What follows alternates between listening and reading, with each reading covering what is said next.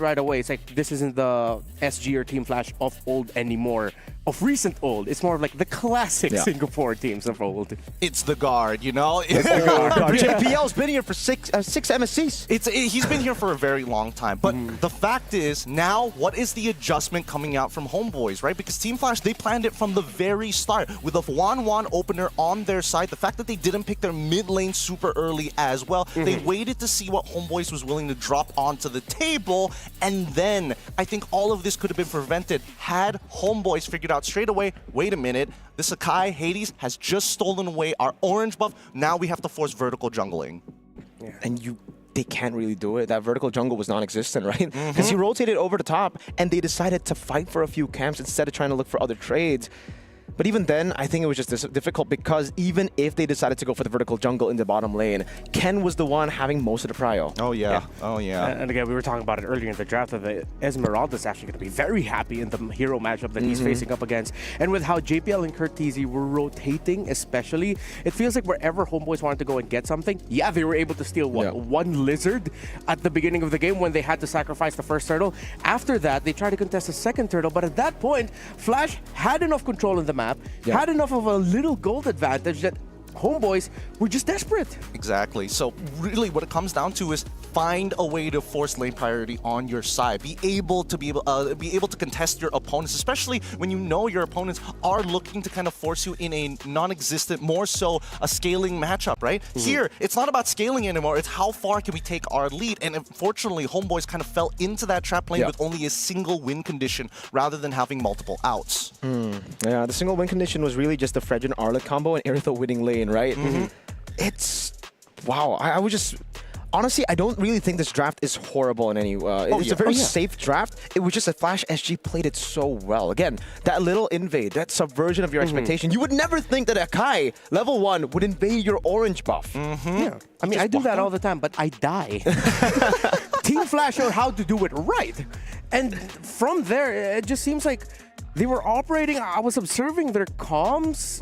You could hear very specific shot calls. One guy wanted to go here, they'd be going, no, at this moment, you have to be here. So they're at that level now. Oh yeah, they're playing not only systematic, but they're trying to work like an absolute machine. This, again, is probably what Zace is implementing for this squad, right? He comes from a very traditional MOBA background, so he understands each step of the game has a timing that they want to hit. And if you don't have priority on one side, that kind of alters the plan just a little bit. So again, it also forces the team to play at a high execution rate. Because let's say Vanix ended up dying in lane. Oh boy, now we have to adjust. Yeah, this is what it feels like to... I feel like we are just witnessing generations worth of STEM-focused education. That's what we're getting right now from Team Flash SG. Yeah, I really want to go even deeper here to understand why they did it. Akai, level 1. You just, again, expect, why would you go level 1? I think the setup was already there too, because they understood. We actually mentioned this before the draft, or before we got into the game. 1-1 will win against the Irithyll level 1. You have way more kill threat level 1 with the Inspire, and that's what I think opened up the window to an invade early. If the Irithyll walked up, there was no way for you to actually outfight that composition level 1. Yeah, I feel like now, though, what the HomeBois are going to be looking at, yes, it wasn't a bad draft, but at the end, that's why I posed that question of which draft is actually easier to pull off. So maybe that's where HomeBois are going to look towards that, and maybe even more multiple win conditions. But it feels like, because of the ordering also, I remember both of you mentioned this, some picks could have come a little bit later, they could have had more room to adjust, but then with the first 3 picks already, it feels like they were just shoehorned into playing this way that Team Flash had enough room to adjust it in the second half of the draft. Yes. I mean, let's also consider that this may prove to be a potential exploit for the side of Team Flash, right? Because again, if they are going to be saying, hey, we want to be able to get Vanix on these particular picks, can he play every single gold lane pick? And because Hades, he's flexible. We know he can do it, and as long as they have a mid duo that's actually winning, things become a lot easier for them. I think now that HomeBois have kind of identified, all right, not only are they playing for mid, Hades is kind of a non-factor in a lot of these matchups because he can play this Akai in that 3-tank trio in the jungle. We need to make sure that Vanix has a bad matchup now. Yeah. I think you just have to lie.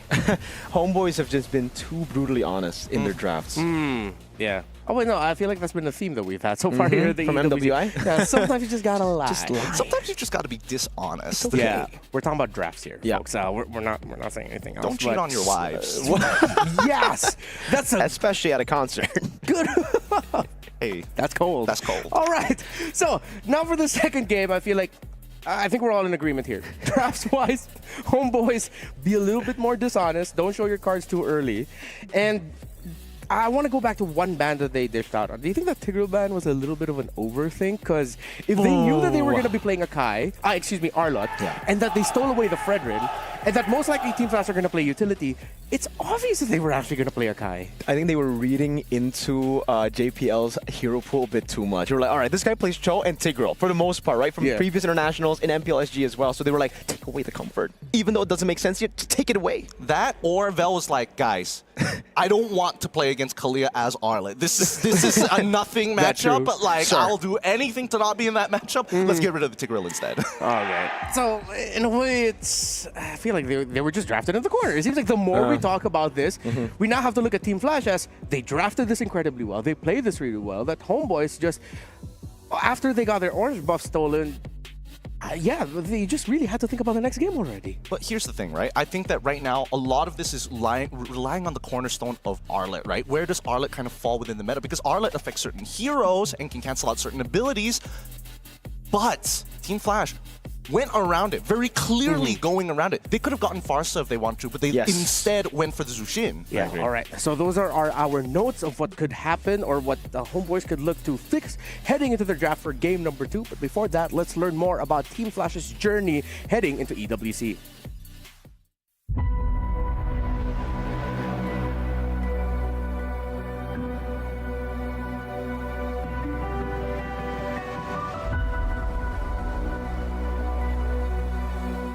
Definitely feel grateful that I get to play EWC the second time. It wasn't a smooth journey we had. We were struggling quite a bit in our league. King's Vanguard! Oh my goodness! By the face of Team Flash, almost being able to bring up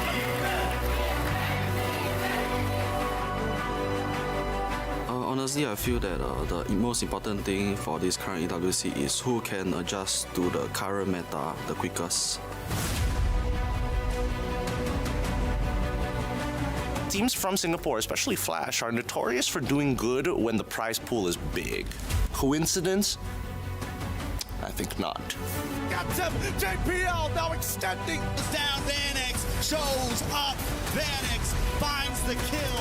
I feel like Team Flash is such an absolute wild card every time, and they always seem to perform in international tournaments. Last year, no one expected them to make it into the top 4, go on that deep run, and they did. They put Singapore back on the map. NIP Flash. Simon taking Beakmer's first blood. NIP Flash. Win out the best of 5. They send the HomeBois home. We are hungry for more.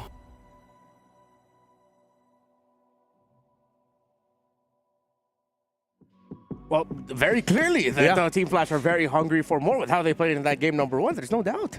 So what now then can HomeBois do as we continue our little analysis of what HomeBois can adjust into the draft? I'm saying, I'm throwing it out there. Okay. Take blue side. First, take blue side, see how they respond on red side. And I think the order of bans need to change just a little bit more. Because again, Uranus could have been taken there. They could have a non-off lane. They prioritized that combo a little too much. And I think teams need to kind of, need to flex it a little differently. If they show Fredrin early, okay, sure. But then, at least then, the signals aren't as clear. Yeah, I think I'm pretty okay with staying on red side. I understand why you want to go for blue side, but even staying on red side here, I would just say get more, just lie a bit more, be dishonest in the draft. Because again, when they picked up the Irithyll, we knew what was coming, and Flash knew what was coming a few moments away. Like, they knew the Fredrin was coming and it was already countered by the 1-1. So they picked up the Irithyll, which was going to be a counter to the 1-1, but then they gave more value to the 1-1 in the end. Like, if you want to go for the counter, I would just say go for the Farsa then. If you want to play that kind of composition where you can at least outrange and burst the 1-1 before the Fredrin gives a free crossbow tank over. This could be a double-edged sword though for HomeBois, considering that they are going to be going on the blue side, which means that the whole dynamics of the draft changes from how they were drafting onto the red. It seems seems like on the red side, they were putting a lot of power priority into their side lanes with the Arlott and the Irithel. Should they change their focus and look at the center of the map instead? I think they need to start to disrupt some of the other combos that are currently within the meta. I think that the Kalia, the fact that it got so far, is already pretty interesting. We see a Fanny Ban being pretty consistent on Flash SG, which is kind of strange to see it on red side. Exactly. Usually it's more of a, hey, blue side would rather, I would rather get rid of it most of the time, but I think that's totally fine. Yeah, it's a bit odd, I would say. Like, considering, again, I think Flash SG, they usually want to get Hades on a pick like a Fanny. That's what I thought, Ban it too. again. Lancelot was the previous ban on blue side. I wonder if they want to just replicate what they did on blue, saying, hey, this strat works both sides. I wouldn't mind.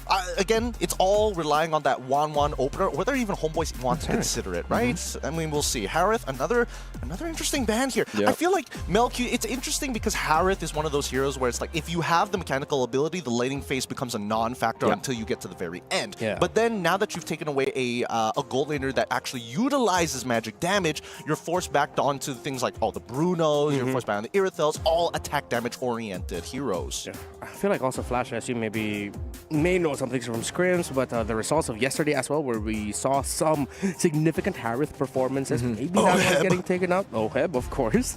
For HomeBois, Isan Shin might be available for them to pick up, or the Uranus. I think to keep it simple for them, to keep it standard, nothing too crazy with their ideas, I'd like them to consider just prioritizing those two, Isan Shin or the Uranus, or maybe, just maybe, even the Kimmy.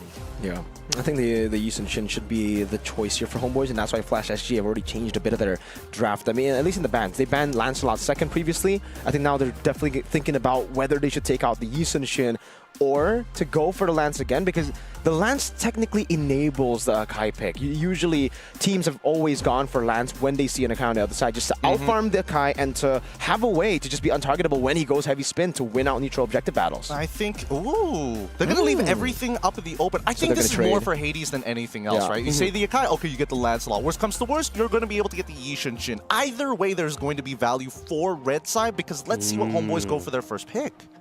Okay, so this is actually going to be dictating the draft. The Kimmy ban, I agree with you there. Really changed up how the possibilities here for the first two picks for Flash. So now HomeBois are going to be wait, they're going to be getting two power picks, aren't they?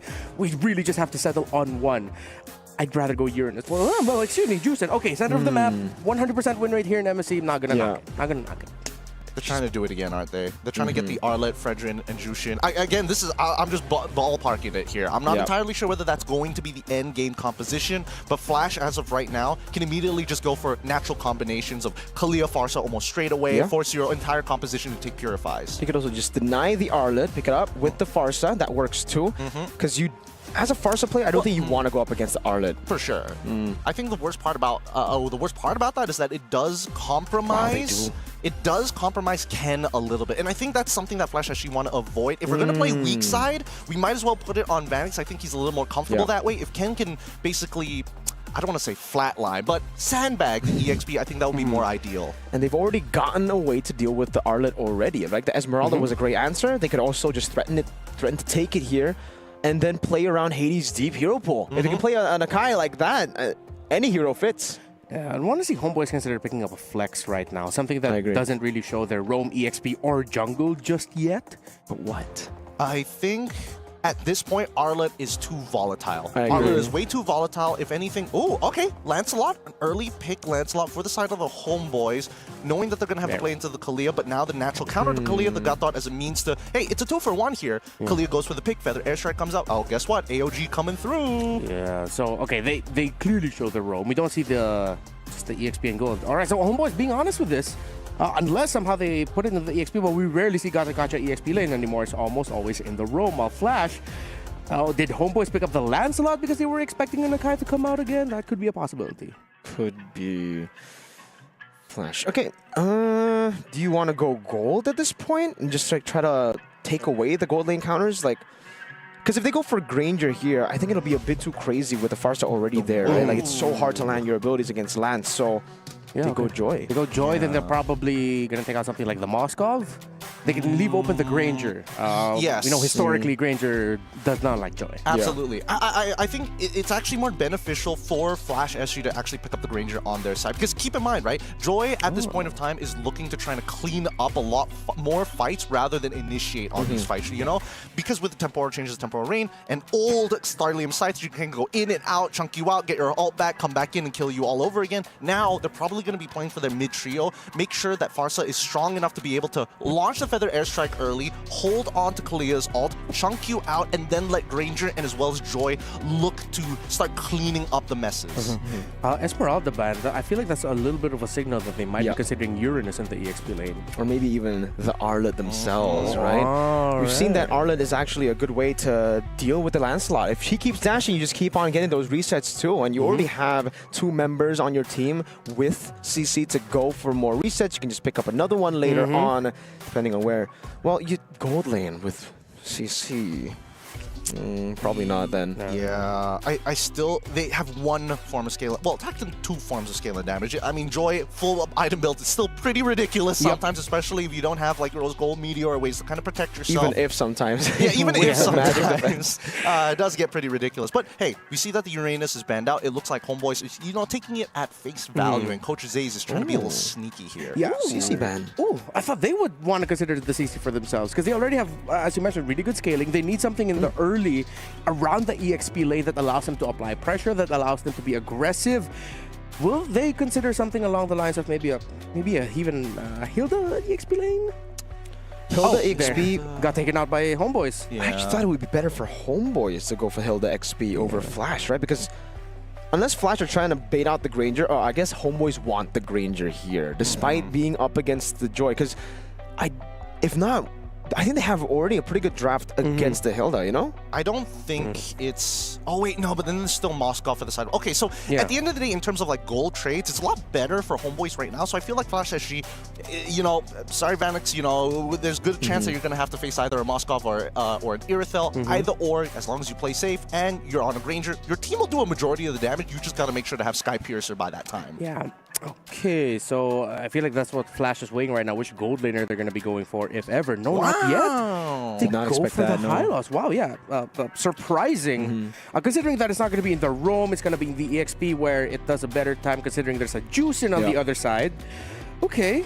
That's why they banned the Esmeralda, because Hylos can't do anything against her. And the CC too, right? But a notorious counter to the Hylos is the glue, actually, that I think could be pretty good here. Just keep on locking them down. But then you need an explosive gold laner damage-wise, because I think that's what they're lacking now. They have a whole lot of utility with the first 2 picks. Depending on what the Lancelot goes build-wise, then you'll have a little bit more damage, but into later stage of the game. So you need someone to push. Oh, that is a bit more. Lapo into this? Do they really want to dive that hard? Okay, it just means that right now Izanami is going to be the main anchor for the team. I thought that Mel QT plus Izanami were going to be that duo as the anchor like they usually do, but this time around, I think they want to get a little bit more explosive, right? The disrespect from game number 1 is not going to go unnoticed. So, if they want explosive, they could go carry, honestly. They already have a good zone out for her. I think the Granger still fits too. They are the Granger. They have a lot of CC. Set up the Joy. Honestly, they got plenty of options. Yeah, it's like they can't go wrong anymore when they go with a gold lane pick at this point. Because nobody's really going to counter them unless you make a mistake like, oh, I picked Bruno and... What? Excuse me, Team Flash. Zace, what are you cooking? What are you doing? Well, it seems like I got my Lord. wish. Day 1, we got the spicy pick. Is this a Leomord gold lane? Excuse me? Is this...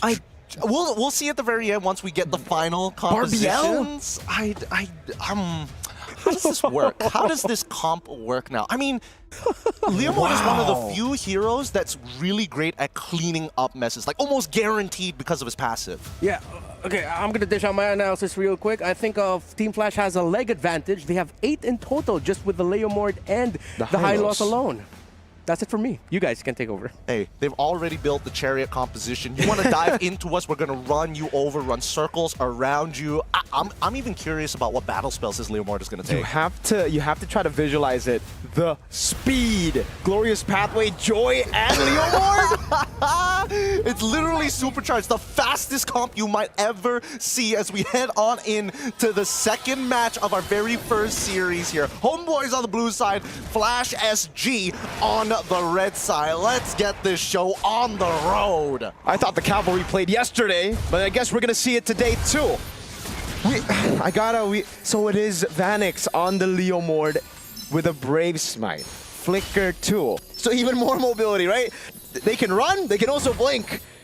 But this is gonna be something, right? First couple of interactions here, we're expecting. Oh my lord! Yeah, we're expecting Team Flash to have priority. Like Lapu, yes, he clears the lane, but Ken, he will use his early base damage to say, no, I'm gonna zone you off as far as possible, and I will tax your HP. Look at the punish though. This is the reason I wasn't really too big of a fan of the Moscow, because you need to scale up, and it actually just gave the opportunity for Flash to pick up a gold lane like this. Moscow cannot bully early in the game, even with the Master Assassin here. And even if you do get a few more hits, Vanek just needs to land one, gets back full HP with the Brave Smite and Festival of Blood. He's going to sustain, right? But I want to see how HomeBois is going to look to punish this, because a lot of this comes down to mid-priority. We already saw that JPL got a... Oh, hold on. Good damage over to JPL. That's a Lantern Flare 2. JPL to flick around. A-Mile, puncture, accurate, gets first blood for HP. And this is the thing, right? Team Flash, it's very clear that they are looking to push, not only push that lane, but tax Izanami. We saw it right at level 1 that they're looking to trade more than actually fight over priority for Lethal Wanderer. As long as they control that mid lane by taxing them, then at least the side lanes can breathe just a little bit more. But once mid priority falls into the side of HomeBois, they're moving over to the turtle. They're going to leave the gold lane on its own for now. Looks like they're going to be trading this. The Joy is over to the purple buff. They want to take it. HomeBois have actually blitzed it really quick. Vel, Bravest Fighter to get JPL off of him. This is going to be a risky choice here to go for the purple buff, because it just spawned in. Hades with the Retribution secures it. But look at Izanami constantly on him with Lantern Flare 2. Spirit Minsu to pin him down. Brought back to the team. Now it's Vanix walking up, but he cannot do much. Ivan very close from getting the taunt over to Curtizi. Really good punishes from the side of the HomeBois, right? Very nicely coordinated. As soon as they notice purple buff is happening, through that Spirit of Destruction to double confirm, get the initial slow to allow the butterfly stacks to come out. Oh, JPL, oh boy. Another airstrike coming down to JPL. Gets away with a sliver of HP as Vanix. This time doesn't have the ultimate to go through. Unfortunate timing. Okay, let's see how HomeBois plays this now, right? Because now that they actually have priority, they're going toe-to-toe, and they also have a little bit of a lead of their own. Tempo will fall into the Malaysian squad's hands. Team Flash now has to play a little bit more reactive to how HomeBois are going to look to move across the map. They know that the purple buff is already down, so they can pretty much track the location of A-Mile at this point of time. So, with Hades pathing towards that top side and JPL now hitting level 4, MelQT, still so greedy, does not take Purify. Could also be a win for him, knowing how much mobility Team Flash has. You gotta remember, the Purify doesn't really get you out of the constant slows too, so you need a bit more, maybe a Blinks here. Try to outplay Flash SG, and so far, it's been working for them. That mobility on their side has been able to trump Flash's mobility. And Vanix hasn't really been able to join the team fights. I guess they're banking on Turtle 2 then, right? Because that's his side of the map. I think...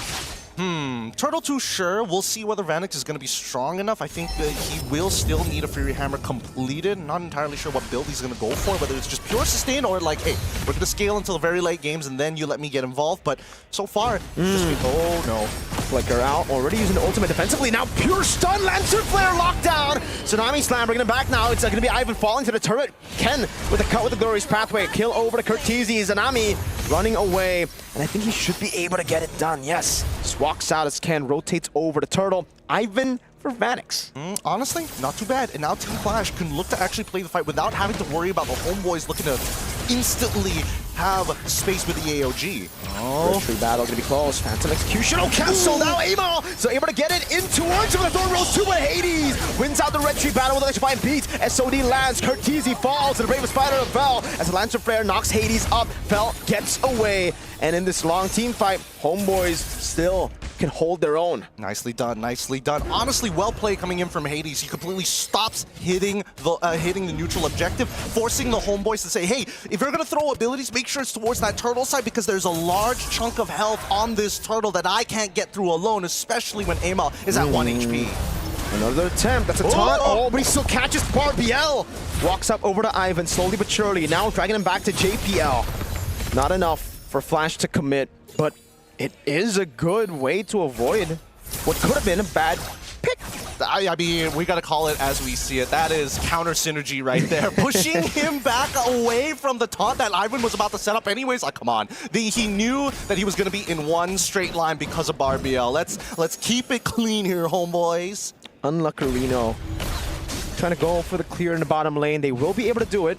So now the big question is for Team Flash, when are they online? When can we see the Chariot composition fight HomeBois? Because it almost feels like for HomeBois, they're all right with this. They continue to scale. JP with the flicker, but it's only onto Ivan. Vanix has the ultimate, picks it up, now into the back line. Cortese demolished by the Brave Spider of Bell, who's still going at it. Izanami in the minutes of it all, falling to the music of Hades. JPL now constantly giving the sustain over to the team. No one has lost HP. Flash are healthy, and Mel's getting ran down. He's gonna have to respect this. Hades walks up 1, 2, 3, and won't go for it, but they will cut Mel QT off to get a turret. The counter dive is gonna come out. Wait, does Vel have all? Yes, he does. He's gonna be able to clear this wave, no problem. If he gets a kill on Varix, that's funny, but for now, he should be okay. 2-man stun, crazy sustain, Lapu Lapu. Lapu Lapu Tings, you know what they say, you know what they say. Again, that ult is so short, right? He goes into the middle of that fight, uses the Bravest Fighter, and then walks back down to try and stop the counter dive from Team Flash. And now we come to that third turtle. This is going to be pivotal for Team Flash. Their ults are about to come back up. They need to win a fight. For the airstrike to start things off, the Bravest Spider gets used up again, double taunt into the stun! SOD doesn't land, Cortese flickering and flying away to the other side. Izanami ran down by Barbiel as Hades continues to dish out damage. Cortese with a fight, but it's only onto Ivan. Mel QT picks up the kill. Ken taunted, but looking for the damage. Mel QT with the Spear of Misery, but actually displaces him towards the dash. And in the long team fight, it's 2 for 1. HomeBois on the turtle. Mel on it. Ken looking for a Hades. Has an angle to go for the steal. Walks up, doesn't get it. It's a retribution over by Amal. And that's another stun over. And won't be able to find Ken. Another taunt over to Hades. With the music, he tries to get away. A few spears to almost take him down. Hades walks away. Beautifully played by the HomeBois. They weren't expecting that Hades was going to get back into that fight all of a sudden. They weren't 100% sure, but they used the process of elimination. And more importantly, they used Mel QT as a dangling piece of bait, hoping that somebody would eventually bite. Even so, Team Flash, they were very focused on what they wanted to do. They tried to steal away that turtle, got very close to doing so, but HomeBois, just the better execution so far. I have to talk about the fact that Team Flash, their timings are so ult dependent. If they got no ults, they shouldn't be here in the first place. They can't go for these long sustained fights. Team Flash are kind of like, they're kind of a mix where they want to go for some, yeah, they really want to win out instantly, but it's just tough because like you want Hades to come in last, but you need the damage from Hades too, because the Feather Airstrike and just Vanix won't be enough. I think it really boils down to the HP difference. If somebody's put down to 50%, that's when Vanix is more confident to walk in. So they're allowing Hades and Cortese to just rip their ult as soon as possible to see how much they can get from it. But even so, I mean, that's when the value from Ivan's Revitalize comes into play as well. It's like, when is he gonna release it? It's a battle, a mind game, and hey, Mel QT wins this one. He's been losing a whole lot of the crab battles, but he's gotten the green raptor over there, and Mel is very close to his item power spike, so the clock is actually ticking away for Team Flash. Once that DHS is available, Vanix is going to struggle, even when you're on top of Barbiel. I am curious what he's eventually building up to, but here we go. AOG, Crimson Beacon 2, Hades! Oh, gets away just barely. Amal with a Thorn Rose, 1 HP, and Hades gets away. Now the re-engage for Glorious Pathway. Good stun from Vel. Lord spawns in, and they've baited out. 1-2 for 4 ultimates. So 4 ultimates of HomeBois, but they're going to be up quite quickly. And more so, they know for a fact that Team Flash can't just blitz down the Lord without committing a couple of their own ults. So HomeBois actually are fine with this. All right, we'll eventually get our ults back up. We can take our time. Vel, his ult is expandable. Amal, same thing. Izanami, you got to chill out for a second with Ivan. Okay. Amal, he's out of there, no problem. But you can see both Team Flash and as well as HomeBois, nobody wants to take first position on this Lord. HomeBois know that they need to bait out some big resources. Great CC immunity from Vel. Now a stun over. Bit of poke back and forth. They know Vel doesn't have the Bravest Spider, and they want to go for it. A cut down, but they are struggling to find a target, and now it's even. Both XPs lose on a turn on their ultimates. Tsunami Slam over. Oh, what is that burst? Fell, able to get away now. That's going to be Vanix. Walk it up, getting the shutdown over. A full dive to the back with a chariot, but look at the bottom lane. MLQT still going for an SOD landing to the back now. Will he take it? It is an isolation of JPL. Spear of Misery from MLQT. One last shot with the flicker in. Ken gets the stun. Hades walks up Mel. Caught in the back spot, gets the Spear of Misery. Amal wreaking havoc in the back line as Vanix falls to a double kill. And Hades will be forced to run away. Mel 1 HP. One more shot to get him. He doesn't get it. And Flash are again almost wiped. Down to the wire. HomeBois, as honest as they are winning out in this situation thanks to their economic advantage. Amal having enough items to be able to start cutting down the members one by one. Through the Blood Wings as well. Let's look at the replay one more time, because in this fight, right, that spear coming through, hitting that backline was a very big game changer. We thought he wasn't going to take it, but once Curtisi was in an awkward spot, wait for the last second, he walks down to the mid-river, bang! That's where they catch him. That was super greedy from Curtisi, thinking that, nah, there's no way he takes this. And everybody was scattered. They weren't on the same page. JPL wanted to fight in the front. Everybody was like, yo, bro, there's an SOD. And then I guess Kurt was like, you know what? I'm gonna help my boy. He's almost dead. He walks up and then he falls. But the rest of the team were like, dude, no. Please, they need somebody to fall back to. That's why anchors are huge in the current metagame. An 8.3k lead coming up from the side of the HomeBois. Oh my lord! Oh, where did he go? Where did he go? A magic trick from HomeBois. You blink and you miss it. Hades got sent back to the underworld. Now to Lord in the bottom lane, getting a full charge in. And I have to say, Team Flash, without a marksman, their clear is pretty bad. They're struggling right now. Ken's gonna be next to fall, right? No, drops the Revitalize at least. Ooh, 3-man knockup. And then SOD into the back line. JPL with a Tsunami Slam, able to lock Ivan down, but there's still no damage to follow it up. MLQT just going at it with the spears. It'll be Vanix next in the chopping block. Amal walking forward with a puncture. And now MLQT locks onto the crystal. Let's get a full 3-game series, folks. 1-1 so far. I'm just shocked the fact that, I mean, HomeBois, they played kind of honest with their drafting phase, and then we see that final pick. Nobody saw it coming. It didn't work out the way we were hoping for. I don't think it's because of the lead, but it became very clear. Without the Blade of Despair, it becomes a problem, right? Because the scaling coming in from Vanix, like, yes, I am sustaining through the damage, but then there's Izanami who's like, okay, you want to sustain? Sure. I can do this literally forever. I can keep picking you up, I can keep chucking you back, and most importantly, Amal played a solid game. His damage was so relevant. Yeah, and to help set things up for HomeBois in what was a very honest draft against a very loco draft, it was Vel. He was a solid anchor for HomeBois to lynch on. He really felt like a Swiss Army knife for HomeBois at times, making the most out of the Bravest Fighter, the Raging Slashes, even the Landshaker stuns, becoming sort of like another roam option alongside Ivan. That was one of the stuns, landed incredibly well by Vel. I think in this particular game, like JPL, I was expecting him to be a little bit more upfront to try and bait out the abilities from the side of the HomeBois, but it's just really unfortunate when you're facing off against things like God Thought, you're facing things up like Revitalize, and not to mention Vel, who has just CC immunity, multiple ways to disengage. The Tsunami Slam loses so much value, and MelQT is like, no Purify, win games. Yeah, he doesn't, no Purify, by the way. He went Flicker, and he's just like, all right, no, I'm good in the back. And so, right now, I think for Team Flash, there's just no one to target there. Literally, you go for the Lapu Lapu, there's CC immunity. It's really, really tough. Yeah, I felt like the lineup of Team Flash had a very specific win condition. It would have been easy to pull off if somehow miraculously HomeBois completely messed up in the early game and gave them like, what, 5 kills within the first 5 minutes or something along those lines. But that's a win condition that's like, at that point, that's sort of like wishful thinking. Not a lot of teams will give that. So HomeBois just played it, you know, by the book. Play around your gold, play around the fact that you have a very steady lineup, and then you can win from there.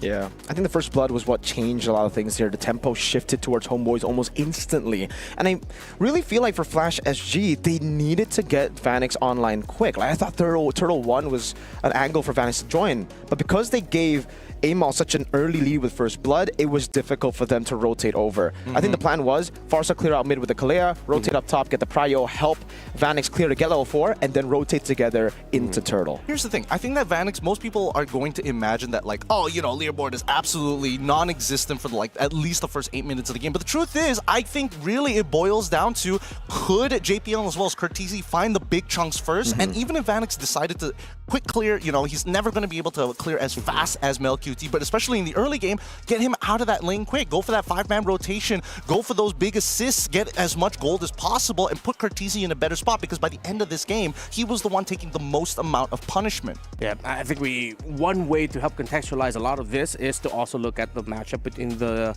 Lapu Lapu and the High Loss. The High Loss, of course, very utility, great slow, great healing, but he doesn't really do much. He stands there, deals a little bit of damage, but the impact of Vel with the skills that he can drop and use, and if he hits them, significantly outweigh what the High Loss brings to the table. So everything that you guys mentioned, plus that factor with the EXP lane matchup, just equal to HomeBois running away with this, even though they had less legs, literally. Let's visualize it again. I would say for Flash, right?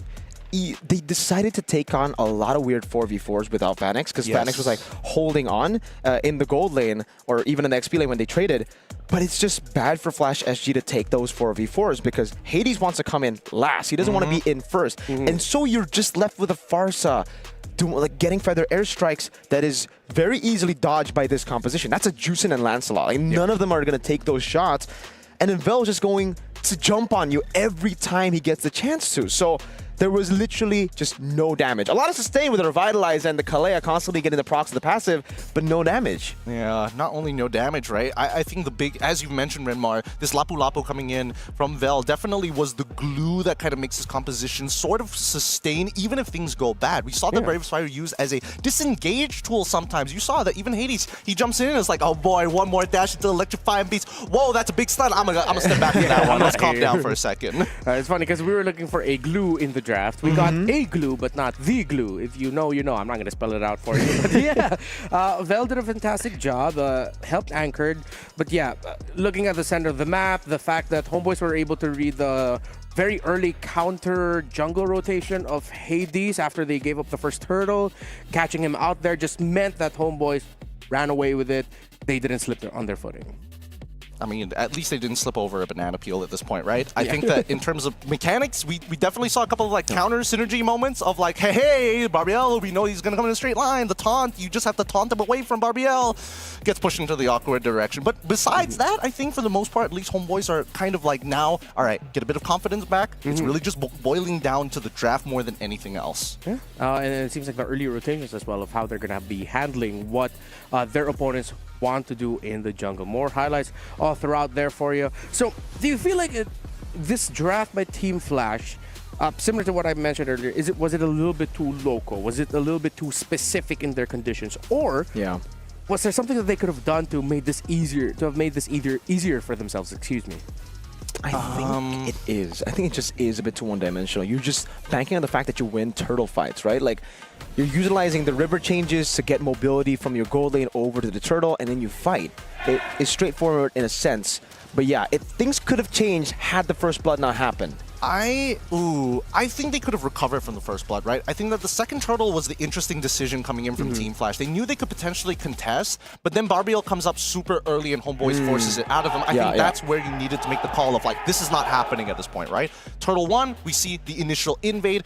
It was pretty close. Like, if assuming that Hades made it out alive, it would have been worth his time. But coming into it, I think they need to adjust their decisions, especially if the plan isn't going exactly the way they want it. All right.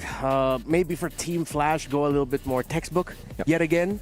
I appreciate and I love that we got to see a crazy attempt of a new hero, new strategy for the group stages. But now, considering that you really do not want to head down to the lower bracket, based off of what we saw in Game 1, Team Flash, when they're going for the textbook, it goes very well. It seems like the rotations are good. Meanwhile, for maybe that is what they can decide to continue to push HomeBois towards and try to put them backs against the wall. Again, if you're just joining us here now, it is heading into a game number 3 for our very first series of the day between HomeBois and Team Flash. Flash got to take game number 1. HomeBois taking game number 2 confidently after Team Flash was able to, pick up the Leomord. Hopefully you did get to see that. Yeah. If not, watch it again. Yeah, if not, you can go back real quickly and watch it again. So, seems like our teams are just about ready. We are going to be heading into the draft in just a little bit. What can we expect? That can be the question left up in the air. For now, let's look at the journey of HomeBois heading into MSC at the Esports World Cup.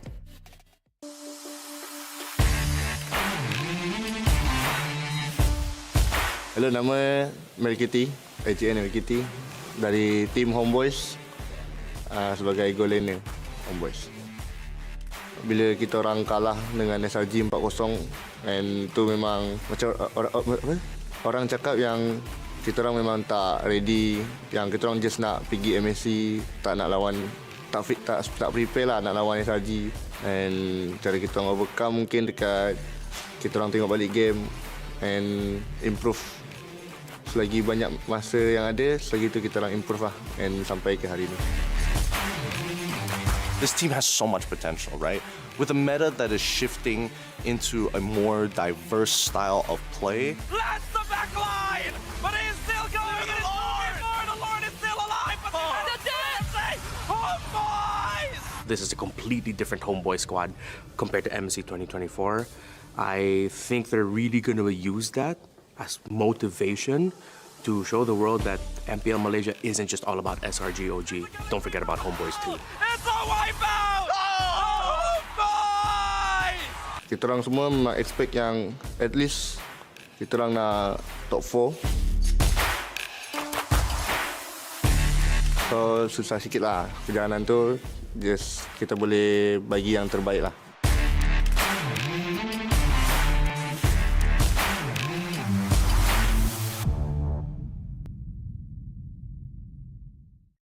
A little bit of an understatement there by HomeBois that it was a bit difficult, their journey here. Their journey was incredibly difficult. And if you haven't seen what they had to go through in the MPL Malaysia playoffs, multiple 5-game series against DXOL, against Selangor Red Giants, even almost being the first team to qualify here for MSC is a fantastic story indeed. So let's see if this series is enough. Everything that they've experienced is enough for them to take the win over Team Flash. Because we're working for...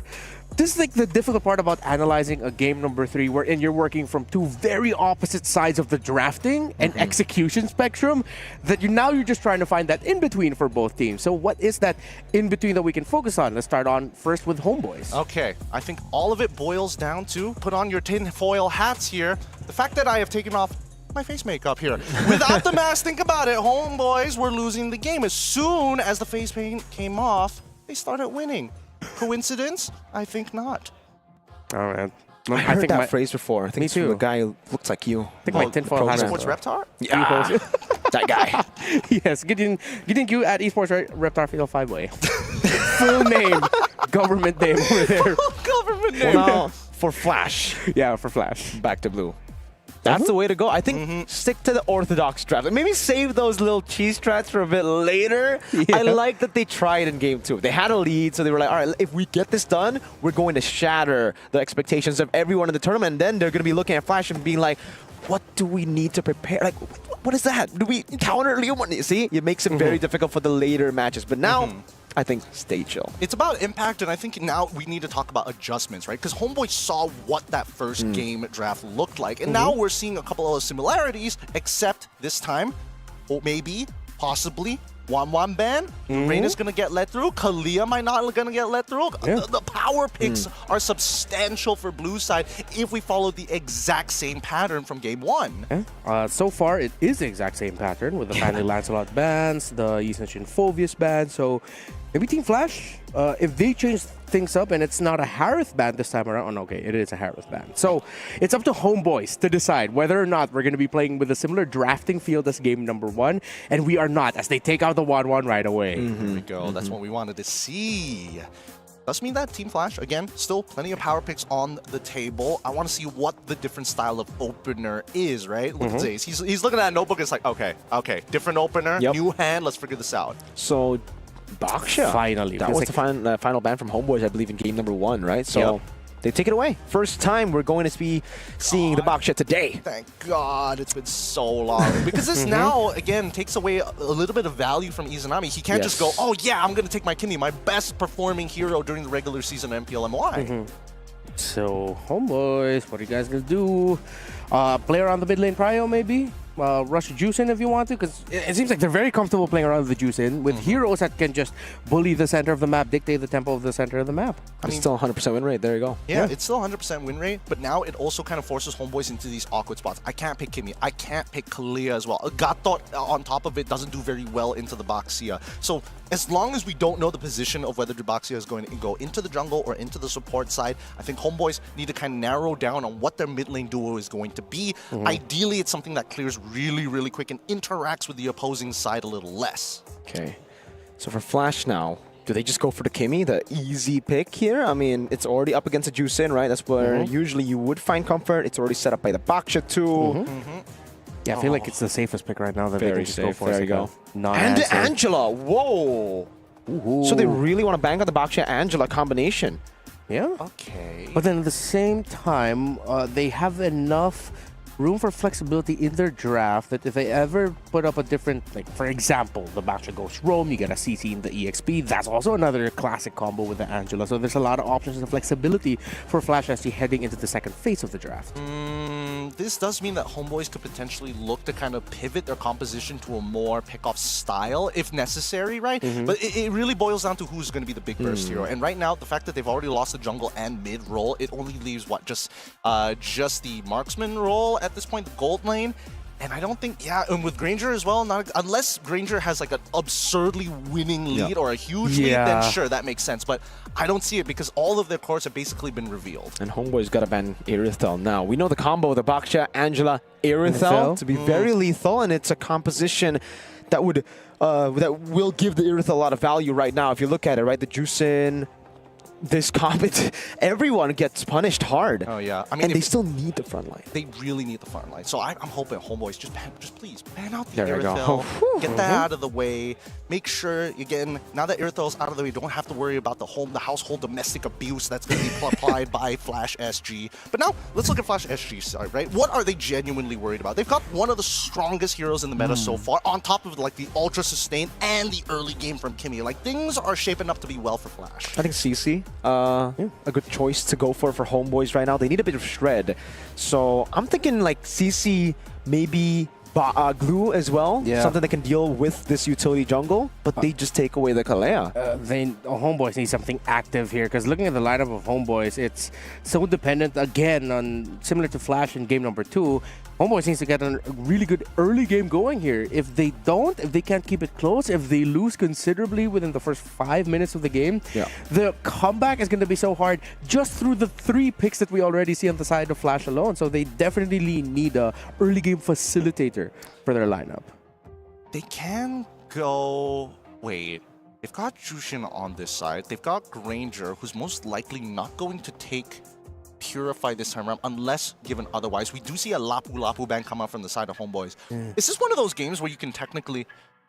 Oh, but then, okay, so Red Side's going to get that first pick. There could be an opportunity for Ken to kind of flex a little bit more. If he wants Benedetta, if he wants to go into like the big chunkers in the EXP lane, like Yuzong, this might be a game they can actually do it. But again, Kimmy is a pretty solid anchor, but at the same time, if Joy gets too far ahead, it's not going to matter. With the Baksha in the jungle, do you just want to go for some setters in the XP to just help for Turtle 1 guarantee? Yeah, that's what I was thinking. Do you want to go for something a bit crazy like the Masha in the XP? Ooh. Some more damage. Just the sheer burst alone? Because usually, at least in Indo, we see the Masha a lot against these 3, the Juicin, Joys, and the Granger. It seems like a pretty okay time to go for it, but obviously it depends on what HomeBois go for now. CC does get banned. they want to tank. I mean, Uranus is still technically open. HomeBois could pick up Uranus for themselves. It's like a nice little, ooh, I have MR Shred, and I've got a core, 2 cores that can actually benefit from that MR Shred in the first place. And with that, you deny the Masha, because the Uranus, you're not picking Masha into Uranus. Oh, yeah. God, this is going to be such a boring matchup. But let's see whether Vel wants it or not. The Basha can...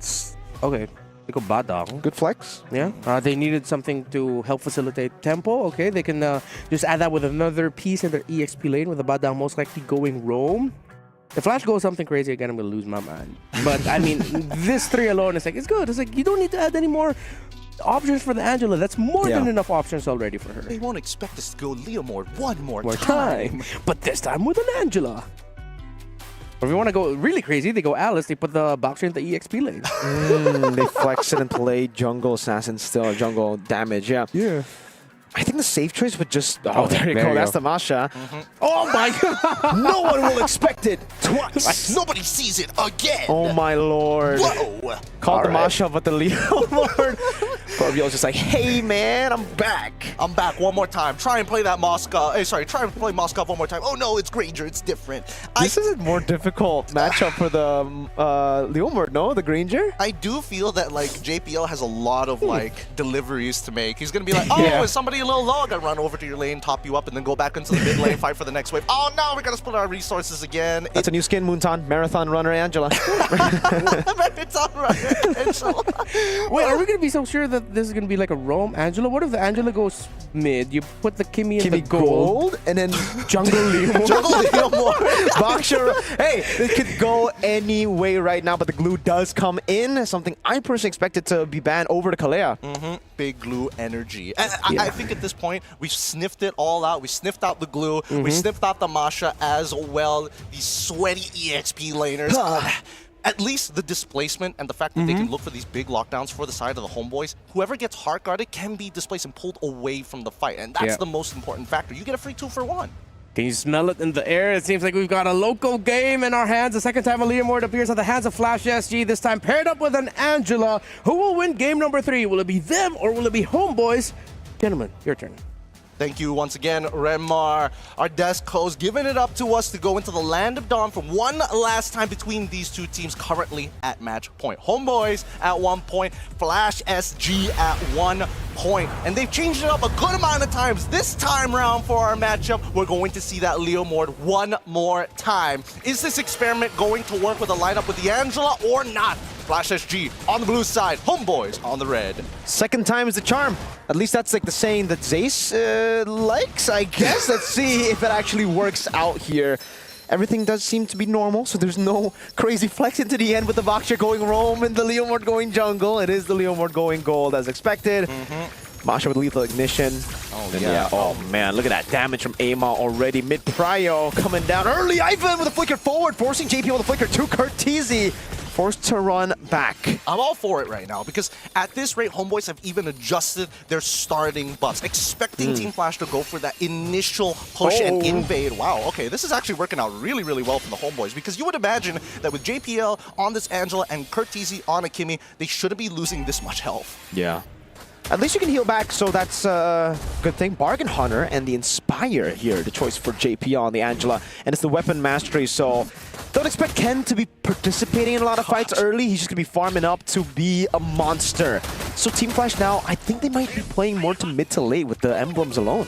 Yeah, I'm more worried about Vanix right now because, like, in comparison to the Moskov matchup, like, this is a lot easier for MLQT to just go pew pew pew. I'm just going to chunk your HP. What are you going to do about it, sucker? Especially at level 2. Like, at this point, like, Vanix is a little nervous to walk up. Every single time he's thinking about the wave, he's just, I have to clear the wave. I can't even trade back. And it's so annoying because on the Leomord, you can't really last hit without shoving the wave. You throw out that big skill AoE, and it pushes the wave to Granger. Mel can just freeze it up. Hades with the Shield Unity. You're going to lock Izanami down as immobilization as well. Big damage coming down. Amal is able to dash into the back now, losing a bit of HP. Pops in electrifying beats. Big resource. Let's see what Flash can do with it. Wow, they didn't... Okay, I mean, Amal definitely didn't want to die early there. He could have looked... Oh, hold on. Another opportunity. Yep, this is the glue. Over to the back, actually able to find Curtizi. Knows he has Purify, goes to the back. Now Vanix rotating over. Something we expected from game 1, or sorry, game 2, shows up here to purify out from Cortese over the mountain. Now Vanek still able to push him back into the mobilization, and now it's Ken who rotates forward, gets the thunderclap, enables the kill. Hades gets away barely, and Ken thunderclaps Amal. And that's why Baxia is so nasty in the meta so far. Rapid Boots being purchased by Ken, going to be useful, especially after he loses a bit of HP off of the wave and can rotate and still maintain a healthy amount going into these neutral fights. Either way, this is, whew, what a game. It's so crazy, Gideon, because we were talking about the lane matchup for the Granger that should have been better. I think we're going to have to hold on that thought because both teams...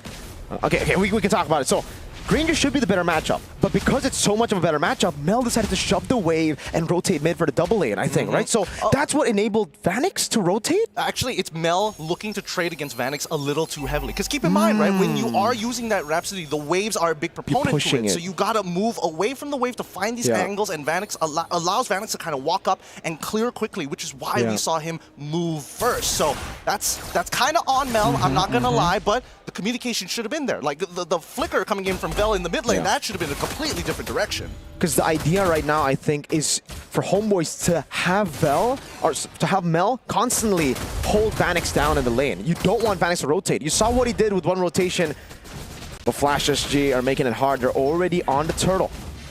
Oh, he's not going to be able to do this again. Let's see. I will lock down to the pin down already, but Ken is dealing a lot of damage with Thunderclap over to Amo! Oh! And he gets the last one! The electrifying beats enable the reset. Cortese mounted. This time they'll purify, but look at the boys. Shield Unity. Hades is rolling over. Vel gonna be stunned up. Ken has 3 more health bars to go for 3 more big Thunderclaps, but he doesn't even need it. Cortese gets a Sky Piercer stack off of that kill. Wait, look at the response. Izanami getting right on top of Vanix. Bang. Into the Shooty McShooties. Vanix, oh my lord! Just flickers out to safety, now under the turret. Mel QT doesn't have the bullets. Not enough to take Vanix down. Hey, Ma, whoa, Vanix. Hey, JPL's here. Does he have the hard gun? He doesn't have the hard gun, but he will top up Vanix. Oh, he's playing with fire here, but at least he's able to heal back up. I'm pretty sure that the items... The War Axe? I think he's got the War Axe. He's healed up a little too much there. Let's look at the items. Yeah, War Axe first item. That's crazy, dude. He got like half HP worth of health. Just boom, into the minions. It's a fat wave. It's a fat wave. But can we talk about Cortese and the fact that he's like, he's a little greedy boy. He's like, ooh, I'm going to go for the Sky Piercer. I'm a little dirty here. He saw the early game. He knows that he and his team are very much in the lead. So, and he actually isn't the main damage dealer. It's actually the 2 side lanes. So he's like, you know what? You do damage, I'll rack up kills, and later I'll do the damage and execute everybody. All right, so Barbiel has already been thrown out here to try and get some, not only control over the lane, but an opportunity onto Mel QT. It has been nullified because both JPL on top of Ivan very nearby. Wait, Baxia. Uh-oh, Mel QT, you can dish out damage, but can you sustain? Oh my lord, Hades is a walking rock right now. No one can crack him. You can knock him up, you can punch him in the face, you can do whatever you want, but Hades just chills there as he pops in the poison. Oh no. Up top, this is what I was talking about, Gideon. The Masha into Joy, it's so good. Yeah, that Thunderclap is a little too strong. But the anti-synergy here, at any time, Ivan could have just dropped down that wall, and I think it would have been enough space to collide into the turret. I mean, to be fair, Melkuti probably could have communicated. He got no dash. No, at least his flicker is back up, but let's see how they play this next scenario, right? Because ults are available. Look at Vanix. He's setting up for a proper flank here. If HomeBois takes control of mid-bush, that's actually going to be good for Team Flash. Turret up top means that's more prio for Flash, and Hades will utilize it. Shield Unity cancelled. Have to look at the position of Vanix. This could be massive. He goes back into the mid lane now. He has the ultimate. Hades on the neutral objective. Gets it for free. Now Traction Pulse. Okay, HomeBois just give it. Yeah, I mean, you might as well give it at this point, right? A 2.5k lead. Honestly, you need your team to actually scale a little bit more into this game before they're actually relevant. And most core items haven't been built in the first place. And I think that's what they need the most, right? Amal has already taken 2 deaths. Hades has a full level lead on top of having 5 assists plus a kill. Oh my lord! Again, the Thunderclap. This time, not enough damage to get the reset over, Vel. Looking for a possible pick, but he knows better than to go in. They know there's an Angela on the other side just waiting for a hard guard. Yeah, it's just not worth their time, especially with resources on the table still for Team Flash. Right now, in terms of like resource trading and alt economy, it's so much better for Team Flash rather than the HomeBois. A lot of these fights aren't without much commitment, because Ken, he doesn't really care, right? Just take my HP bar, give me my resets on my Thunderclap. I will take you on every single time, and Amal, he's really struggling with it. Very much so. Right now, I think the big concern isn't really... It's just Pen. They need Pen, dude. They need to get through the healing and the sustain. Plus, obviously, how tanky Hades is. Yeah, it's... I don't think we're going to see HomeBois actually threaten the front line of Team Flash, which is the Baksha, up until we get like to 10 minutes, maybe. I'm thinking 12, considering how Team Flash likes to eventually, when they have a clearer lead. Like, let's see when they get to the 5K mark, right? Oh, hold on. Yeah, Ken is kind of cooked here. Has to flicker out, but will just be initiated on now. He does a lot of damage over to Izanami, at least. It'll be Amon to pick up the kill. Now Fist Crack over JPL! Flickering out just in time. HomeBois pushing the pace. Excuse me? How much? Yeah, I would like to see the items. What is Ivan building right now? He's chunking out JPL like a little too much here. He goes for the Thunderbelt first item. Okay, sure. I would have imagined that JPL would have tanked a little bit more, but with the Flask of Oasis, it does go to show that at least for JPL, he needs to not get caught in these types of positions. Yeah. I think it was the Fist Crack together with Mel just shooting Rhapsody that looked like it was purely Fist Crack. But yeah, that was a bit weird to see too. Like, whoa. That's a lot of damage. But down. That's damage, but down. What's going on here? But either way, despite everything that's happened in the game, look at Vanix, right? He's already Oh my completed. lord. Oh. Yet again, Purify, but you will fall to MelQT with the Sky Piercer. Now Vanix walks up. Oh, too much to stay now. Vanix able to flicker in forward. Ken in the 1v1 against Amal. Has a Thunderclap, but Amal is already out.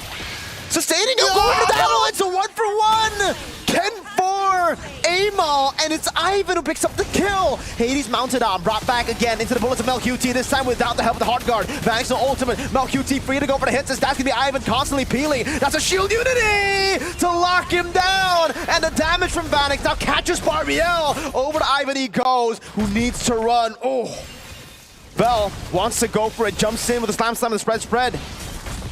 It's not an easy matchup so far. Bell should be the next to fall here, no problem. Izanami is going to try and cover, but this Lord should fall into the hands of Team Flash. I mean, they're kind of dragging this out, and now they're even committing the hard guard to make sure that Hades stays alive because they know Joy is on the way. But look at them. They're just blowing through this, right? Cutting through that HP like butter.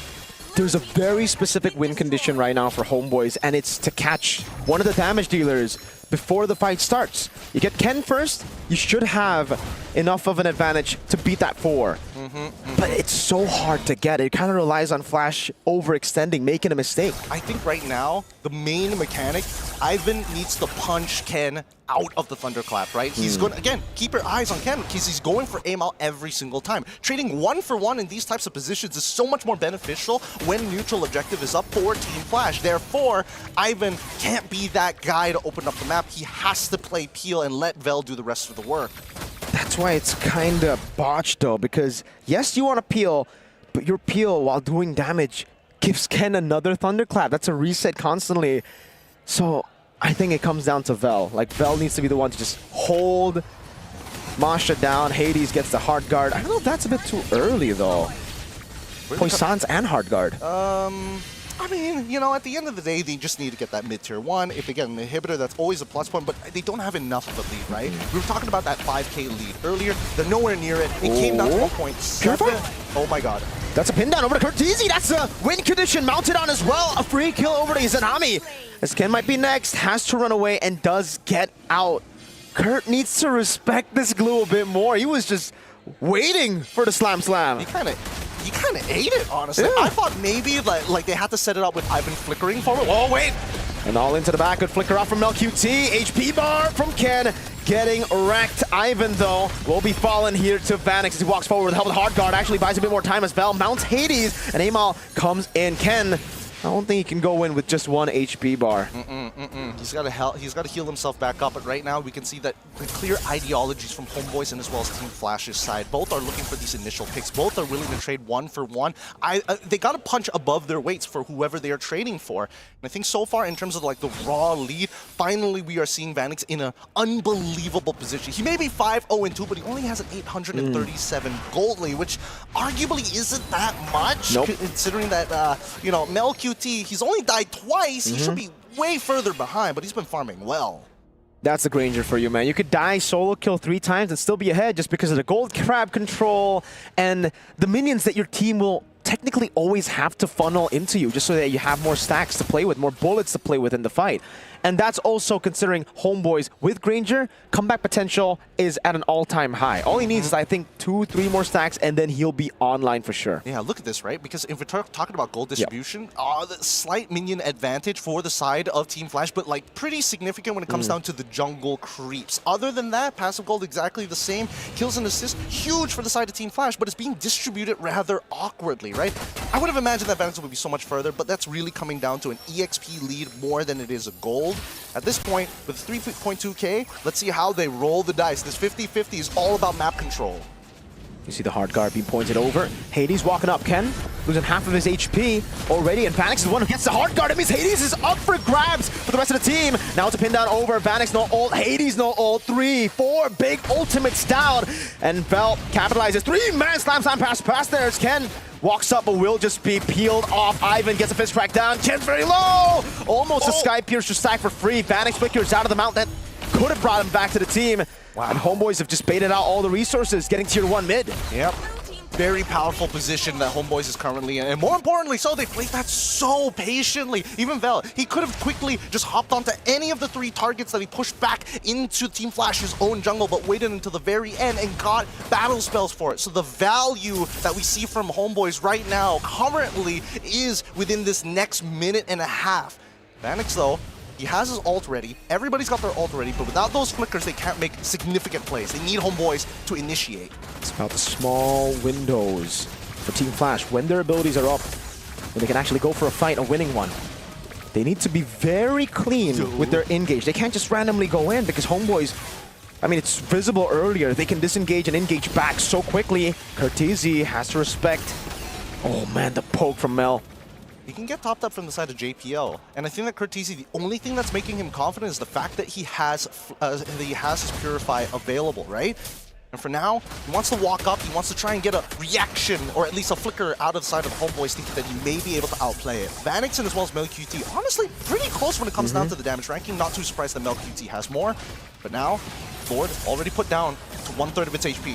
It's going to be a retry battle. Hades forced to go in with a shield unity. That's going to be the hard guard as well, but that means Vanix is actually pretty free. Ivan, 3-man pin down now as Amar was forced back there in the back line. McKen fell and Amar out of the fight as now is giving the fist crack desperately. Vanix picks up a monster kill. 2 members have to recall. This is a green light for Flash to take the Lord. And they can't slow it down either. Team Flash really, literally bulldoze their way to break the battle formations from the side of the HomeBois. They need to kite together. They cannot allow to get split in half. Flash are not going to go for the Lord. What? Amal goes in, finds the kill. Izanami gets wiped down as well. MelQT kiting, able to flicker around, and the traction pulse not landing. Now Vanix will flicker forward. Vel pops in with an nature. Vel, can he peel for the marksman? No, he cannot. Cortese with a Sky Piercer, kiting away. Vel with a flicker forward. That's a purify to get rid of the stacks and to put Vel in a tough spot now. And to mount over to Hades, but Hades just bringing him over towards the base. Another way to roll in Vel. Good night, buddy. Wow.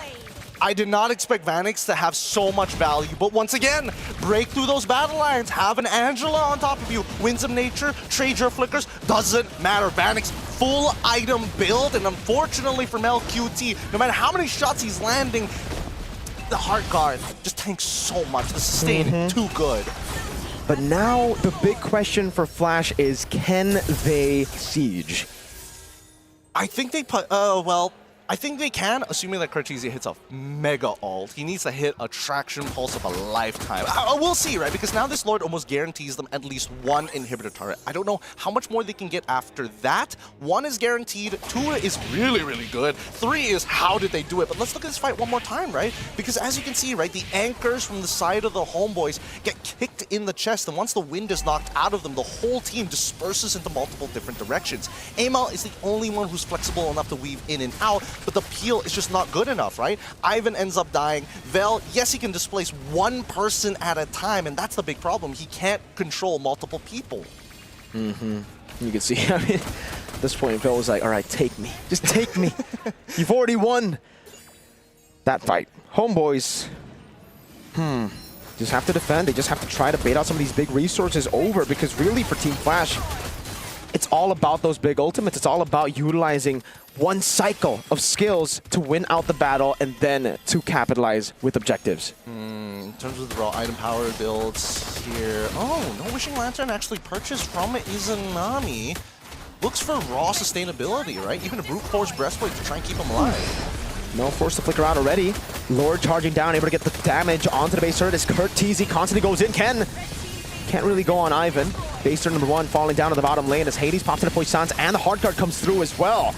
Crimson Beacon now the pin down over to Hades with MLBB just shooting him down, but Hades is healing off of those shots, my lord! What is that sustain? God, just, my goodness. Just too much. There's too much to get through. And when you think he's about to go down, oh, hey, Flask of the Oasis starts kicking in. Oh, hey, Favor is starting to kick in from JPL as well. Oh, whoa! Ken with a flicker forward. MLBB had him in nature, and that's going to be one man down. Amal! Diving to the back, finding JPL as well. Amal with a big play. That should be a free triple. No flicker for JPL. He jumps back in just to give another to HomeBois. And now it's Team Flash on the back foot. One man. And it's the Leo Mord. Hey, somebody's got to go back. They got to clear those waves. 2 huge waves are starting to collapse from top and bottom into HomeBois' space. While Team Flash, if they can just get rid of that wave, that'd be great. Barbiel coming through. That's a Lantern Flare over to Vanix. It's a cannon minion. 10 seconds on Ken. Hey, whoa. Look at the small caster minion coming down as well. Vanix able to clear 1. Look at the caster minion. That could have win them the game. They need to tank this up. They will be able to. No one gets cleared up. 2 seconds for Kurt. Can he walk up and clear? No, he cannot. HomeBois pull off the 1 straight push against Flash SG. No way. Look, as much as I am a Malaysian fan, that was too close to the wire. Team Flash had full control over the game. They were winning at least 80% of these team fights in these 5v5s. Remar, get into this. Chime in on this. What was that? Oh no, not like that. Ken was just too hungry to force a reaction. Out of HomeBois, diving straight to the backline, driving straight to MLBB. Yeah, they forced out a win in nature, but just everything lined up perfectly for the badang of Ivan to turn things around. It was going so good until it wasn't for Team Flash. And I'd say it's the pent-up frustration of being able to win out 80% of the fights, like you said, Gideon, but never being able to really capitalize on turrets as much. Yeah. So they were like, we need to end, right? If the Evolved Lord gets taken, it's an easy win for HomeBois. Yeah, I mean, the conversions weren't the greatest for Team Flash. It was very slow, it was very incremental, but then the problem with sieging against the HomeBois became extremely evident towards the end. They have to throw bodies to protect themselves against the projectiles, and even so, Amal with a super play as Team Flash were disengaging from that final fight turns it all around, because look at how these fights end up always happening. The only times HomeBois were able to win is if they snuck away a core in Cortese, if not force JPL to quickly use his ult as soon as possible.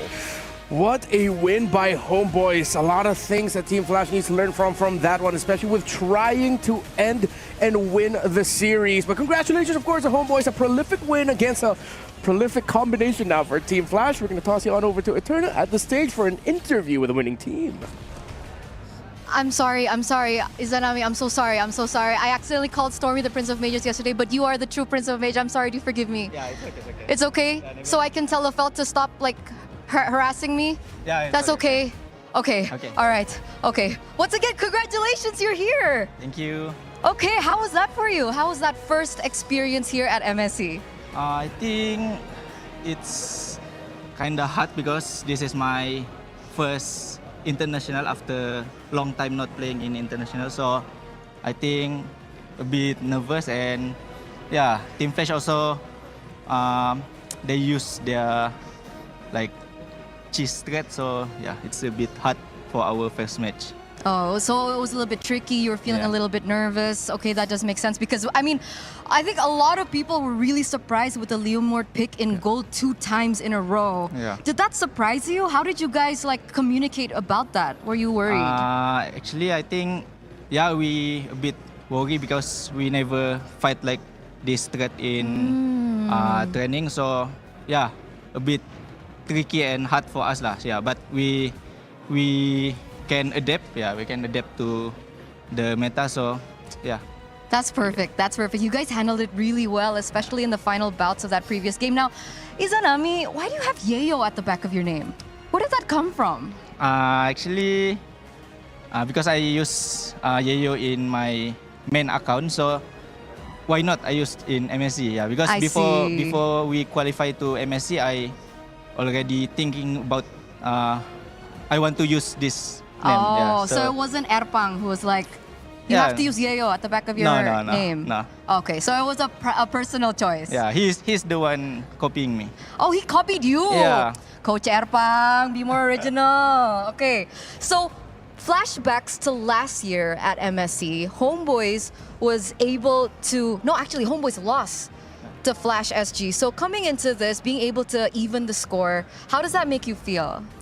I think we feel happy because we managed to beat Team Flash, but I think it's still early because after this we will fight either Team Spirit or DFYG. Yeah, so I think both of them is a strong opponent lah for us. Yeah. Both are very strong contenders. Because that also brings me to my final question. Izanami, who do you think you're going to be fighting up against in the upper brackets? Actually, I think both of them is strong, but I think we will fight Team Spirit. Team Spirit. Because they got like so many experience in international, and they also have a very good player lah. So yeah, I think maybe we will fight them. Okay. Izanami thinks that they will be meeting up against Team Spirit in their next match. So maybe a final message to Team Spirit. Team Spirit, good luck for your match, and I hope we can fight later. Hope we can fight. Do you think you'll win? I don't know. I don't know. Okay, that's fine. It's okay. Confidence boosts later backstage. So thank you so much, Prince of Mages, Izanami Yayo. There you go. We're going to throw it over back to our casters. Great to hear from Izanami Yayo. Yayo! That is his actual name, and that is how it's going to be pronounced moving forward here in MSC. Yayo. Team Flash, again, it was just one moment. It was one moment where they slipped, and I think this is a strategy that I hope they continue to carry moving forward. Just refine it a little bit more. I like it. I mean, refinement is something because I feel like right now it's uniquely positioned in the meta game, right? And I think as you heard it from Izanami, the Prince of Mages himself, it was a little awkward to play against, right? You can even tell from LQT is like, oh my god, this guy on a horse doesn't stop. That heart guard makes me do negative damage to him on top of it all. And when he does, there's a woman coming in, thunderclapping, boom, constantly as well. Luckily for him, well, not luckily, he was just really locked in because look at the reaction. Mel QT with Nature instantly, right as he saw the thunderclap, because that could have been really bad. Had he panicked just a bit, with him dying, could actually have turned into a big win for Team Flash. Yeah. To be fair, we got to give that to Ken, that if Mel QT died in that engagement, that would have been a big win. A really good trade. XP for gold laner. Hell yeah. You'll take that any day if you're Team Flash. But they didn't get that. Yeah. And eventually, HomeBois just wrote it out. Again, when you're going up against a Badang, I feel like this is always the thing you really have to think about, especially if the Badang is in a team that that defends siege scenarios very well. When are you diving the turret, and where is the Badak? Because if you line up at the wrong time, we've seen this so many times in Malaysia, Indonesia, and in the Philippines, you will get punished.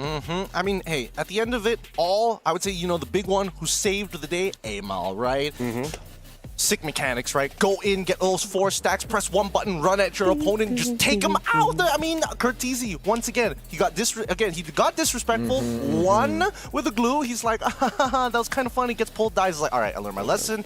Then finally, the one time that Ken doesn't actually eliminate the Joy, that's when he goes down. And honestly, he could have gotten a double kill on top of JPL. So again, the plan started to crumble once the pieces started to be rearranged. Yeah, I think it was just tough because, again, that was the big question for us too. You can win the team fights, you can get the Lords, but how do you siege in? It was... Especially because here, we're talking about Curtizi, how he disrespected the range and the engage potential of the other side, but it's also just like, you have to walk forward to get the shots on the turret. In the end, it's a lose-lose because you also needed Purify. You can't go Flicker. Maybe he was just waiting. At this point, we need 2 battle spells. We do need 2 battle spells. That would be an incredible change. And I think the only way that Flash SG is able to kind of overcome that sieging potential is if they have a whopping lead, which HomeBois did a very good job at kind of mitigating for throughout the game. Yeah, that's what surprised me. Were moments where I would be thinking, hey, Flash should have like around 5,000, 6,000 gold lead. Yeah, it's only like 2,000. It's like, where's HomeBois getting this farm? How are they still somehow supplementing their gold laner and their jungler? So gotta give credit to HomeBois for that. For Flash SG though, with the lineup that they brought up and what HomeBois brought up, like, was the early game expected? Was it expected that Flash would run away with it and take control, and HomeBois would just try to be mitigating the losses? I mean, Mimir already called it during the game, right? We were expecting them for first early rotation on that first turtle, especially when you have Vanix on Barbiel. He really needs to kind of participate and clear up because he's pretty strong at his first level 4 power spike. And then from that point onwards, it went as expected. They tried to snowball, but I think the thing that we didn't see was the big conversions after the team fights, right? I think HomeBois did a very good job of, if we are going to fight, we want to mitigate the amount of economic damage that we ended up losing. I mean, look at this, right? When we're looking at Izanami, he's playing extremely defensive. He's not looking for anything crazy, but he does go for the Brute Force Breastplate. He does go for Winter Crowns. He doesn't even complete finishing up that Gleaming Gem. He's letting everybody else do the work. He's just an extension to his team. Yeah, I like it when I see Juices, especially against with the lineup that Flash brought up to the table, building Brute Force Breastplate. It is an understated item pickup that is an option. Not always the one you want to go for, but with all the crowd control of the opposing side and you want to be able to pump out just a little bit more damage, it's good. I just like seeing Juice in. Same. Not like the hero to splash art especially. But, yeah, I mean, in the game, dude, for Flash, it was just all fights, really. And, like... I think it comes down to just that, you know. Yes, it was really good from the other side, from HomeBois, that they were able to always set up the waves in a way where there's never going to be full capitalization from the other side. But even if they did have full great waves, it would have still been hard because they needed to throw bodies. Like, that was the gamble that they were playing with. Win team fights, maybe be kind of less active around the sieges.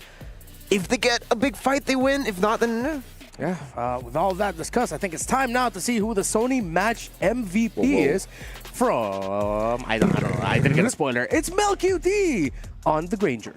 Interesting. I mean, throughout the games, yes, MLQT has been pretty consistent. Obviously, I think he had it the worst when it comes down to, like, what is this cheese pick supposed to do to me? And I think he felt it, and that's why now on that Granger, he felt a little bit more comfortable, and then he forgot, oh, man, I haven't seen, like, Leo Mord 6 items at hard guard. Like, man, I really can't do much.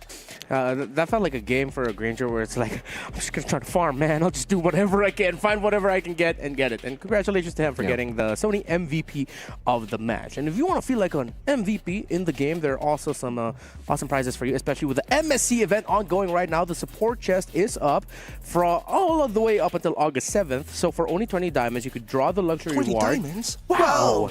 Returning MSC skin Atlas Rune Sentinel, plus your first 3 openings, guarantee you a Crystal of Aurora and Banner of Morale. That's not all.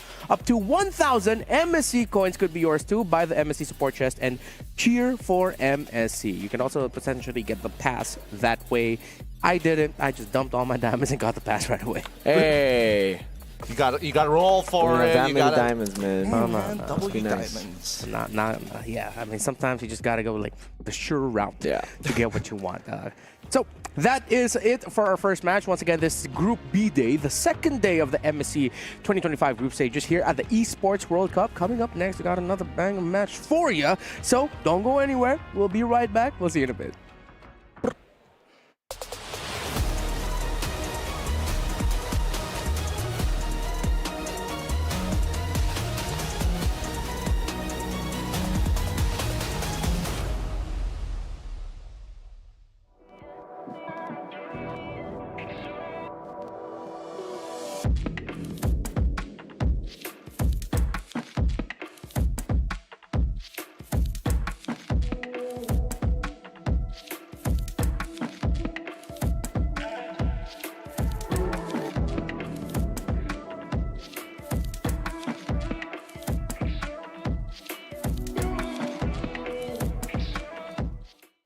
When the world of business is constantly changing, you need to stay ahead. So what about AI to generate new possibilities? Machine learning to predict what customers will like. Or expand your business by forecasting delivery routes with real-time data. With the power of the cloud, imagine how AWS can transform your business.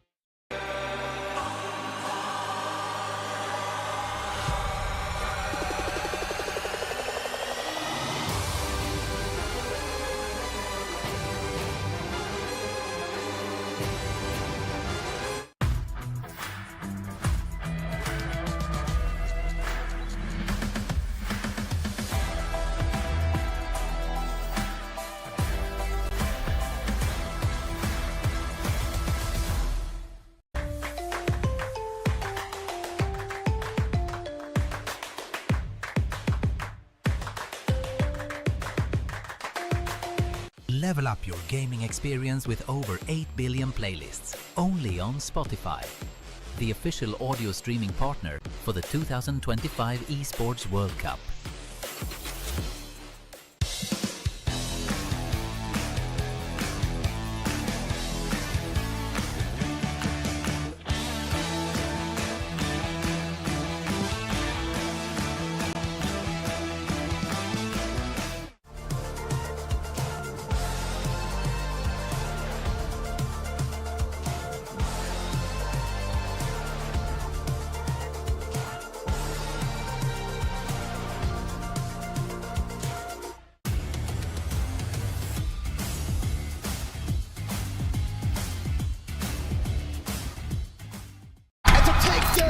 For years, MLBB has crowned many champions. But this year, what if we start the story into the unknown? The unknown calls, the brave answers. This will be one wild ride to Riyadh. For these warriors, the battleground starts long before the draft. 4-time MPL PH champions, 2 world titles, multiple MVPs, the GOAT. And never forget, the underdog who rose from the shadows, now holding the first ever MWI gold. 2 champions, 2 paths, 1 game, 1 pride. Drums and chants echo through the sky. The new Sky King stands ready to carry the hope of a nation once again. From the same nation where the new queen of MLBB rose, a new journey begins. 2 tournaments, but 1 goal.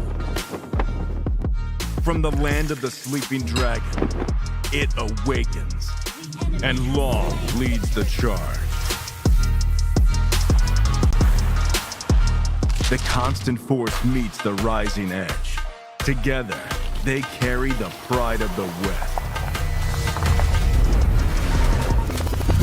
When Cubia calls, the world answers. The odds never favored them, but they made history anyway. Every journey, like the game itself, unpredictable. A leap into the unknown. From the very edge of the world, drawn by 1 game. At MSC x MWI, their journeys collide. Sometimes it's the unexpected that opens the way. 1 game, 2 champions. The wild ride begins.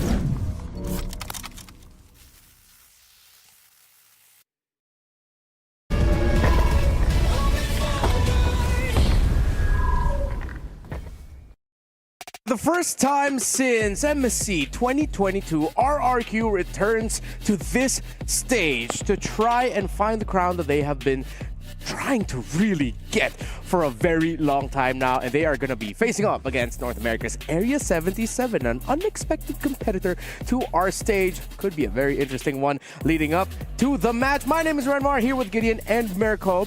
Still, now, by the way, just in case you forgot, we still got tickets available for our knockout stages happening later on. So please go ahead, get your tickets. Not going to be able to join us for the group stage, but don't forget, knockout stage tickets are available. We're here until August 2nd. That is the grand finals day for MSC 2025. Now, RQ versus Area 77.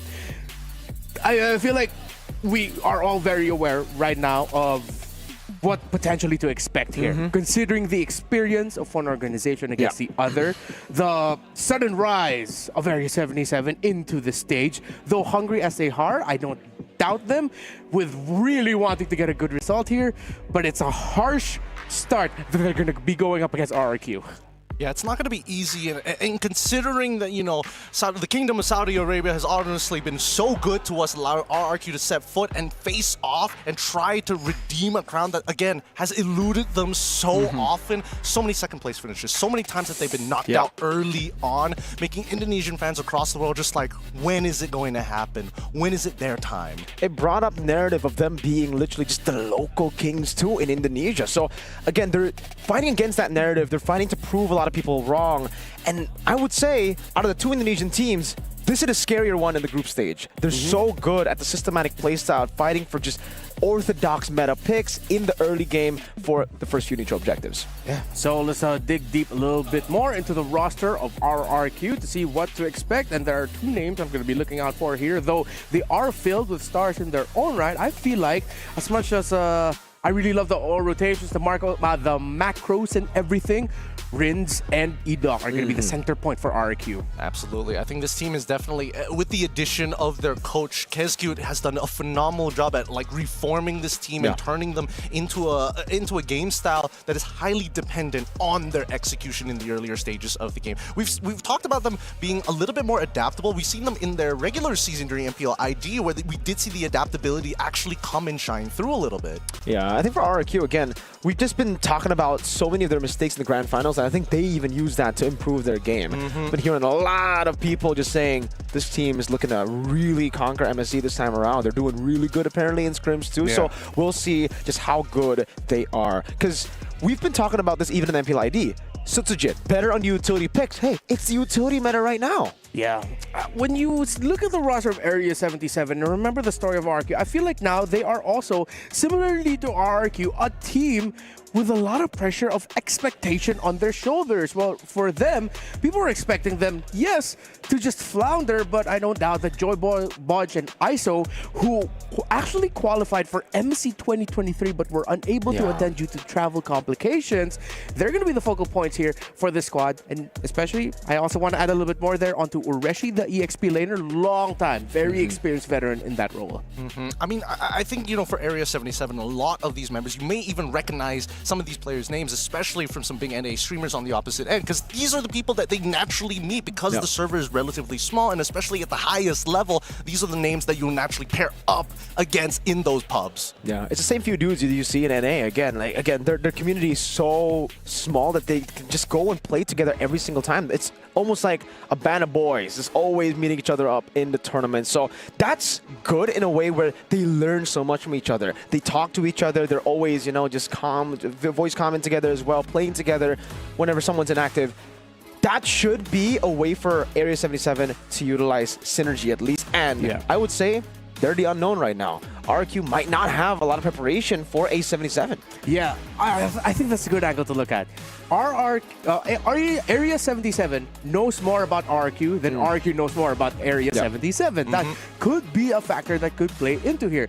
But then I feel like that applies just a little bit more towards drafts. Yeah. When you look about it in game, when you look at the region of NA, and even if you take a glimpse of the finals that they competed in heading into MSC, it's clear they love those pickoffs. Yes. But RQ is that type of team that, yeah, they love the pickoffs too, but they're always so good at the long counter engage that comes after a team fight initiated by your opponents. Yeah, but that's the thing, right? I think that right now, it's going to be the litmus test, right? RRQ is probably going to be... I don't know whether they're going to go that far in terms of like, we're going to get a really disrespectful draft. We're going to just out-mechanic you, that sort of thing like we saw from SRG OG Esports yesterday. And I think that Kescute, once again, is going to come into play saying, hey, I'll give you a decent draft. Y'all figure it out from there.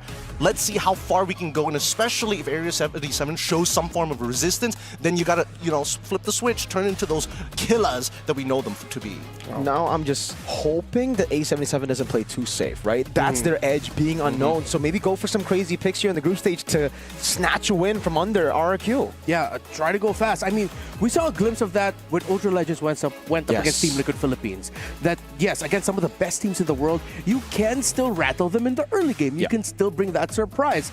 The question is how well you do from the 6 to 8 minute mark to transition that on over to an even more substantial lead. So I think we're all on the same boat here. Area 77, go aggro. But does that mean they go for their Jawhead in this very first game? Because that's their signature aggro pick in the roam. Ooh, we haven't seen a Jawhead in a hot second. I'm not going to lie, there's still a couple of uses for it, but even so, there are very tight timings, and honestly, when it comes down to like raw ganking, it's hard, especially if the side laders do know the initial approach, and more importantly, which buff the jungle has started on. Yeah, and also, if you lose in the early game, you're done, right? That's the problem about Jawhead right now. You're very one-dimensional in a way where you want to brawl, you want to fight, you get the fight, sure, you're good, but you don't, then all right. So as we head into the draft, we're going to play a quick little game here that I totally did not think of just now.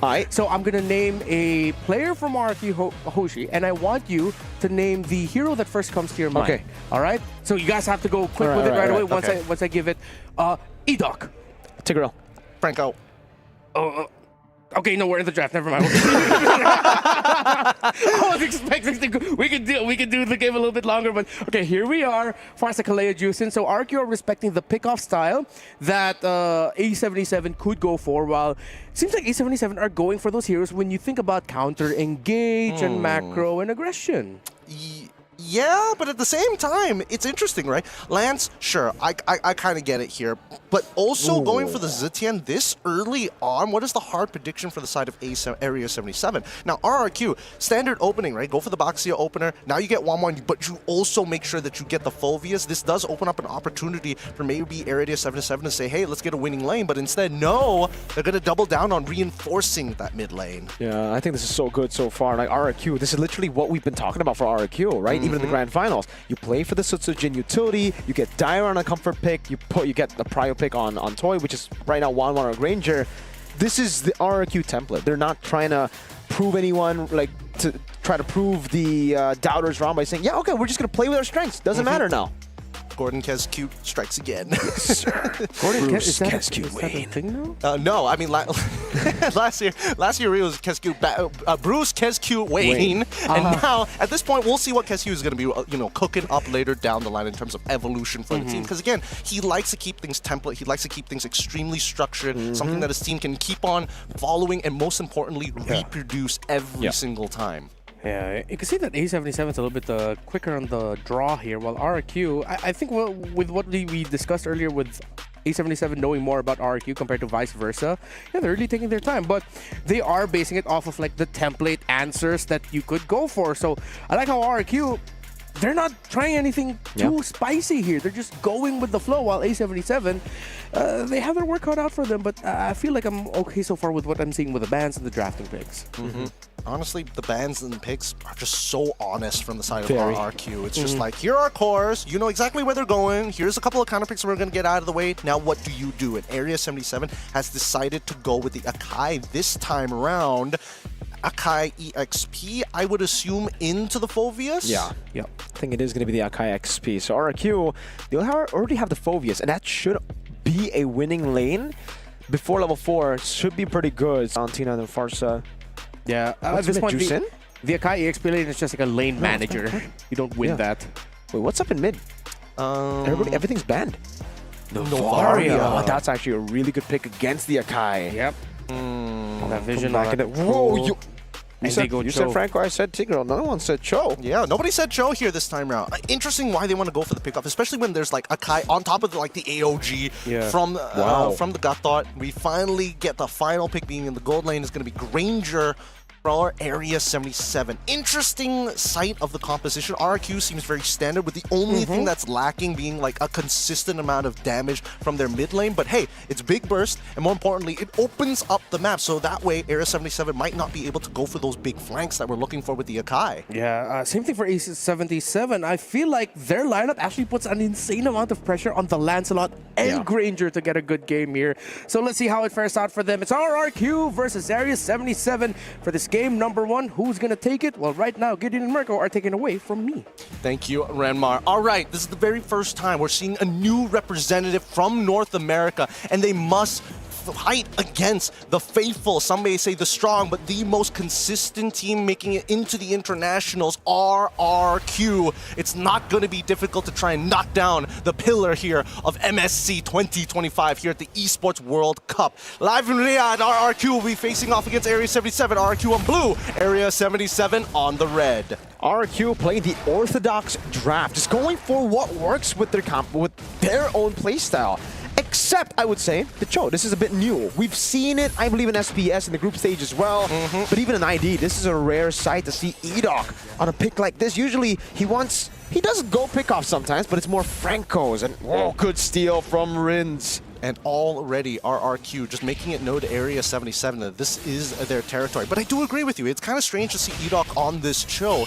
He definitely prefers like safer pickoffs, but so far Area 77 are playing their lanes well as of this time. Now, I am curious about the EXP because it looks like Ureshi is kind of beating down on Dairon up on that top side, trying to use that base damage early on top of the timings of his concussive blast to try and generate an advantage. No, but Dairon, you can see that he's just going to freeze this wave. Shiro walks up, able to get the XP crab, but won't be level 4, so he has to rotate all the way down below now. He can't invade as well. He knows that Cho is lingering somewhere in the river. And I think that so far, so good, right? Area 77 have to take their time a little bit. I am curious of how this composition is going to try and break down the battle lines of RRQ.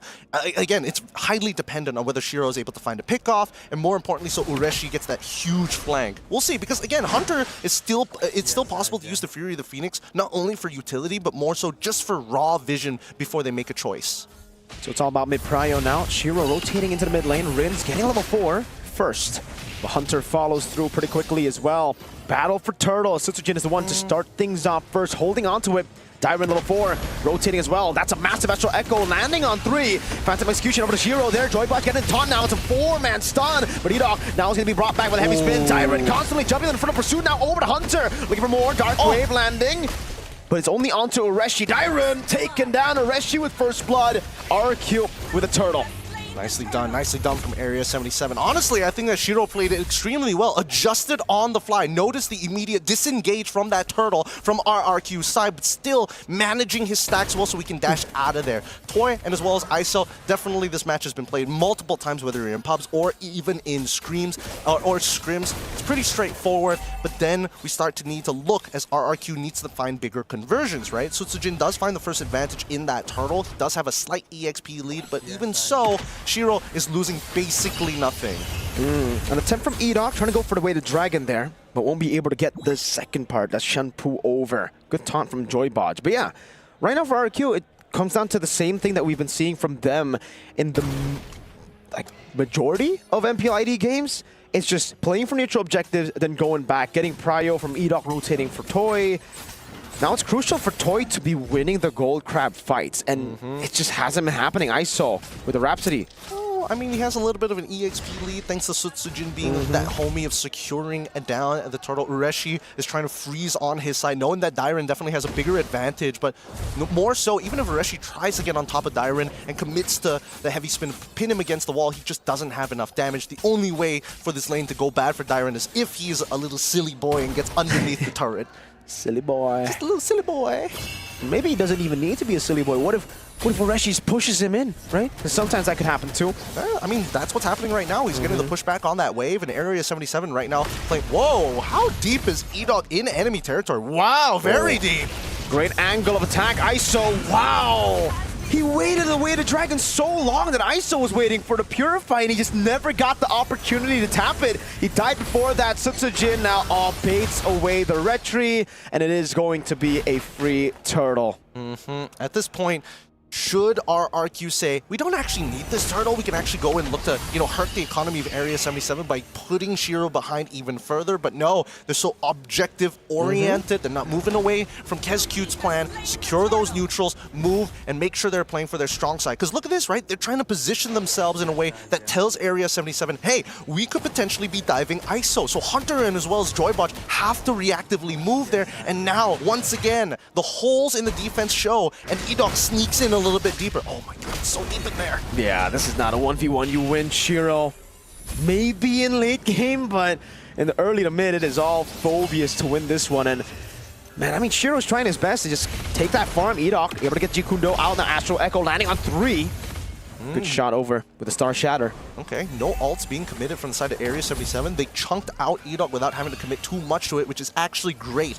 They got to make sure that they're constantly clearing out their jungle, because this is starting to become a very obvious pattern. They see the initial movement, and then they place Edok in one of the open holes in Area 77's defense, and mostly in their jungle. For now, Rins, he's starting to run out of mana. At some point, he's going to have to recall, especially if he consistently is getting into these fights from afar. But look at the position, right? They're even getting Ureshi here, knowing that ISO is going to be the main target. Respect from Toy. Very, very good there. Even though he's going to lose a cannon minion, he knows that something was up. The fact that ISO is shooting out the Windtalker out. Oh, away the Dragon. Baited out the heavy spin. That's what you want. Now the purple buff should be open to contest for Sutsujin. Joybot walks out. It's Champu onto the wall, but it's okay. Red Tree battle. It's Shiro who secures the purple. But RRQ are not pushing the pace in the bottom lane. Whoa! Almost a solo! AOG from Joybot to provide the peel, the cover necessary for ISO to recall. All right, Battle Spell for Battle Spell being traded out, but the level lead from Toy is definitely going to make it evident that ISO has to be very, very careful, especially if Toy has that Inspire available. Now, we can see Sutsujin has been trying to invade so many times at this point. He's only keeping up with Shiro. It's actually Shiro who actually has a little bit of EXP tempo on him because of the movements that we've seen across the map. Now Dairen should be able to walk down towards, with the help of the river buff, to go down and quickly join this potential fight from Turtle's side. However, Ureshi has shown himself. Uh-oh, great taunt over to Edok now. Also, a stun over. That's going to be the knockup from Ureshi to get the kill over to Edok. Now Toy walking up. The crossbow tank going to be ready. And it translates over with the help of the rest of the team. Ureshi taken low. He gets away. It's another 1-for-1 in a low action game. And RRQ will get 3 out of 3. Yep, and that's a roam for a roam. Turtle will fall into the hands of RRQ as we see a lane swap. Honestly, this is a really good move from the side of Area 77, right? You know that that neutral objective is basically non-existent for you, so ISO picks up that mid wave, picks up top wave as well. Even, I'm not sure if he got that crab on that last one, but even so, he is able to slowly scale up without taking too much damage. Let's look at the fight one more time, right? Because again, Edok, I would say a little crazy of him, opening up that map. But the commitment, Ureshi not even having to use the heavy spin, it already goes to show that this early to mid game, Area 77 feel kind of comfortable. They just need that one mistake from RRQ. That's a retreat from Shiro again, securing the purple buff. Another big Astral Echo, and as this continues to land, they will have constant vision on A77. Just look at the tempo they have on the map. Yeah. It's 2-2, 2,000 gold lead, but it feels like with the tempo they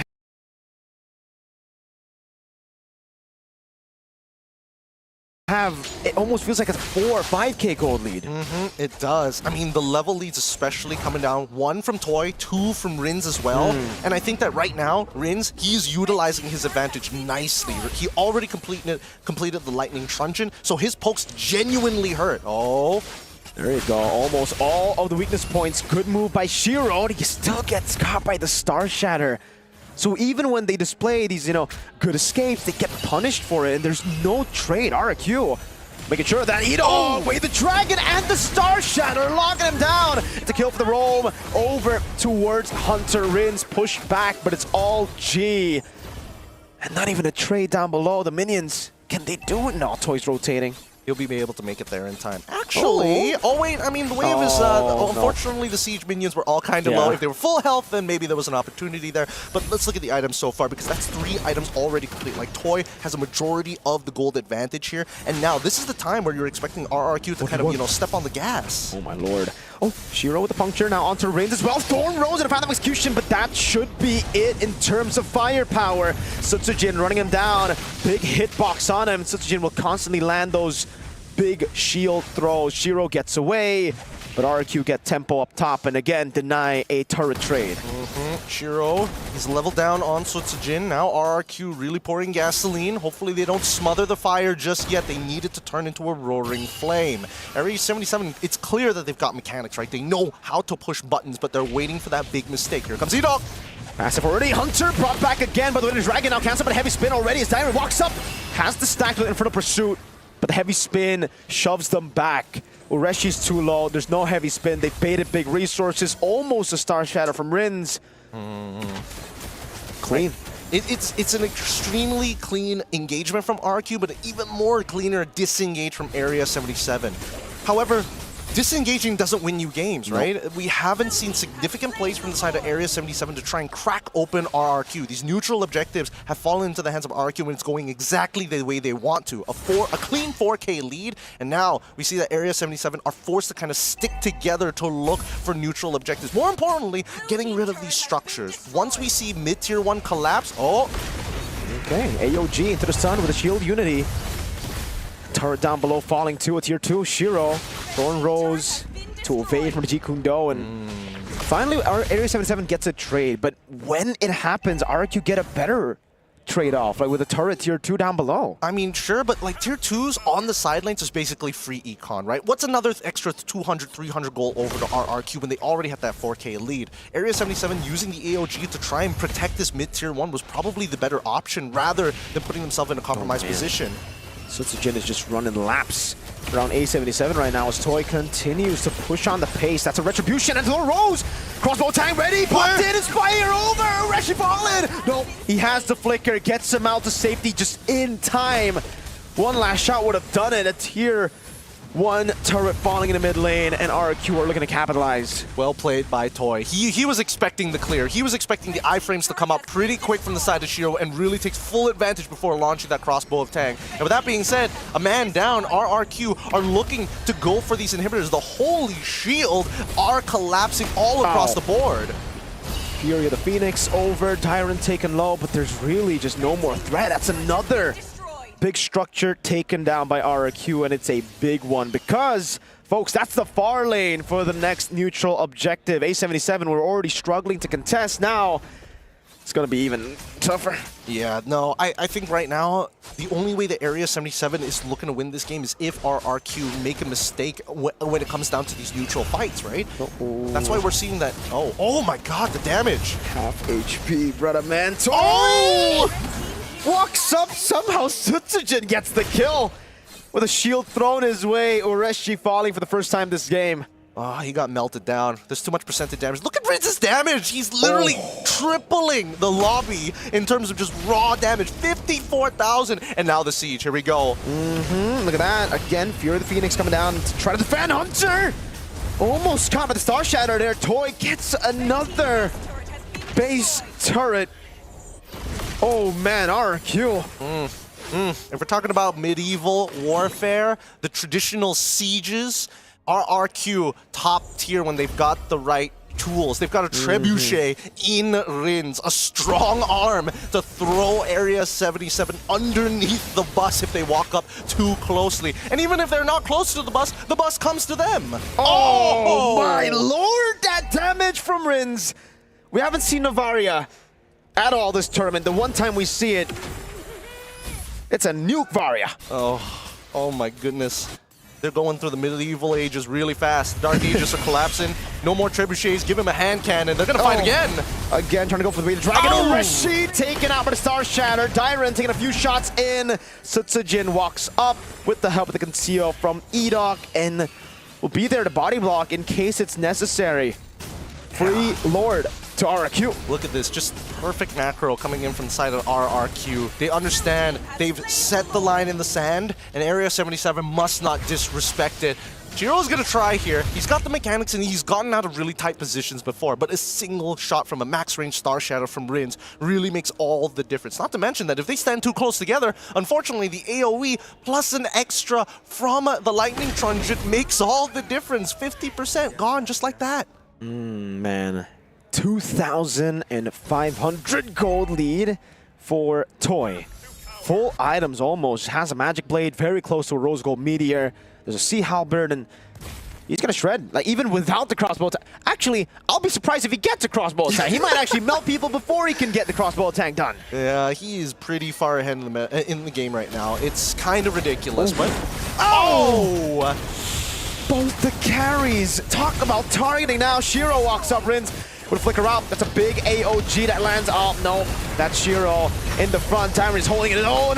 Toy looking for the damage just with the basic attacks again. No crossbow attack, no problem.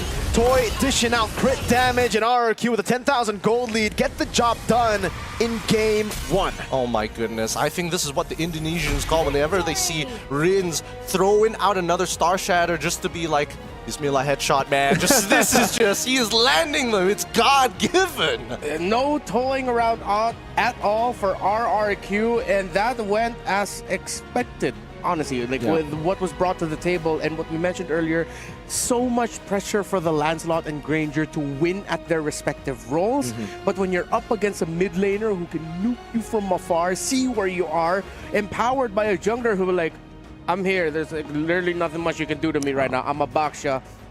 RRQ takes it. I think it just feels like in the draft, A77 drafted not to win, but to not lose. I think there's a couple of times in the game, especially during neutral objectives, where they could have tried to force a play. But that's the problem, right? When RRQ know they can kind of hunker down and wait for their opponents to make that move, that's the big issue, right? They just need to win one fight, and then they hold that tiny lead, and it's in the compound interest afterwards. Like this fight right here, right? Yeah. This is the first time we see that RRQ go into the faces. They're like, okay, Shiro can try and take this turtle. We're going to reset it, and now we're going to go back into the fight. Obviously, Dyron made a little bit of a mistake, you know, holding a little longer than he probably should, like Flicker early now, ends up dying to the last auto attack, but even so, it is a winning scenario for RRQ.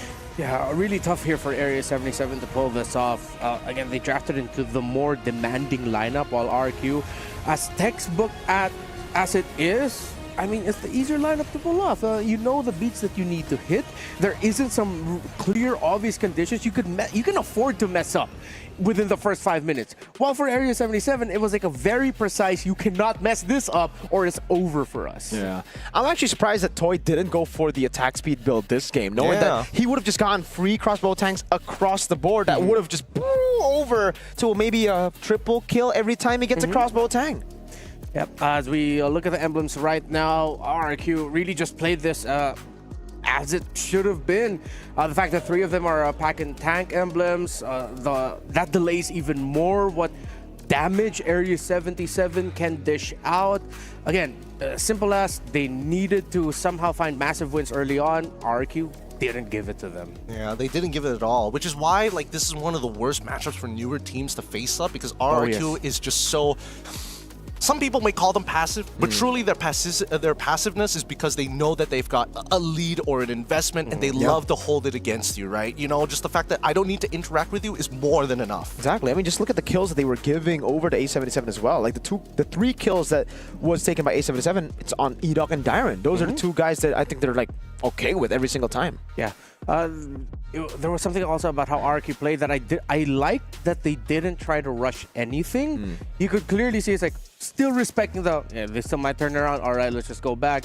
All right, let's fight again. Slow. It was like just a slow battle of attrition that Area 77 just tried absolutely everything they can to get farm, to find wins. But if your opponent is not giving you any opening and they're respecting you as if the gold was close, yeah, you're not going to get anything from that. Yeah, I mean, it also reflects in their builds. Like, Dyron initially didn't go for the War Axe straight away. He was actually building components into the Anti-Cuirass as well as the Radiant Armor. Then after he finished his second item, they realized, like, wait, hold on, we just have to sustain, and then Rins is already getting, like, a gigantic lead. I just need to live. I don't even need to be that tanky in the first place. So that's when he decides to get the War Axe. Yeah, it's really like not the build that people go for nowadays. Even in ranked, people just go for Thunderbolt. But if you're winning that hard and you can just sustain, and the game was like 3 turtles to RRQ, a 4,000 gold lead with that looked more like an 8K gold lead.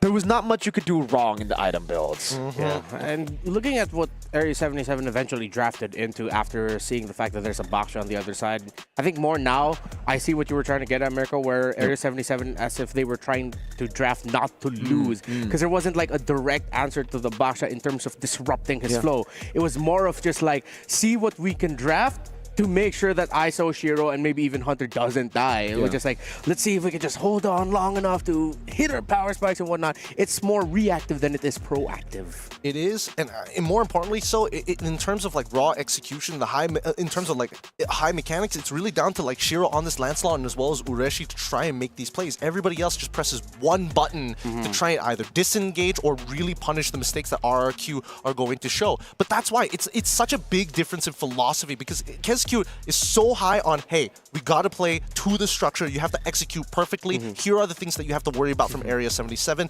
So far, it's so clear that this opposing philosophies work so much better for RRQ. Yeah, they were literally just playing for PL. 4 heroes out of 5, except Lancelot, were just PL heroes. They wanted to kite back, they wanted to punish on mistakes, but expecting RRQ, such a systematic team, you'd actually have a better chance of hoping for Onyx ID to make a mistake. Like, they're the ones that actually push forward when they have a lead. RRQ, they're like, no, it's okay. We're fine with 2K. We'll just build off more minions, cutting you off, blah, yada, yada. And for Area 77, it wasn't what we expected. Like, they need to just go in game number 2.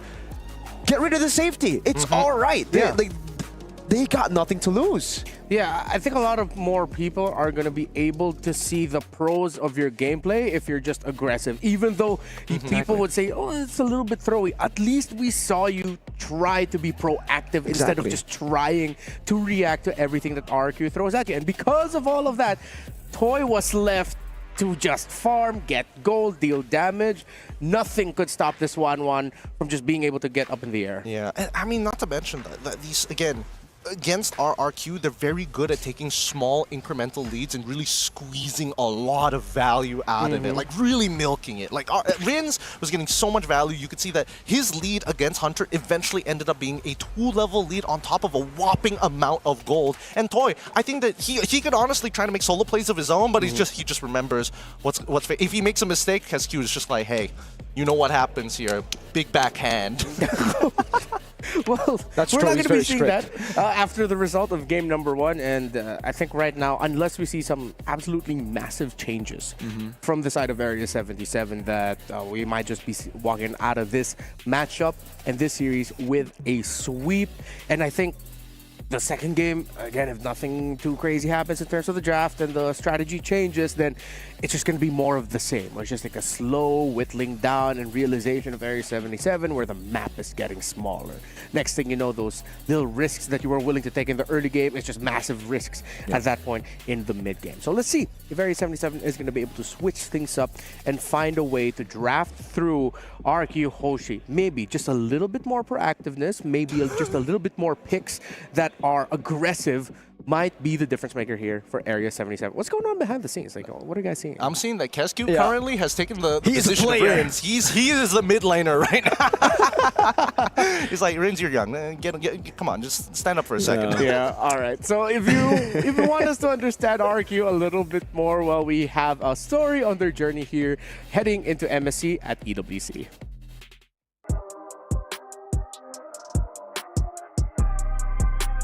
Halo, gue Toy dari tim RRQ. Perjalanan gue buat masuk ke EWC ya awal mulanya ya dari MDL. Gue masuk MDL dari season 8 sampai season 10. Habis itu gue bisa naik MPL di season 15. Terus bisa dibilang debut pertama kali di MPL bisa dibilang mulus dan itu membuahkan hasil lah sampai ke EWC ini. Kalau buat ketemu sih, gue pengen ketemu Onyx ID dan PH. Karena yang di SL Malai, tim gue dipulangin sama Onyx PH. Dan di SL Indo, Tim gue juga dikalahin sama Onyx PHN di Grand Final Season 15. Tim gue kalah juga lawan Onyx ID. Perasaan gue main di EWC tentu senang. Untuk pelajaran yang gue ambil dari lawan Onyx di Grand Final itu udah pasti mental. Karena kalau misalnya mental kita nggak kuat ya gamenya nggak bakal bisa berjalan mulus lah. Jadi mental yang paling penting.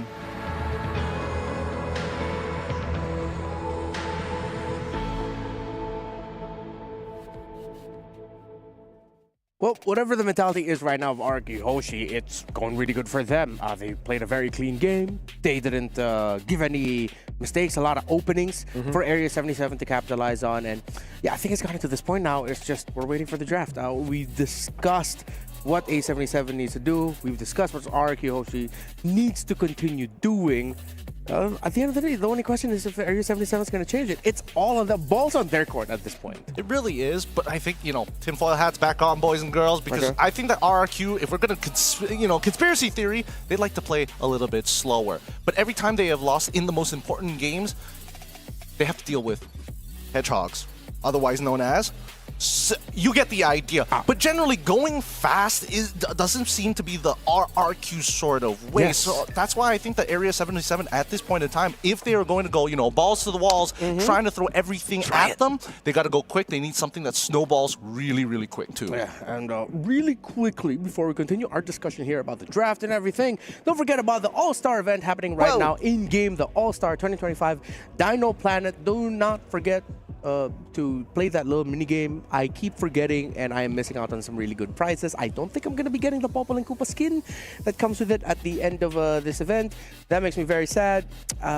So don't be like me. Don't forget to play our mini games, and of course, enjoy everything that the Dino Planet has to offer for everyone playing MLBB right now. That event goes all the way up until August 5th. Yes, draft starting in just a bit. Let's look at Area 77. Let's get specific. What picks do you think they could go for? That would Jawhead. Yeah, I think that's it. I like it. I was setting you up as like, okay, Jawhead right away. Yeah. We all know what we want to see from the side of Area 77. We want them to go back into their playstyle that they are not only comfortable with, but something that they can really show the world what they are all about. We need to see NA's playstyle right now as we see them actually on the blue side up against RQ on the red. Okay, they banned the Kimmy. So does that mean... I feel like they might be trying to consider So they don't want Kalea. Baksha. They don't want Baksha first pick is basically what it means, right? Yeah. But RQ still decided to ban out the Baksha. Yeah, I definitely think that Kimmy was one of the few picks that would have made a lot of sense for Area 77 because it's just one of those heroes. It's like, how do you contest with that type of damage that early on? And they banned the Uranus, so they're not going for the Uranus. I think it just might end up being Kaleo first pick. If it's not the Jawhead, I mean, if they want to play around pickoff, map presence, going around fast, Kaleo is a good substitute for that. Yeah, but I really am not a fan of giving Dyren a Phobius. Dude, that guy is a monster. Like in Indonesia, we call him the half purple man.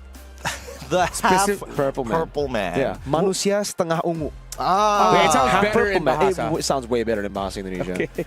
It sounds kind of weird here in English.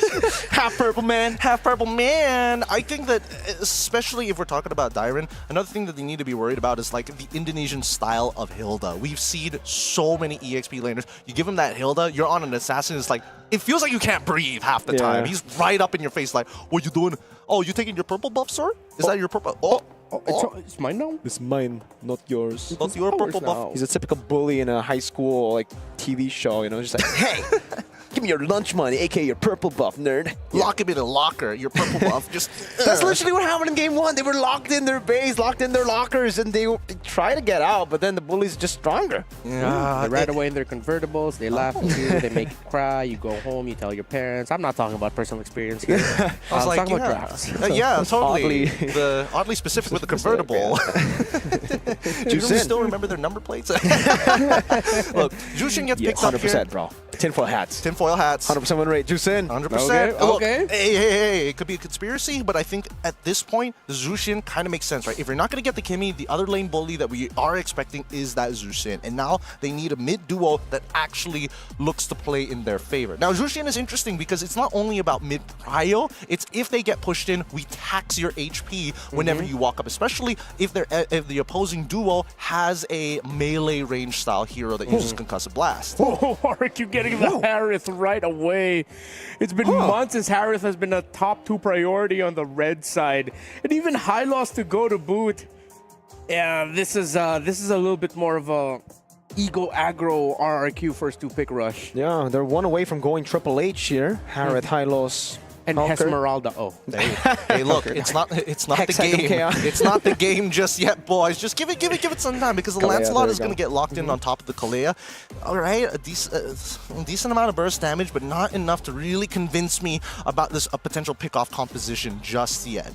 Harith, Hylos, Hodged. Really forcing it in here. Oh, RRQ at this point against the Lancelot. Oh, they go for it. The Zetian. 0% versus the 100% that Jusin. Now, this feels a bit more like RRQ saying, let's change those numbers. Yeah, right? A little bit more shoulder checks coming in from RRQ right now. It's like, come on, boy. Come on. For sure. The Zetian is interesting, right? Because does that mean they're going to omit picking up the Gatot into the Kalea this time around now that they have the Fury of the Phoenix to kind of work with? Oh, you Tsunami Slam. Guess what? I press one button and then we'll see whether or not we actually have to commit to the fight or whether or not we can just be like, oh, this one button is enough to get us out of here. Yeah. Okay. Oh, Beatrix, good ban. Yeah, with Kalea. Could be it.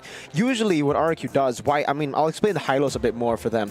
They go Harith, right? Harith usually gets countered by like the Phoveus who gets the dashes, and Hylos is usually already a win against the Phoveus. So the Hylos is a way to deny the Phoveus. That's what they like to do, and it's also really good flex. So it's like a KSQ template to deal with something like a Phoveus if they don't ban it. Very traditional. Okay. Very traditional. So honestly, I would have liked to see KSQ kind of go out of the template and be like, here you go. Here's an Arlet diamond.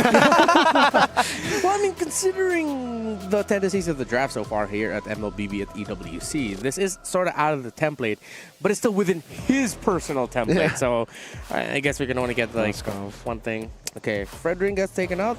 Considering that they are just, it looks like RQ has already told Area 77, okay, we're literally telling you Harith is our main dude. It's up to you to try and answer it, guys. We're giving you a little bit of give here. This still could be a Phoveus for RQ, dude. Like the Hylos many times again goes to Rome when Phoveus is up for grabs, and it's a Lancelot that just was. Oh, RQ, they can set up for the Phoveus now. They don't really need to flex it all the way to the end anymore.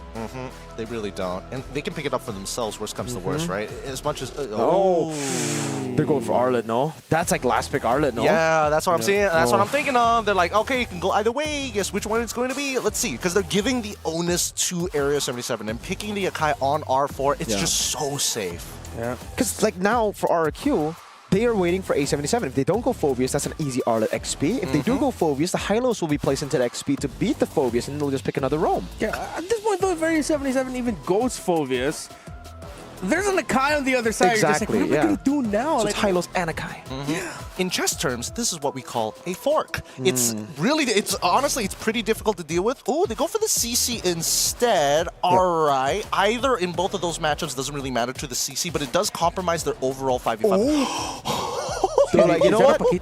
Another one. Another new way. Wait, no. 2 debuts in 2 games. Navaria and now Paquito. That's kind of hot. Yeah, I like that. I think this is RQ really just going with a little bit more. The template's there, but the ego's there too.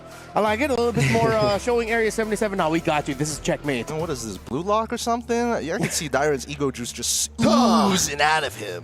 I'm just a fan, dude. Like I've been talking about how Dyron needs the carries in MPLID, and now that he's getting it, I'm just here for the show because back when he was in Rebellion, this was his prio pick. This was him, his favorite, correct. with Benedetta. Yeah, with Benedetta, of Let's course. see if Dyron can pop off with the Paquito in the EXP lane, if RK Hoshi will close out this series as expected with a 2-0 victory, or will Area 77 surprise us all? Thanks, Renmar. All right, we're getting right into this straight away. Match point currently for RRQ Hoshi. MSC 2025 can't be just this, especially with North American representatives on the blue side looking to pull this back against the Kingdom. Now, let's jump right into it, right? Because I think we need to figure out ways and maybe potential holes in RRQ's defenses, or maybe Area 77 to kind of push back, because again, they go for that initial leash, which is, again, we don't see very often, but so far, Dairon is very comfortable to take on Ureshi in this 1v1. Yeah, it's because of the wave clear. You get,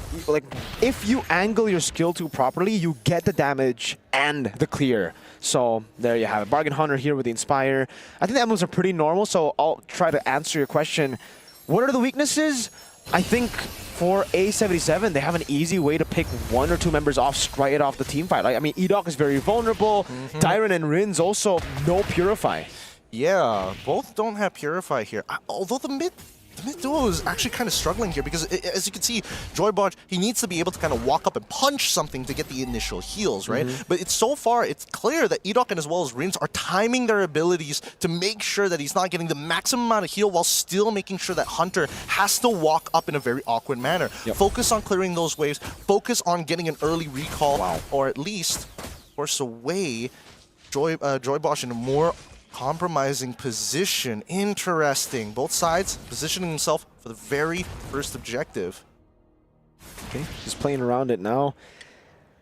Yeah, they're really trying to put or set Dairon for success here in game number 2. They want Dairon to snowball because once you do, you get a heavy spin, say on anyone, it's an easy one-shot for Dairon on the Bakito. We'll see whether Dairon actually goes for the full damage, right? It would be fun if he did, but, whoa, hold on. Knockout strike not landing. Goes back to the safety of Sutsujin, who's walking on the turtle. They're really taking their time here, but here comes, as the Glorious Pathway comes through. Oh. Okay, that's an attempt now, Shiro. Okay, lockdown, knockout strike into the Retribution. Sutsujin picks up first blood. Very nice. Very nicely done. They even called Toy, just in case. Like, usually they leave Toy on an island. They're like, no, Toy. Just in case. This is Dairon we're talking about. He hasn't touched this Paquito in quite some time, so let's get the insurance policy over. And also, folks, we gotta, remind you, this is a 0% win rate hero. Zetian up against a 100% win rate hero at MSC, Jusin. This could turn everything around, like, win rate-wise. They're looking to fix the numbers at the very least. Kescue was not happy with it. It's like, hey, I love the Zetian. We gotta make sure these numbers are good. Rins, my boy, do God's work for us. We're gonna get this back. We're gonna pull it back for her. So far, as we can see, like, Area 77, I'm trying to think of a potential play that they could do, but the main issue is that Sutsujin is just such a good way to kind of nullify the effect, right? Oh, you're about to get a pick on somebody, heavy spin comes into play, disengages the entire team. Dairon's in trouble. The damage, now he's going to be Kanto, Curtain Call, and the Lantern Flare with the Crimson Beacon too. He has to flicker, but he will die. A bit too aggressive, did not know where the Jusin was. At least Rins gets a bit of punish there. I guess. At this point, Sutsujin is thinking, all right, thank God we got Toy involved in the last turn. I was like, thank God he got an assist. Dairon, how could you? It's like, oh, sorry guys, I'll try one more time. Don't worry. If I die again, then you can lose faith in me, but until then, I will pull this back for us. Because it looks like you're trying to set something up, right? Idaki was thinking about it. He was thinking about dropping that Glorious Pathway, but there is no reason to fight as of right now. Most objectives are still up. The clear has been very good for Sutsujin. He does spot out Shiro, and he does have a full level ahead. So if he steals this away, or at least forces the Retribution out of Shiro, then same thing as last time.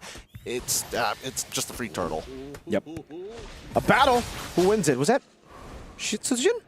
Shiro? I think that was Sutsujin on that one. Okay, there you go. And now turtle number 2 spawns in the game. Whoa. Another 1-1 at turtle 2. I don't even know if Area 77 should contest this.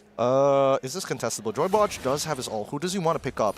Can he pick up Rins? I think he can, but the flicker is available, but the 2 tanks, that's the problem. It's that heavy spin that they can't seem to bait out naturally. Glorious Pathway into the back. Now, oh my lord, Ureshi almost pinned down to the wall. There's Joybotch is forced to flicker out defensively.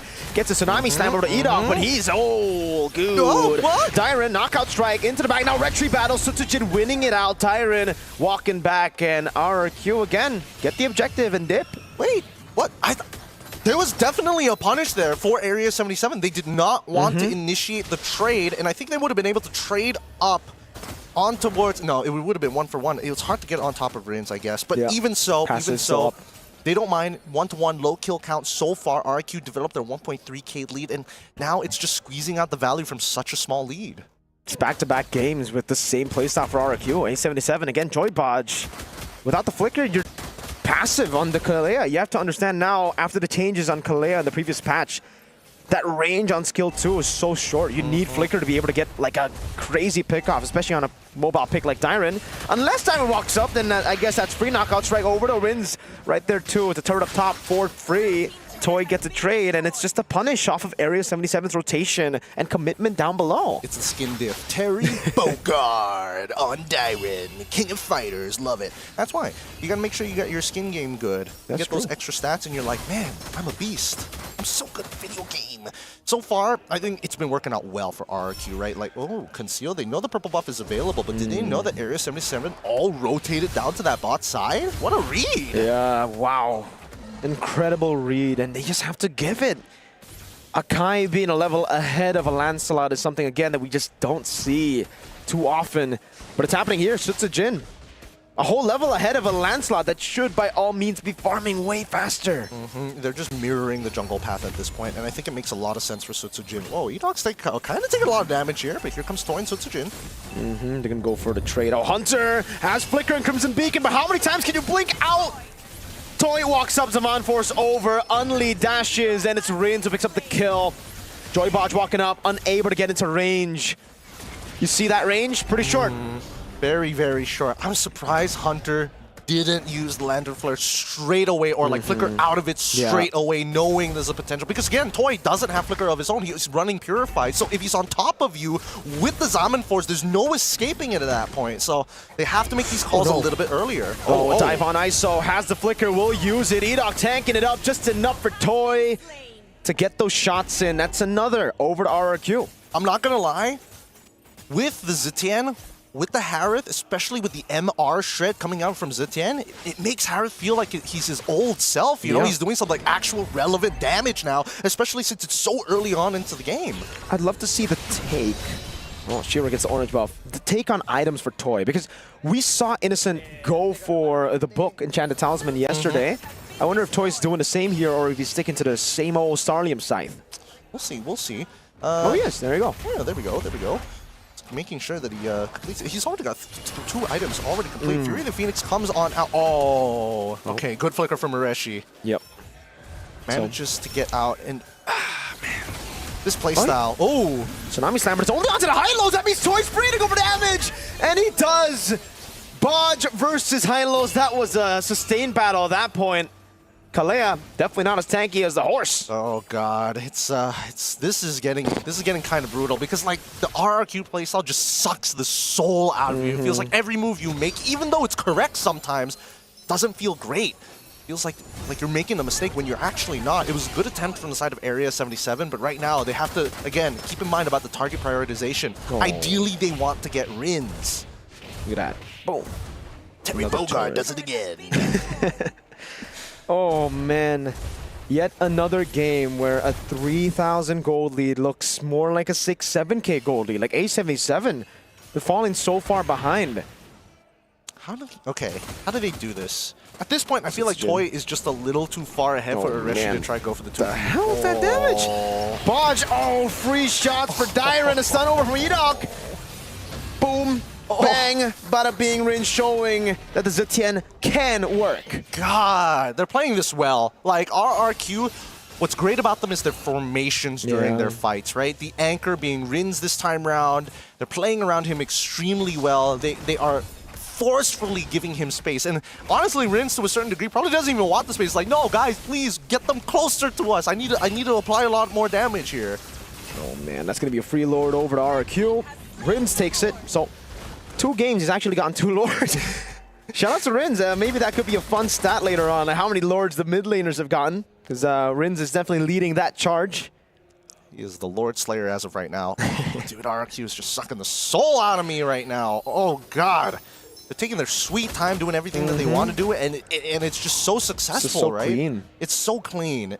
Man, we're seeing the same Lancelot build coming out from Shiro this time round. War Axe into the Brute Force Breastplate. It looks like he wants to go for the Bruiser optimization, knowing that these fights might take a little bit longer, especially with the multitudes of tanks on the side of RRQ. Man. Do they get the Holy Shield out of this one? I think they do. No, right? okay, they hold it, A77, but they will get it off of the next wave for sure. Yeah. Damn, they're even building this wave to like double hit just so that they can get the Holy Shield and then get another wave to get it down. There you go. That's the first charge over. There's going to be another one in the mid lane. Well, that's already cleared out. Until.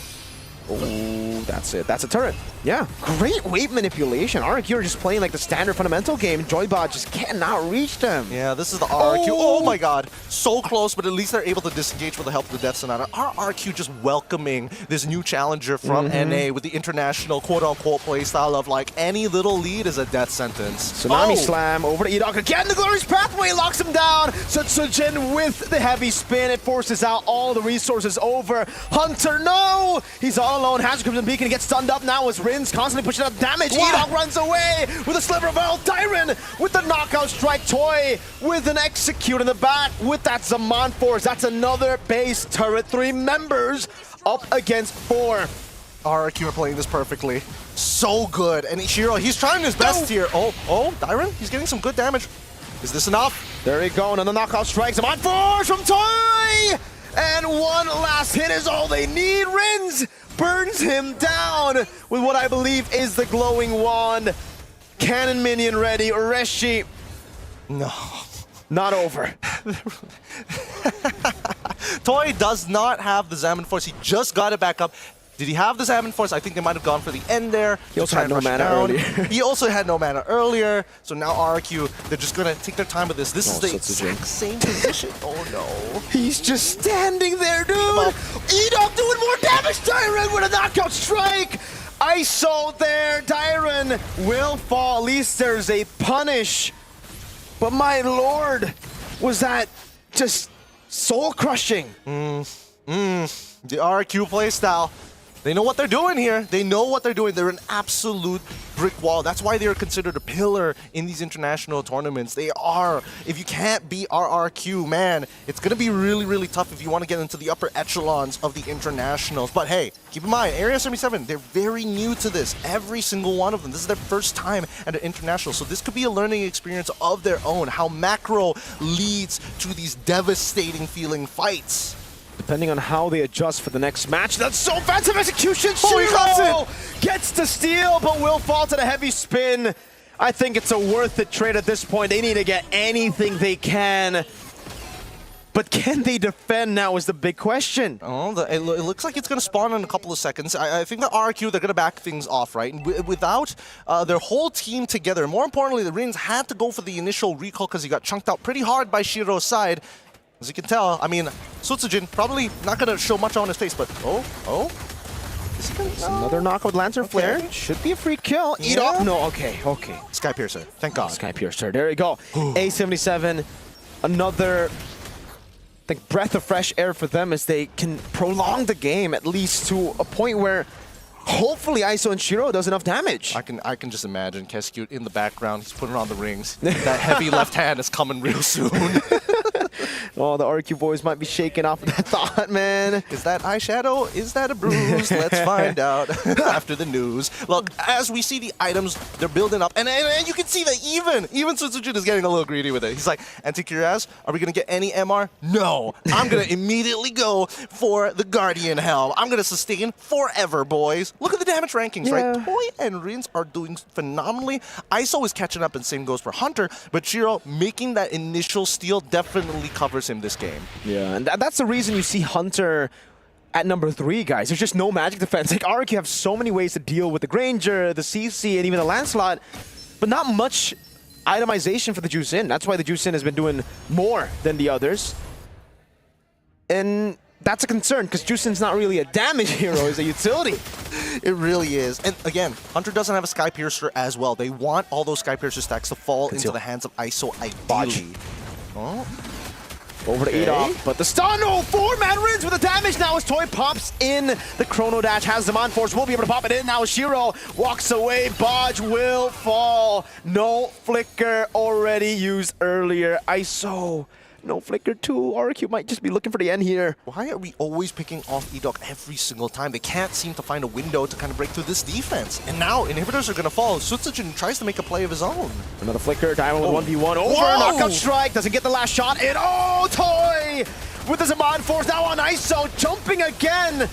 Base wide open, a few waves coming down as well. This will be it. RRQ takes a clean sweep against Area 77. A crushing defeat here as RRQ welcome Area 77 to the internationals. Their first best of 3. Oh, what a victory for RRQ Indonesia. Renmar, come on. What do you think about that match? Because to us, it was pretty soul-sucking, but that's the RRQ playstyle. Yeah, textbook and ruthless. It's unfortunate that, again, this is the first matchup that Area 77 is going to have for the group stages, because against a team like RRQ, they don't give you a lot of opportunities to shine if they really know just how much better they are compared to your team, and that's exactly what we saw.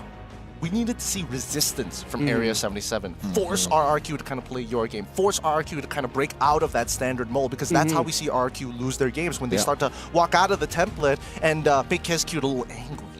Angie KezQ, never really a sight that you want to see if you're the RRQ players again, but I think they played it clean enough to avoid an angry KezQ. I don't know. Dyron's couple of devs there, and Sutsujin. Maybe Dyron. Yeah, maybe Dyron. Maybe Sutsujin is like, oh no, please. I'm sorry I lost the Lord, but Dyron died like twice. I'm guessing maybe KezQ gave them a chance. All right, how many deaths can I expect from you? At least 2 at most. At least 2 at most. And, well, I mean, they only ended up giving up 3 total kills as a team. So yeah, I think we can consider this as a very clean performance from RRQ for Area 77. I do like that we still saw the effort. Again, as hero, yeah, I'm not calling him Shiro, he was a hero for getting that Lord steal for Area 77. But at that point, it was just delaying the inevitable. You can see just how much better RRQ are in terms of executing. The fact that an Akai really does mess up teams of this caliber, because one heavy spin ruins how you want a team fight, and they tried, but it's RRQ. And again, fun fact for you guys back at home, this means that there is no longer 100% win rate for Jusin anymore. Let's go! And no 0% for the Zetian. Let's go! All the Zetian mains and Jusin mains very happy right now with this result and outcome. Exactly what they sound like right now all over the world. But yeah, I feel like this is one of those series, one of those games that there's not much a lot to say, because again, we didn't see enough of Area 77 here. We can say they tried, we saw the moments, but again, it's RRQ. They're just so smothering in their gameplay. They really are. And I think at this point, it's clear that they want to do what they have to. But it looks like Sutsujin seems to be ready. Yeah. All right. Yeah, it's time for the interview with Eterna. Thank you, casters. It's Eterna now with Le Mercenaria. We have Sutsujin from RRQ. Once again, congratulations, Sutsujin. Thank you. All right. So coming into this, most of you are coming in with absolutely no MSC experience. Is that correct? Yeah. So how does it feel to finally come here for EWC to represent RRQ? Well, it's great, but I think because we are already in many international tournaments, so I think it's okay. It's okay. It's just another day at work. It's fun. It's fun. Okay. How does Toy feel? Because considering your last official international Moonton appearance, you were with Skylar. Is he okay with everything? Any nerves? Oh, he's okay. He never nerves. Yeah. Never nervous. Okay. Confident Toy. So coming into this, is there any pressure? Considering you guys are representing RRQ, and RRQ has a very big fan base. For pressure, I think no pressure, because it's we've been through many tournaments, right? So I think there's no pressure anymore. Okay, so you're just doing what you gotta do right here. Impressive, right? 2-0 already. Now, this is kind of a tricky question. You can say no. You don't have to answer, okay? But a lot of people are awaiting your performance here at MSC, and on the way to MSC, there are talks that people have coined you the term local kings. Do you have a response towards that? I think it's okay they say local kings because it's a fact, right? So we just need to try our best to prove in this MSC. Okay, so just try your best to. I don't think that's true. I mean, you've come to a lot of grand finals on the international stage. No, I feel bad for asking. Do you have a message to KB? Because that's what KB said. Yeah, it's the fact. It's a fact. Okay. So, considering next up, you are going to be either facing Onyx PH or Aurora from Turkey. Who do you think you're going to be facing up? I think Onyx PH. Can I know why? Yeah, because I think they're stronger than Turkey team. So yeah, I think it's gonna be Onyx PH. Okay. If you think it's going to be Onyx PH, let's close with a message for Onyx PH. For Onyx, if you win later, just give a good match for our match. Do you think you're going to win? Absolutely. Absolutely. You heard it from Le Mercenaria from RRQ. We're going to throw it over back to our casters. Good luck, Setsujin. The perfect man to represent the aura of RRQ. Stoic. Yeah. Truly, Just I think accepts it, dude. he really does. He's so down to earth, you know? If I close my eyes and I listen, he's Keskyut, Sotsujin, one in the same soul. He's too real. He's too real for MLBB esports, man. Someone save him. Nah, but yeah, I mean, it's a great mentality to have, right? Like, you just need to prove the haters wrong. Like, whatever the haters say, if it's true, whatever. But, here, this is the time for us to prove it wrong. They're encountering the unknown. Yeah, they're really just looking at what they can do to make sure that, we can change facts. You can, well, I mean, not all the time, but I think you guys are trying. They have a chance to. They have a chance to change the narrative here around RRQ. And again, with a performance like that, they needed to set that standard with this very first one. Because, man, if they lost the game to Area 77, if Area 77 won the series, if this game or this entire series was significantly closer than it was, they would not hear the end of it. And that's going to be a long talk at the drawing board with Coach Keskyut about as to why this series was close. But that is not what we got. We got a dominating RRQ performance.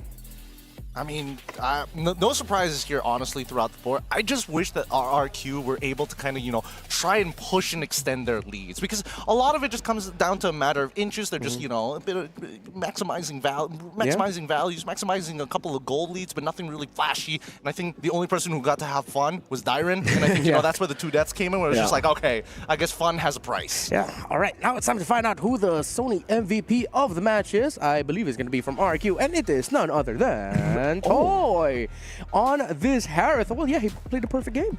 Yeah. I actually would have given it to Rins, especially game one. But yeah, 6-0-4, not to take anything away from Toy. He was playing incredibly here too. This is the normal take, I would say, on the Harith itemization. It's not the Enchanted Talisman that we did see from Innocent just yesterday. It's still the Starlium Scythe, and it still works, hey, especially if you're winning in lane level 1 to 3 against the Granger. Like, we need to see that, like, if possible, in replay or something. It's like, how?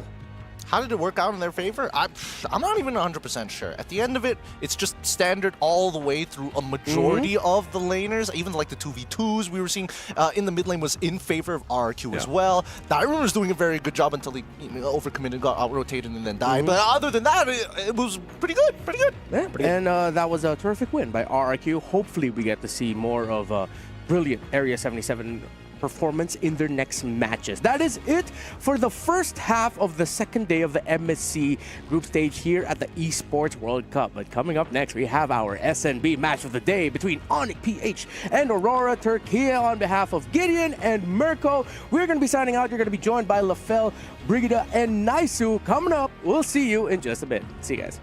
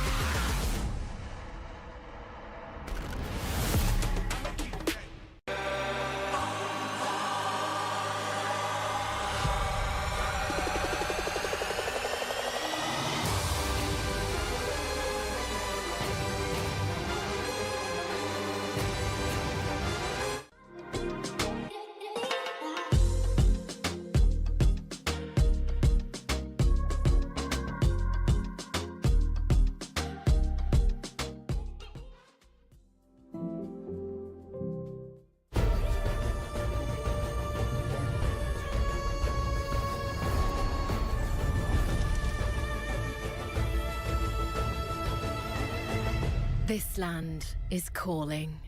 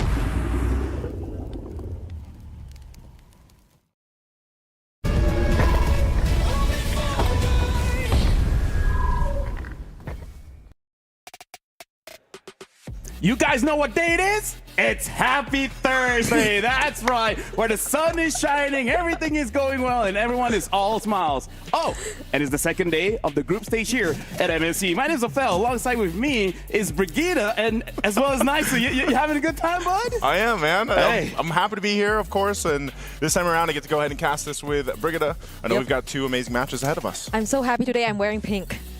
That's pink? That is. Oh. We're both kind of colorblind. Oh yeah, but I am, and this is pink. Well, speaking of which, after this, it is going to be Onyx going up against Aurora, and that's going to be a huge matchup. In fact, that's going to be the match of the day, the Saudi national match of the day. And here's the thing. They got a lot of story coming in. Looking at them coming in, arriving here, they're looking hot. It's a hot one out there, man. You know, but this matchup, of course, is heated. It's also it kind of a little bit weird, I guess, and some adjustment for me and Brigida both to see Master of the Basics with Dexter there leading Aurora. I mean, it's the same jersey. It is. Yes, that's true. It's not the same players. So it's kind of like same, but different. But kind of same. It's kind of same. So I think for me, this is also one of the most exciting matches overall since we've done the entire draws, and like it's a very similar matchup. I think a lot of us have been seeing Onyx Aurora time and time again. Yeah. But again, same, but not same. Same, but different, but still same. Now we gotta look at the legacy here. I mean, like, we got to talk about Onyx PH. They've been looking pretty strong. I mean, like, the only time it's like not okay was the grand finals, but they brought it all the way. They just didn't win against TL. That was I would say I was very vocal about this when we were doing that. That was one of my favorite, if not the favorite, grand finals that I got to be a part of. But Onyx Philippines, you know, after getting the World Championship under their belt, a lot of people was having high expectations for them when they went into the MPL Philippines season. They struggled a bit, you know, very similar to what Onyx Indonesia went through. And then they ended up locking in towards the later half. And then, of course, we had that amazing run for them in the playoffs. Yeah, and I think for Onyx PH, what I'm looking forward to the most is the fact that during that grand finals, I think there were the ones or one of the teams who have quickly adapted to some of the changes that took place. I remember how much we wanted to see the Lancelot on Carl, but it kept coming out from King Kong instead. So what more now that they've had a lot more time? But now we're going to talk about Aurora Gaming, Lunar, TNZ, Rosa, Apex 47, as well as Sigibum. These are familiar faces coming in from Turkey, but this time a little bit different, right? Coming in, they got two new coaches, MTB, Master of the Basics, as well as Dexstar. So with a Filipino coach, we got to see if their playstyle changes. Because honestly, like, even for us, talking behind the scenes, apparently some players are not comfortable with getting coaches because they're worried if their playstyle changes a bit too much. We got to see what will happen with Aurora Gaming. I would say that Aurora Gaming, and maybe this is, I mean, even before them, when we got to see these players play from Turkey, they had a kind of a similar play style to, of course, the Ube strat. And so maybe for them here, especially when we have MTB come in and then Dexstar, it doesn't change too much. Maybe it's just going to highlight their play style a little bit more. And I mean, this is the perfect meta for them. I mean, like, here's the thing. We got to look at the legacy versus the reinvention. And that's a good touch, is that they do play this Ube playstyle. And coming from Master Base as well as Dexstar, they know about it maybe a little bit more than them, but here's the thing, legacy versus reinvention. Can the new Northern Light shine brighter than the Super Family? Because all throughout, we got to talk about the organizations. It's been very Onyx favored. Yeah, they've been part of the competitive scene long enough, and I feel like there's barely actually there haven't been any changes at all for Onyx, but I feel like the reason also why I'm looking forward to how Aurora are really planning to adapt and adjust with all this is because some teams might have wanted to change a bit here and there, or they might have acknowledged that, communication barriers might be a problem, things might not be working for them. But Aurora, even with the changes in their lineup, it does feel like somewhat of an all-star. They, right now, feel like they're willing to take so many risks because it might benefit them. Hey, that's good, because we got to talk about that. We got to talk about all-stars, because this year's all-stars, hey, it's wild. For you guys at home, when you guys are at home, like, here's the thing. Talking about both these matchups, like, in my head, it's Onyx PH, but I don't know, man. Maybe Aurora could do something. Anytime you mention in your head, I just always wonder. I always look at you and I'm like, hey, what is going on there? My head, there's a lot of voices, man. Like, it's insane. So you're saying in your head it's Onyx for this one? Are you talking about this specific matchup, or? I think it's Onyx, but whenever I have an opinion, something else happens. Oh, that's actually true. That makes me kind of nervous now. Because I want to think it's Onyx too, but the other day I was saying something else and then the opposite happened as well. So maybe, just maybe, well, if, you know what, Naisu, we've been here since yesterday. Group A has brought in enough surprises. I'm just keeping myself open to the numerous possibilities that might take place again for today. I think regardless, so far, our run from, wild cards, even MWI, now here for MSC, I know we're only on day 2, but there's already been a lot of fun things going on. Maybe some surprises here, but this is the group to make it happen, I feel like, especially for Group B, of course. So we'll see if it happens. Yeah, and for you guys at home, the MSC Pass is available now, and it's 20% off. So it's even cheaper than before. So make sure you guys grab it because there's a whole lot of goodies there, including the skin. So make sure you guys grab the MSC Pass right now. It's only up until, like, what? The 7th? Yeah, the 7th of 8. Which is August. Yes, that's the one. Quick maths. Yep. It would be August. And by that time, MSC which is before September. That's true. Hey, See, you know what? This is what I was saying. You ever think about the LaFell's head. Oh, dude, I wish you guys can see what's in my head. No, because like yesterday he mentioned his neighbor, his father. I know, his I mom, heard, like- I heard. Yeah. So what do we get to today? Hey, You're running out of family, my sister. man. That works too. Hey, if I run a family, I can just add more. We're gonna see later on the draft coming up for both teams. I do want to see if Aurora they stick with this Ube playstyle because the thing is, healers did get buff, They did. but we don't see a lot of teams actually utilize that. It's interesting because I feel like this is, again, a meta that can favor what we've seen in the past. Again, it's their first match that we're going to see from Aurora, so we got to see if they still stick with that. The Eztez, for example, the Florens, all that stuff could pop up here. Yeah. And here's the thing, like just to hype up the matchup, let's actually check out a video of Aurora going up against Onyx PH.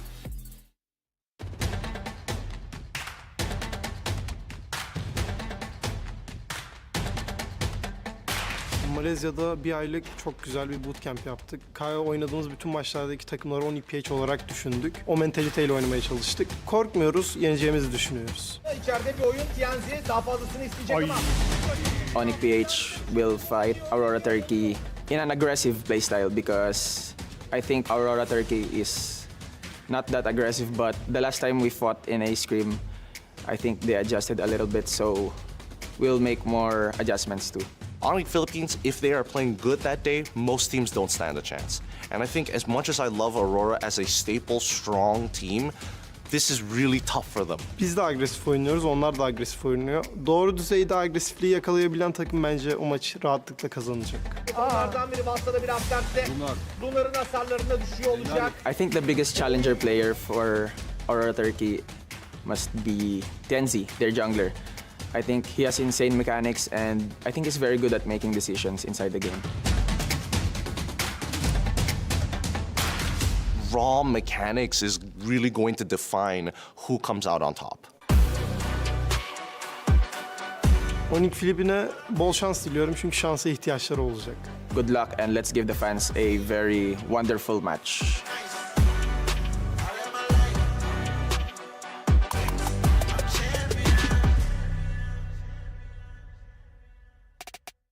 We saw a jungler giving another jungler that much respect. Yeah. And we heard as well, perfect aggression, the team that can actually execute that level of perfect aggression will have the edge in this fight. Speaking of which, for you guys at home, the All-Star event is while it's still ongoing. So make sure you guys go into the game and slay a lot of lords because you guys have a chance to actually get a lot of goodies for yourself, including the exclusive Popol and Koopa skin as well as the new border.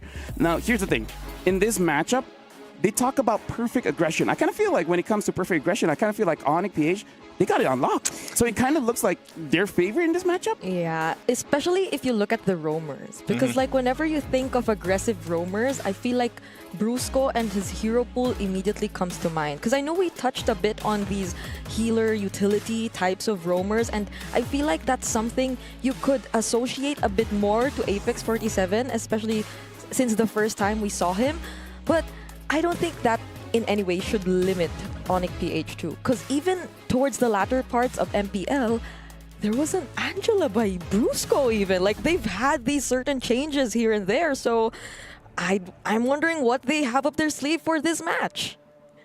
Yeah, now we're starting the draft here. Onyx Philippines going up against Aurora. Looks like Onyx Philippines will be having the first pick. And they're instantly batting out the Kimmy. And Aurora, looks like they're actually taking their time. Even in the bans here, probably also trying to predict like what's going to happen and how they're properly going to be using their draft. Yeah, I like that. So again, Onyx Philippines, I'm not sure on the specific stat right now so far through the 2 days. I'll have to double check later, but the winning side being blue side or if it's the red side, but Onyx Philippines, they'll get that first priority here. They are going to be taking out the Kimmy, of course. We see the YSS. Teams' drafts, for the most part, though, have been pretty interesting. I mean, even the first two matches we saw today were some very unique picks that we got to see come through. Yeah, the Paquito. Even earlier on, we saw the Leo Mord. Yeah. I think everyone was shocked by that, if you will. For maybe that becomes a new thing in everybody's ranked games now. You're going to see a Leo Mord gold. Will they be brave enough to try it though? Like after that kind of unsuccessful campaign. I know it's just been a single series, but you know, it's been almost a win for Team Flash, but it still wasn't. But now that we're looking at two teams who are led by Filipino coaches, I'm thinking we're more likely to see picks that don't veer too far away from the current meta that we have. So we're definitely be looking at all those oppressive mages, the ones that deal a lot of damage. Unless you can actually get an assassin jungler, then we might see the utility. Because I think something that we can bring up is that so far the first 2 days, teams are really liking that Jushin, which if we look back previously, teams really don't favor them. Or if they use them, they just don't get the wins. For Super Friends, though, I think it's one of his favorites. Yeah. Like the Jushin has had a very high win rate whenever he got his hands on it, which actually, now that you mention it, the Super Friends Rosa matchup might look pretty interesting. You know? Like, I feel like the Farsa, if ever it does come through, could it be highly contested between these two teams? I think it's first pick priority, because if it's not banned out, we could see the Farsa go through, honestly, first pick, if that seems to be the play here, especially for someone like Super Friends. But still, we also have seen them kind of opt to wait as the draft goes on, because Super Friends as well has been one of those players that brings out, for example, the Selena. Oh, yeah. And he is just able to play the Selena very different than anybody else, like, for some reason. Yep, the Jushin has been banned, so there is a chance that the Farsa could get picked up. And if we're talking about the mid laners here, Rosa, if you look back in his history, he's not known as a one-trick. He has a lot of tricks in his pocket. Like, we've seen the Valentina, we've seen the Lilia, and I believe he even had a time where he used the Lunox. So I kind of feel like, in terms of the matchup, you really don't mind letting Rosa just wait a little bit and then maybe even counter draft. Or maybe he can make Zitian look really good. Yeah, I don't even know if, like, wasn't Rosa one of those who was brave enough to bring out, like, those fighters in the, the mid lanes too? So maybe, okay, there I was supposed to say, maybe the R-Lot for now. If Naisu did mention earlier that Onyx tends to save the Super Friends heroes for later, since he does have such a wide hero pool, but that might lead Rosa to picking it up here. I think you can pick up the Farsa. Farsa is a bit difficult against Arlet. Oh yeah, that's true. I think, man, against the Arlet though, and this is still technically what we find the Arlet still in basically a flex position for the most part. So I feel like that's something that Onyx Philippines likes to do, and especially with Coach, why not kind of pick up one of the heroes that you can still flex in later on, depending on how this first phase plays out. So Phoveus will come up for Aurora, and then they get the Kalea, which was obviously open still. We see that banned out quite a bit, but this time I would say Aurora, you know, this is covering the groundswork of initiation, pick-off potential, but then that front-line tankiness too, and some of the sustainability that helps out the team here. I like that they pick up the Kalea because it really opens up the draft in case if they want to play more burst instead of giving it over to Onyx Philippines, where we know for them, aggression is a big thing. So if you give over a very aggressive roamer, it could cause problems. Yeah, and you have to be cautious about who you'll be putting in the front lines if you're Onyx Philippines, because the Kalea can just constantly try to go for these front lines, but they still pick up the R-Lot and Fredrin combo nonetheless. So just as I was thinking, we might be seeing some of the damage dealers for Onyx for now. They just went for the Moskov. They literally saved the mages for the second phase. And now we got a fun fact here. Kelra currently holds the record for most kills, 258 among all players throughout the history of MSC. Yeah, that's a lot. That is a lot. That is a lot. I think the second place behind him, and I'm sure we'll get this a glimpse of this later, probably today. So I don't want to spoil anybody, but I think it's like 100 difference between the two. It's a quite big difference. Yeah, so that's just, again, Kelra's had quite a bit of experience in MSC throughout his career so far, and obviously this is something that Onyx Philippines wants to go ahead and achieve in, you know, hopefully getting this championship for them under their belt after being the M6 World Championship champions. So this Lancelot gets picked up. This is an interesting matchup in the jungle. Lancelot against Fredrin. I like that both teams, they're just delaying their mid lane pick. This was something King Kong mentioned about Tianzi. The fact that they respect and acknowledge how good his mechanics actually are, and now we'll be seeing it in as early as game number 1 because he'll be picking up the Lancelot up against this lineup of Onyx PH, which so far I feel is a very confident pickup since they also have the Phoveus and the Kalea, so they already have the other members of the team out there to set things up for them. Not that the Lancelot can't do things entirely on his own, but with the CC taken out as well, this is looking somehow, I think Aurora might feel comfortable so far with the first few picks that they have. It does look like they're banning out the CC because they're really thinking that the Arlet has a high possibility of actually going in Rome. So now I'm thinking for Onyx Philippines, they need some kind of continuous damage here in mid if this Arlet does end up going to Rome. Because I kind of feel like they do want to get the ball rolling at least by Turtle 2. So I wonder what kind of mid they're going to get because neither team looks like they want to counter it. They don't want to ban anything. They just want to counter it. Yeah, it looks like, you know, even when we get for this last ban, the Farsa is still going to be open. But I don't know, man. If it's going to be the Farsa, I wouldn't even be surprised if still in the lines of if they're focusing on objectives because this lineup is that. So they take out, they're the one, Onyx Philippines is the one to take out the Farsa. You know, do they go for something else now that we don't have those two majors that pop up? Zetian still available, Zetian, but then you also have an Eve, for example. I wouldn't be surprised if maybe even an Eve comes through for Super Friends, but they have a lot of options. Again, I think that's why it's so crucial that you really consider the hero pools of Onyx Philippines. But this is also great because this is also showing once again the familiarity between the two teams here. And of course, the coaching staff. Like, we're going to take the Selena just in case Super Friends was planning to go ahead and get that, like we mentioned earlier on. Yeah, Dexter and MTV are so used to going up against Onyx Philippines at Feels this like point. in the Philippines again. Right? We're just in a different place. Yeah, it's just a bit hotter. Oh, but it's such a deny pick as well because if you think of the other mages that are left, there are like the Zetian, the Luyi. I know it's one of Super Friends' most used picks, but so far we haven't been seeing much of the Luyi. Did you expect this? So now... I mean, it was in my script. It was? Oh, yeah, actually, it was here. So, yeah, because here's the thing. It was in the script. But actually, for Rosa, picking up this Valir, my only worry is damage. That's it. That's it. I mean, you said continuous damage, but... You know. Technically, you know what? You guys need to take my nuggets of knowledge. Yeah. Because even I don't know I was saying the right things. So you guys have to be fast about it. Oh! Ixia! All right, this is interesting because there's no one really able to go to the back line unless it's Arlet or Moskov. But hey, at that point, you just got to be very confident in your own positioning. I actually... Both drafts are very interesting. This is a good match of the day to actually see how both teams really perceive the meta. I'm interested to see the Valir. I'm interested to see the Ixia. I was right, but not in a way that I like it. Anyways, I'm going to give it over to you guys. Thank you so much, LFL. Once again, ladies and gentlemen, welcome here to the English broadcast for MSC 2025 at EWC. It's our third match of the day. And as you're witnessing, our drafts here are phenomenal for game number one. It is a best of three once again for both these teams here. Onyx Philippines, the current world champions, going against Aurora from Turkey, will be going against each other. And who gets the first blood here, we're going to find out in this series. Welcome to it. It's me and Brigida to bring you the action. I cannot believe we're seeing the Valir-Selena matchup for game number one.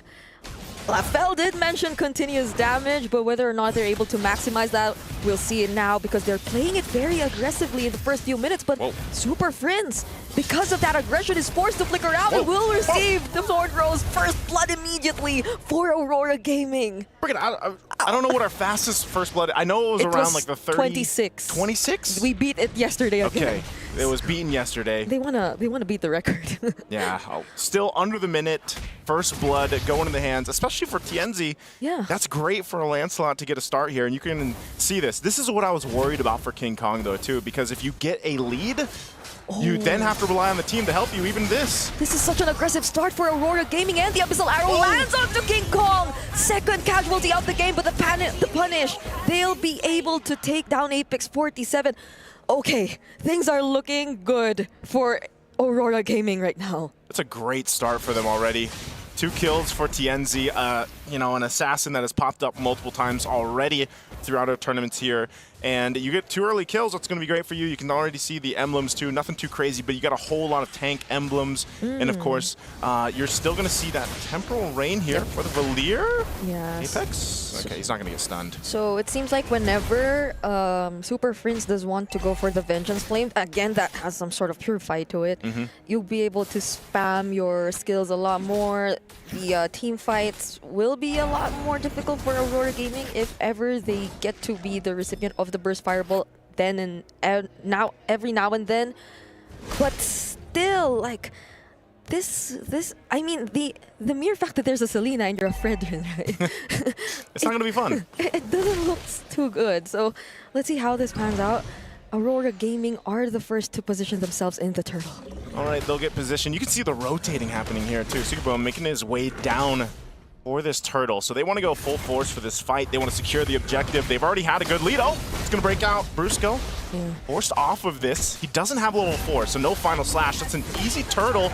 I think they just disengage. Oh, but Onyx might want to go for it though. Brusco, the Tsunami Slam will be used onto him. And then now Lunar will be isolated on the back line, but so will be Brusco. He is the first to fall, and Lunar will be next. But does Aurora still want to fight this? Now it's Rosa. She won't be able to escape. So somehow Onyx might have equalized it in a way.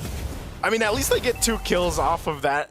You know, it's still a small lead for Aurora Gaming right now, but this is, I guess, that was a preview of what the lineup is capable of for Onyx Philippines. Obviously, they're going to need some more time. Also, when that fight before it broke out, the Spear Destruction from Kelra came through, but it didn't land, so he couldn't join this fight. So, you know, essentially, you find yourself in this, but still relatively even because it's a 4v4, and they just go for it. And it's, you know, it's one of those lineups from Onyx Philippines that needs time to literally cook here. But Rosa gets taken out, of course, from King Kong, and he's got a little bit of catching up to do. I'm not sure if he's too far behind in terms of gold. But at least, you know, he's about half a level or a level or so behind Tienzi right now. And Tienzi is 3-0 on this Lancelot already. That's huge for a Lancelot to get an early 3-0, which is why Onyx PH, they might be respecting this right now. They're playing somehow a little more careful, but now that they see Rosa isolated in the mid lane, they find a way to deal with him. Now going for Apex 47 next. These are 3 members of Onyx PH, but that's the Tsunami Slam already committed onto Brusco. Tienzi also here, but they won't be committing the fight just yet. Okay, King Kong wants to take this because, as you can see, he's 2 levels behind. So he goes and grabs that. Turtle's going to be up in 10.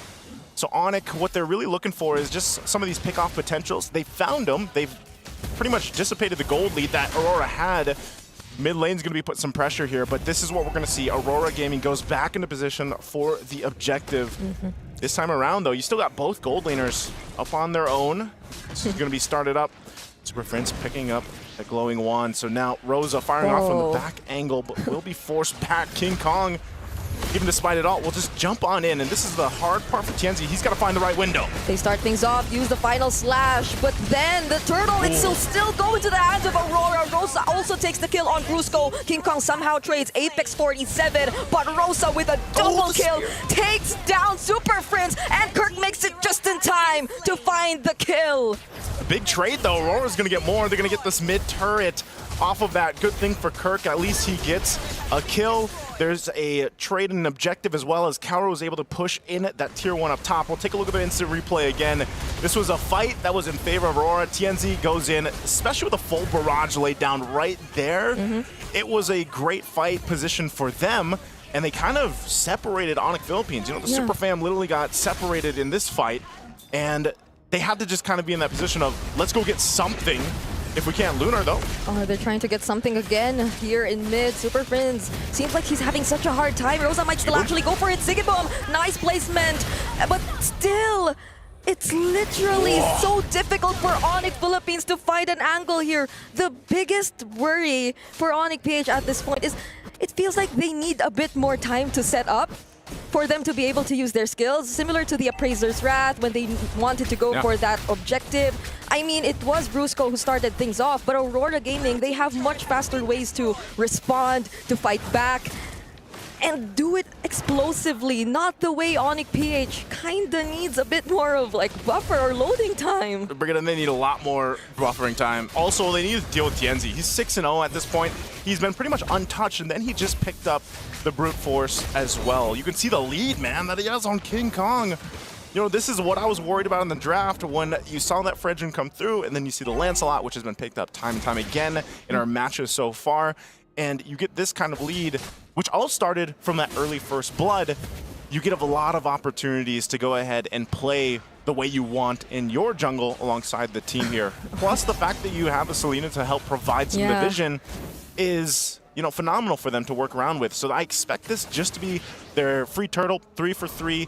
I think Onyx Philippines is just going to have to adjust and be like, all right, how do we approach this first Lord coming up? Yeah, at least they have Kelra, they have the Moskov, so they can somehow deal with the macro. Oh, but Aurora Gaming, they're still going to go for it. That's the Flicker Tsunami Slam into the strike, already committed by Apex 47. Immediately taking out Kickoff. Final Slash connects onto Sigibom, but still the damage coming in from Aurora Gaming seems like it's going to be enough. It's a triple for TNZ. Sigibom gets taken out. Kelra might be the saving grace, but will he be able to do it? He's up against two members and he won't. What a play with such a good final slash, but unfortunately for Onyx, they weren't able to win that fight. Great placements here from Aurora Gaming. Again, it was initiated by them. Look at the final slash that comes through, even onto that full barrage. Yeah. Great placement, but again, they were behind, and Kelra really wasn't there for that majority of that fight until the end here, and he really can't go against a TNC. Look at him, he's 10-0-1 on this Lancelot. What is this KDA? How did this come? Has he found the right balance between aggression? Okay, so out of the 14 kills, he hasn't been part of 3. Yeah. Just 3. The math is not Quick mathing, maths. but you know, it's just how surprising the game is. Imagine this much of a lead between TNZ and King Kong. That's 3K? Around 3K?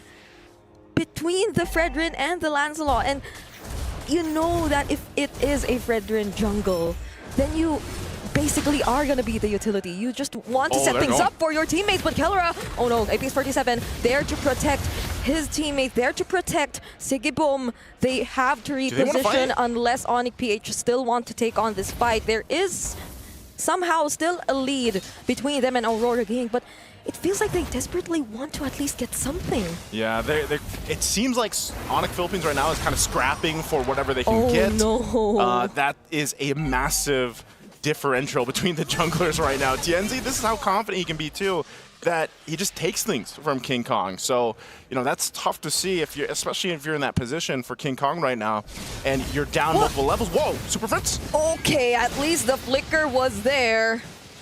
But that was a very close call. I mean, Super Prince was confident enough to not use the Vengeance Flame, not like it could do much anyway. But still, at least they still have, or he still, no, he actually used it. No, the Vengeance Flame, not the Flicker. So now, how does Onyx PH deal with this? Kirk, will he try to look for a setup? King Kong up front. Oh, they seem to be bursting Lunar down. Gets to switch targets though, looks for Super Prince, and the full barrage immediately cancelled out. King Kong, however, he won't be able to tank enough damage. Kirk also next on the chopping block. Double kill for TNZ. TNZ wants more. That's enough members taken out from Onyx PH. It's only the KK connection left alone. Oh, Rosa, okay, throws down an arrow, but not going to connect. They get everything that they wanted here. They're also going to get this Lord. Time and time again, in fight after fight, Onyx Philippines just can't get one in favor for them. Even if they take someone down, it's just Lunar, because Lunar's just jumping in front of 5 dudes. And he survived. He's jumping for the Super Fam, yeah. And look at how long he survived. He went in back again, got a kill. He's like, oh, hold on, I'll come back. And like that ends up working out for them. And this is once again this lineup that Aurora Gaming has is just, it's working in synergy really, really well. Yeah. So as they lead into this Lord is going to be pushing with them. This is going to be a tough one to defend, I think, even this early on. And imagine during that fight, the full barrage was cancelled right away. So they didn't even get to feel the full duration of the full barrage just yet, but that was already the amount of damage and pressure that Aurora Gaming already showed them. There goes the full barrage again, though. T-Boom's like, let me at least just go ahead and use it on this wave so I can at least get a full. But he even ended it, so he's like, nah.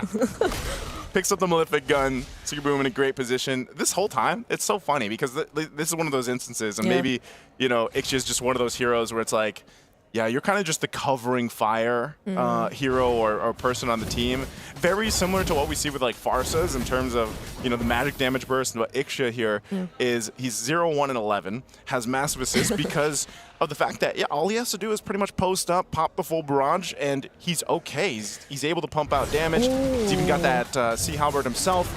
he did pick up a Sky Piercer, so it's like if he is going to get a kill, it's going to be just, you know, a one-off because everybody's low. What if he decides to use it late into the fight? Then that's going to be a problem too. Because either way, the Sky Piercer, if it does get some stacks later on, though, it's going to be a problem for Onyx PH, even if they try to run away. The lack of range is honestly getting to them. Yeah. They have no ways to deal with, again, Sigiboom. And even during the times where Brusco does find the final slash, does find the stun, who could you rely on to supply the follow-up damage to burst down these damage dealers from Aurora Gaming? Literally none. You got to rely on your fam. That's why they're the super fam. But right now, it's not working out for them. And there's been some good final slashes from Brusco, but like you said, and you know, earlier on, we need plenty of time before anything to happen for Onyx Philippines. If you really want to see them turn this fight around, they have a massive gold deficit to worry about and work against. Maybe something can happen around the Lord, but most likely not, because you're a Fredrin for King Kong. You know, it's not like you're going to be able to just kind of surprise them. Like, Fredrin literally walks up with his hand in his pocket. You're not surprising anybody. So there's been some instances where it's like, all right, well, what do they do?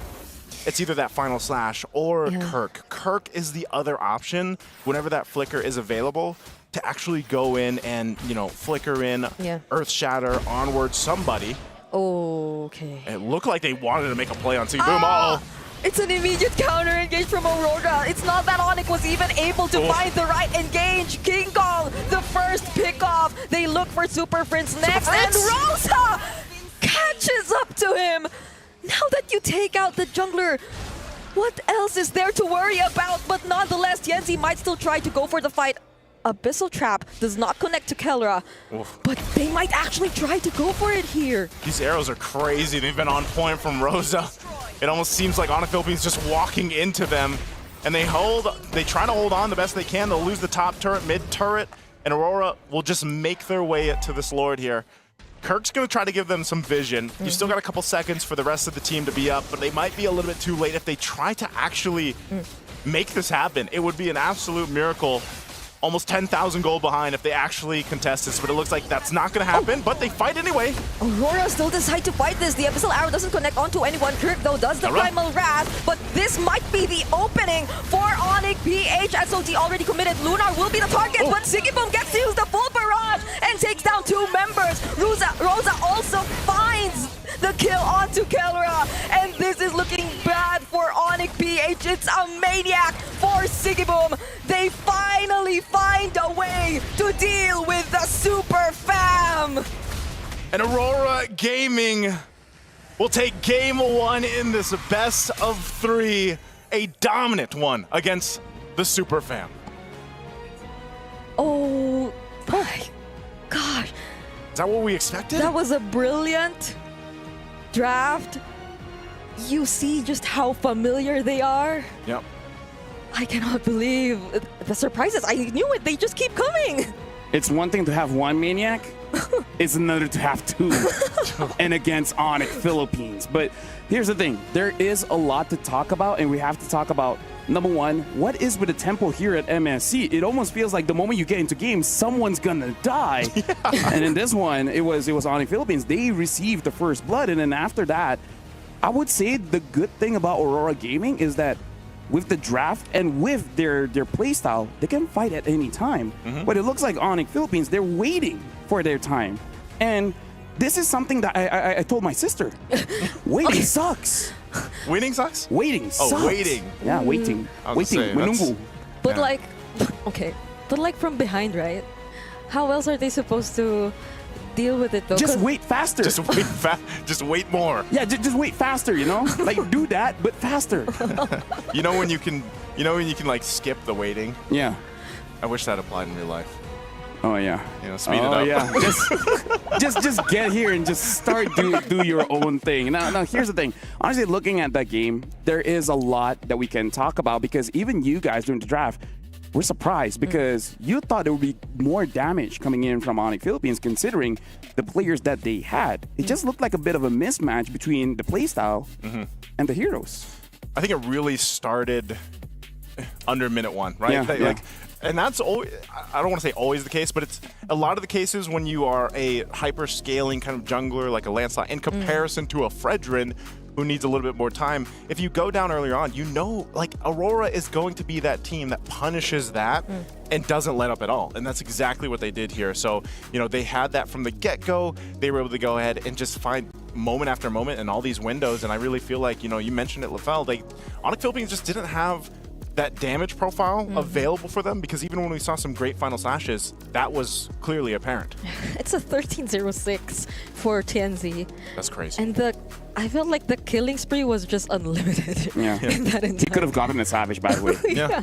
Imagine that. And it felt so hard for Onyx PH, because even the ways they could do to start a fight rely on Kirk or Brusco, they're not the kind of frontliners who can just stand in front and tank the damage. They have to do something. And when they can't do that something, what now? Like, what's next? Nice. So you know how we've been casting for a while, and every single time we go into game, there's like graphics showing, oh, they're here. I feel like for MSC, we should stop that, because it looks like the 10-second mark, something happened. Because in my head, why was Onyx that far ahead? Well, it was super friends. Yeah, like what happened? Like, were they baited? Was the Selena super low, so they, you know, had to move forward? Like, what happened? There's so many questions, and everything's just covered. Like we legit just don't know.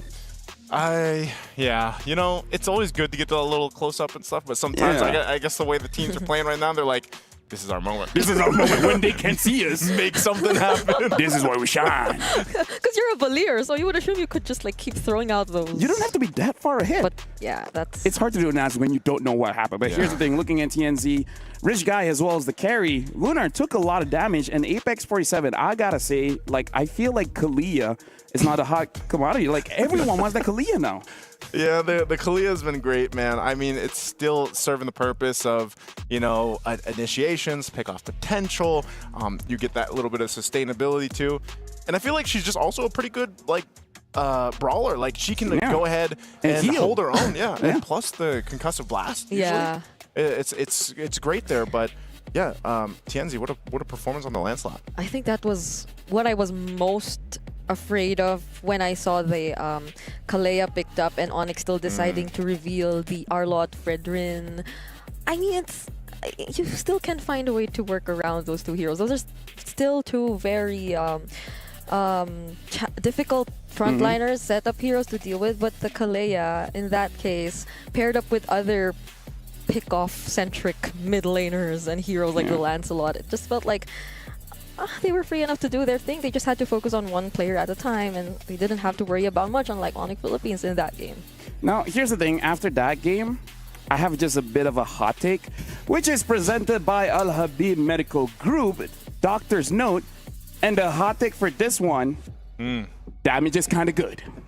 if only your draft has damage. Because look at this. What a perfect final slash. Look at this setup. Everyone is there. If only they had damage. If only. If only they had damage. Because here's the thing. I would say every single meta, the number changes. The equation changes. Personally for me, I feel like this time, having 3 damage profiles is great. 1 is super bad. Yeah. Because the moment that one person is gone, no one else can do anything. Yeah. 2 is also already questionable because 3 is better than 2. So 1 chase here, 1 chase there, the other one just do whatever he wants. Good math. Right? So thank you very much. I don't know. That's my hot take. Damage is kind of good, so maybe when you draft, get damage. Get damage. so although to be fair, Super Friends did damage. I know, but it's just not.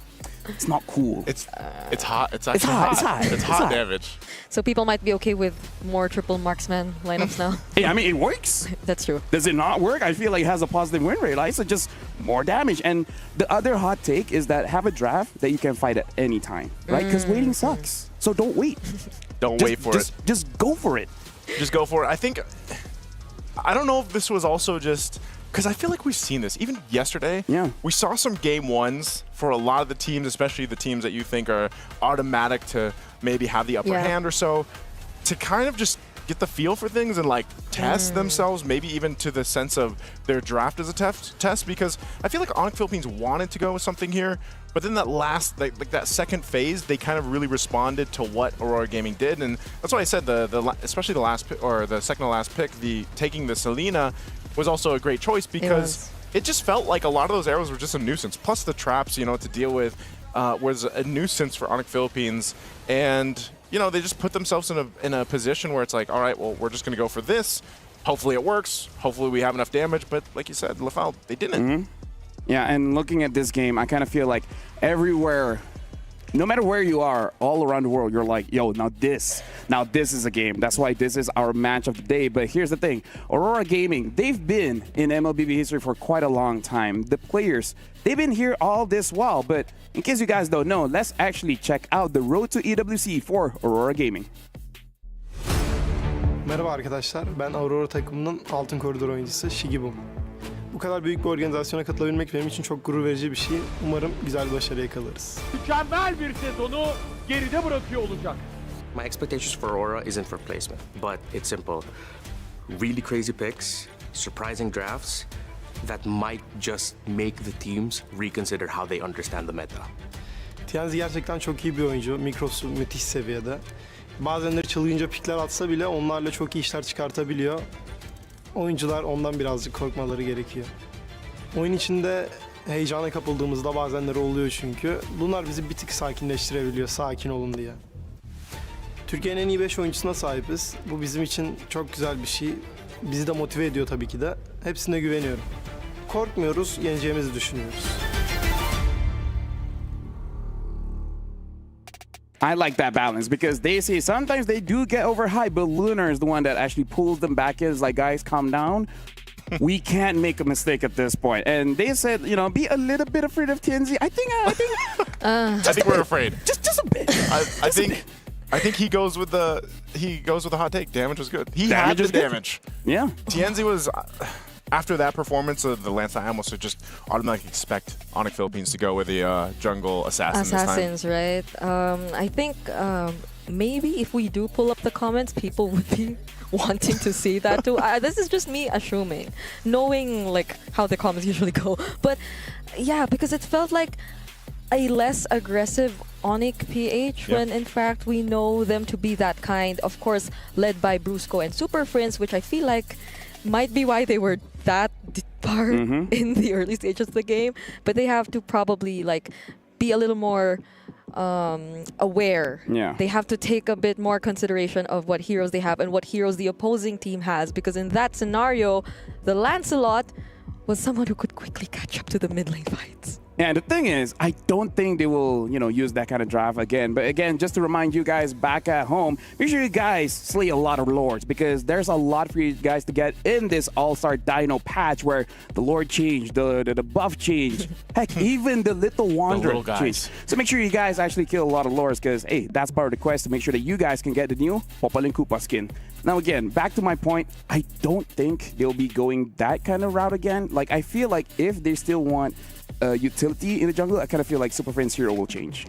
That is probably the best case scenario because I think even then, like, if we talked about the gold lane, like Kelra on the Mozkov would have been fine. I think he just didn't have enough time to catch up from the massive gold lead that was built up. You know, that was kind of the main thing here. So yeah, I think mid lane really needs to change, you know, and we'll see if we end up seeing that from Super Friends. Again, his hero pool is quite extensive, so maybe dig deeper than wherever Valir stands, like wherever on the list that is. Because earlier, like, majority of the picks or the mid lane go-to picks were already gone. But like, there could have been probably something else to complement the R-Lot, even if it weren't like burst damage, but like there's like a Valentina, a different form of continuous damage. Lunox, you know, I'll take an Aurora.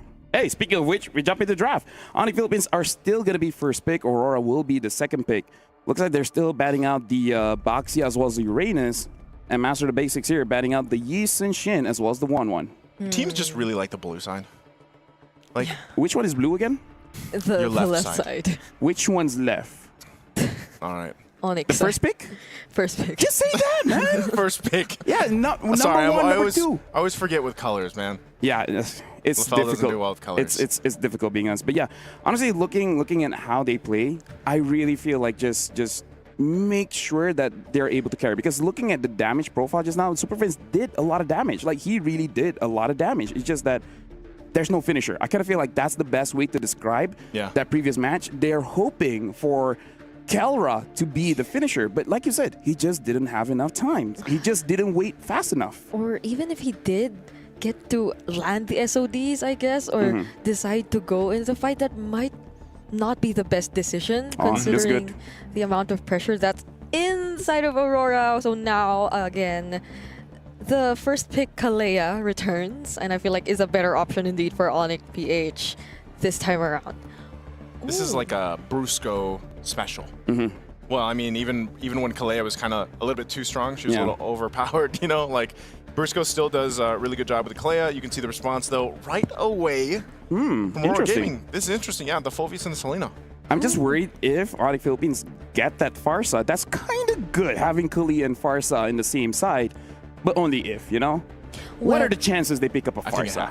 It can. I think if it's Super Friends, it might. Yeah, I mean, like, crazy hot take. Farsa's kind of strong. Hot take. The damage is kind of good. Hot take, Farsa. Farsa comes through. If that's the case, you can do that. Or maybe they play... Farsa Lancelot, no? Huh? Farsa Lancelot? Yeah. That's a lot of damage. So if that is the case, but they go Granger, this is still... Yeah, it's still burst. That's still burst, and then they go Lancelot. So this is King Kong basically saying, hey, Yanzi, let me show you. Hey. And then Tianzi be like, hey, no, let me use the bridge. I don't know. Maybe the Haya? What if they do? What if they trade that out? Or if they don't want to reveal much, double down on their other damage source. I mean, the Irithel is still there too. True. So I feel like it could be a great answer considering the matchup, the mobility that it can have. Although it still doesn't change the fact that the Lancelot is a Lancelot. Or just go back to Ixia. I don't know. Oh. Like, I feel like this third pick coming in for Aurora is going to be very important. And they pick up the Fanny. All right. I just want to remind everyone, you want Holy Shield. Holy Shield. You should be afraid of him. Wow. Yeah, you should be afraid of him. This guy's a bit different. Oh. The mechanics from game one and game... I didn't expect the first Fanny that we saw to be from Tianzi. Here's the thing. This is what I heard. Like, yes, the energy is a big problem. Yep. But if you have a strategy where you just want to focus on one lane, doesn't matter, gold or EXP, the Fanny knows immediately where to go to. The damage is still pretty good. It's still very bursty. What's the strategy here for Fanny in your mind? If Kirk has a very killable hero, keep ganking the EXP. Seems like a solid plan. Hey. You just need my nuggets of information. It will work out. It will work out. Just keep ganking the EXP. There should literally be a thing within my nugget of knowledge. Yeah, LaFell's nuggets of knowledge. Sponsor me, please. Every now and then. Every now and then I need nuggets. Banning out the Badang. This is a pretty good ban because, again, I kind of feel like Badang is an amazing playmaker where even if the game looks bad, he will always find ways to turn things around. And it deals with the Fanny really well. So I feel like they could be taking out heroes which could deal with the Fanny. I mean, the Arlot, the Akais, they're still there. Not entirely sure if they've been practicing these heroes though, but they instead let go of the CC. I was thinking they'd be okay with these kinds of heroes in the XP lane. Maybe there's just too many cables. You know, Fanny with the cables and then the yo-yos. You'll get confused. They get wrapped up. They just get wrapped up. It's like, logically, this doesn't work. So take it out. Oh, and again, it kind of is a good matchup against the Phobia. So maybe that's why. Maybe that's the real reason, but I prefer my previous reason. Yeah. They just want to get confused. Either works, you know. But so the last ban from Onyx Philippines is going to be the Cho. They take that out. This is going to be the response from Aurora. I think even for Onyx Philippines, if they decide to, I don't know, maybe go with the Akai in the XP lane. I mean, we've seen that quite a bit, even back for example, for MWI.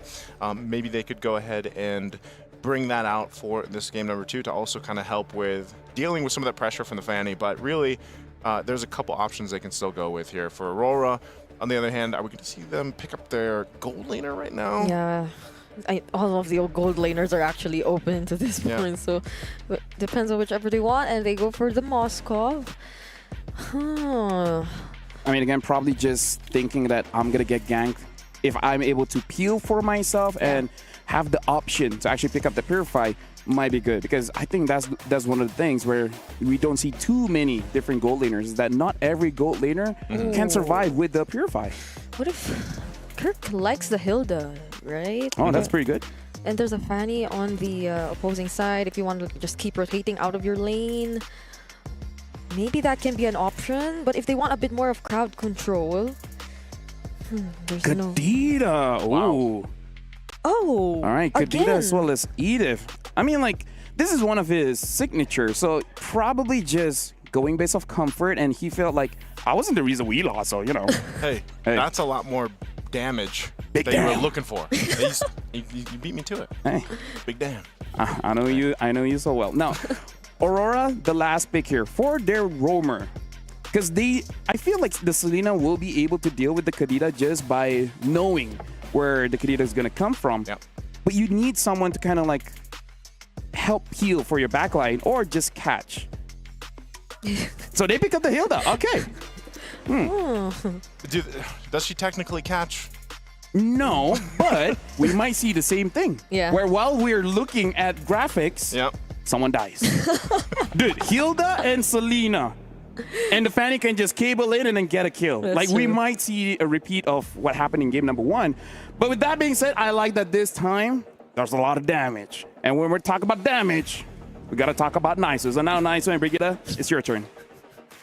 Thank you so much, LaFell. Once again, ladies and gentlemen, and welcome to the English broadcast here. It's game number 2, this best of 3, where Aurora Gaming already took game 1 pretty decisively against Onyx Philippines. Brigitte, who you signed here real quick with the draft? There's something You don't even about.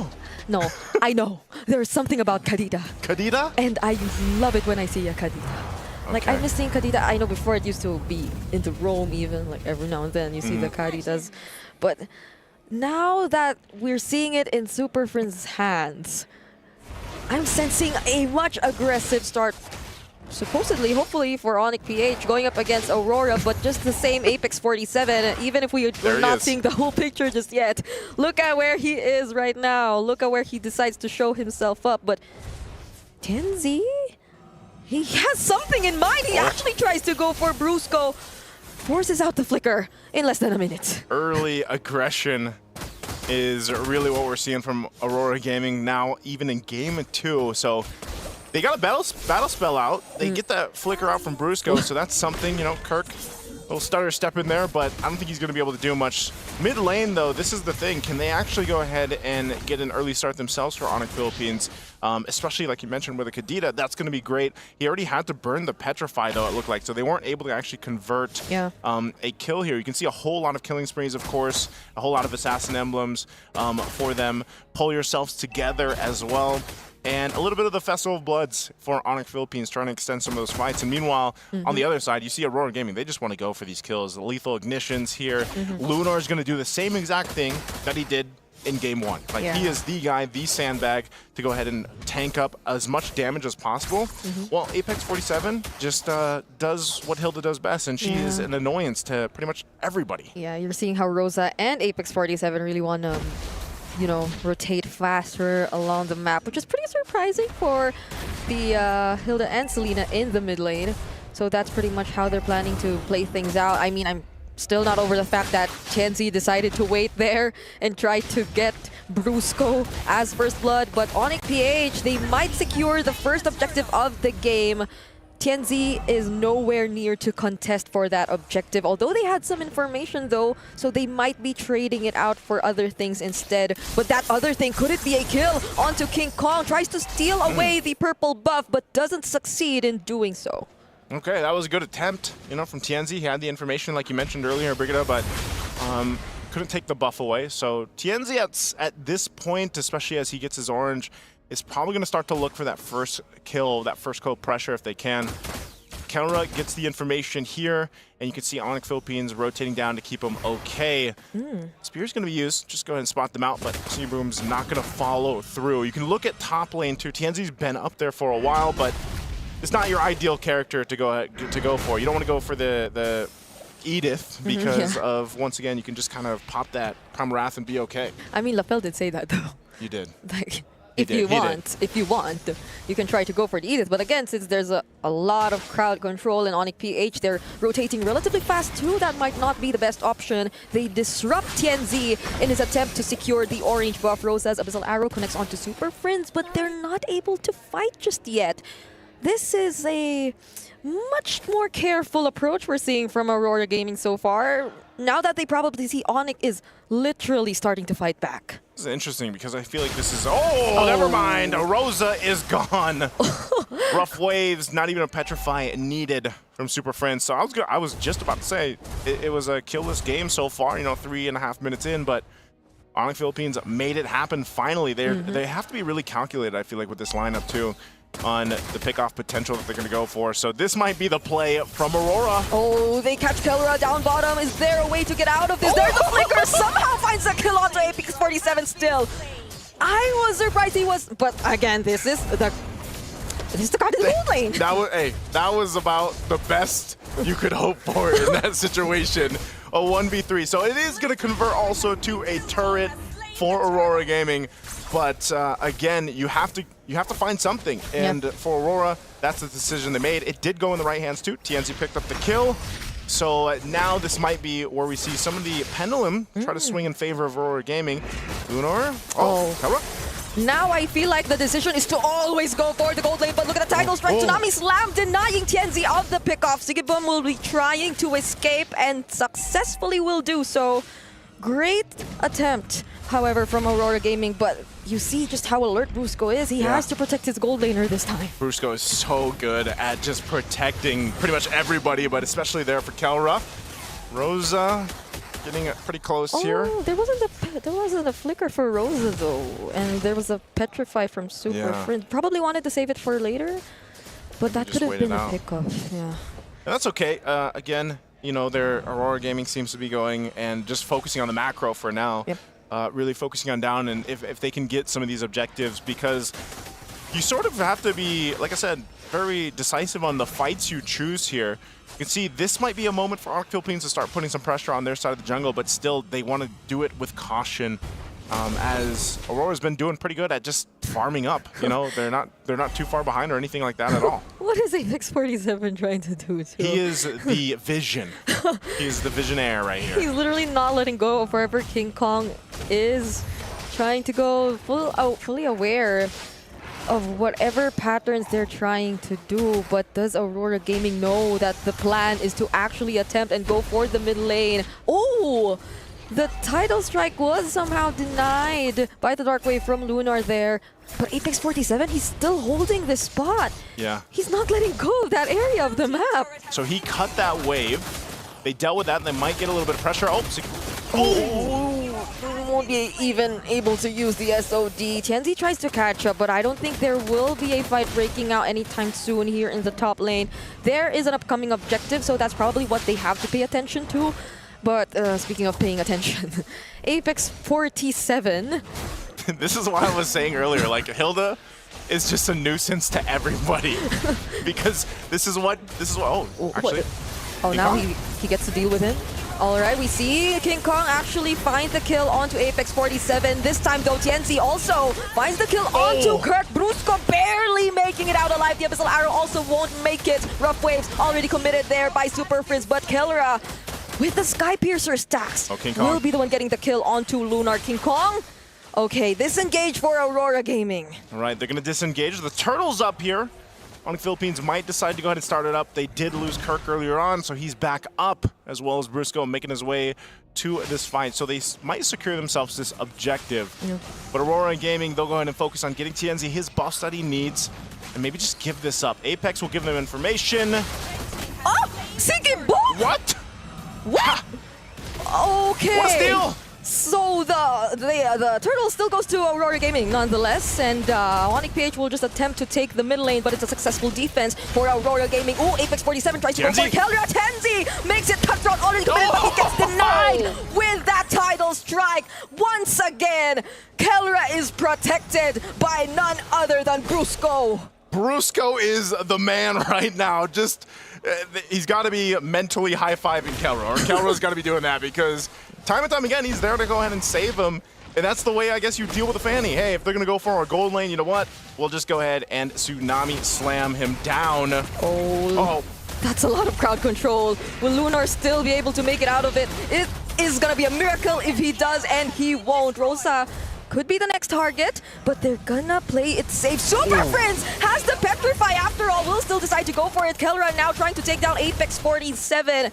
He's been such a nuisance, and now he's finding it hard to deal with everyone all at once. Onyx Philippines will get them the turret. Meanwhile, Aurora Gaming still working on the rest of the map here. They're not falling too far behind with everything that's happened in the last minute or so. You know, they still keep it relatively even. They're about 1,000 gold behind at this point. And I would say, even when this Lord does come up, we could potentially see them actually try to contest it. Now, the biggest part is, once again, avoiding Super Prince, avoiding that initial burst of damage, making sure that you don't get picked off from Brusco, because he's been online, and then the Malefic Roar is picked up now for Kelra, as they go ahead and put pressure on this purple buff, and, you know, Tianzi's going to be fine from that. Fortunately, he's still able to get it, especially as there is an upcoming objective down bottom, but I feel like this is going to be the problem now for Aurora Gaming. This is why we see Sigibum and Tianzi majority of the time just on the opposite sides of the map. They're trying to deal with things right now through macro, since Onyx PH, it seems like they're grouping up most of the time, so they might be struggling to actually pull off whatever they intend to do. Now Apex 47 seems like the target for King Kong Phantom Execution. Everything is used onto Apex 47. A pickoff Bionic right before the objective. It might be time for Apex Lunar to be a little more careful, and could that be applicable to Lunar as well? Oh, somehow dodges the combo from Super Prince and sustains everything with the Infernal Pursuit. Will Rosa catch up and deal enough damage? Also, will Sigibum decide to join as well? It's a no for now. Aurora Gaming have already lost 2 members. They lost the 2, and yeah, maybe for Lunar, he's got to be a little more careful now, because this Lord is for the taking. Take note of the positioning here, though, for Aurora Gaming as they go ahead and go for it. Tianzi's not going to be getting there in time, a little bit too late towards that. So Lord secured here for Onyx Philippines. Great position for them to march towards the base of Aurora. We'll see how they kind of respond to this. Again, we really haven't seen Sigibum even be part of this a major fight just yet to utilize this Moskov here. So that could change. Kelra is going to be able to pick up a little bit more defensiveness. He gets a Wind of Nature now. So an extra layer of protection instead of just relying on Brusco here. As we take a look at the items, you can see as well, Sigibum is in fighting form. But they actually want to try to go ahead and keep this together at the tier 2. I don't think they want to do that. Lunar jumps in, though. Oh, he still decides to go in. Apex 47 also from behind, and the Infernal Pursuits, they just keep coming. Sigibum also decides to join the fight, and it seems like they already have enough damage. Thorndroid somehow denies Sigibum of his attempt, so he decides to dash away, but they still get 3 members from Onyx PH. Hey, great fight. They actually made it happen, defending under the tier 2 in the mid lane. They'll go deal with the Lord that's up in the bottom side. And they got 3 off of that, so it does slow down Onyx Philippines on that push. The Lord is cleared, and they hold on to the base shields. Yeah, they hold on to the Holy Shields. The Holy Shields.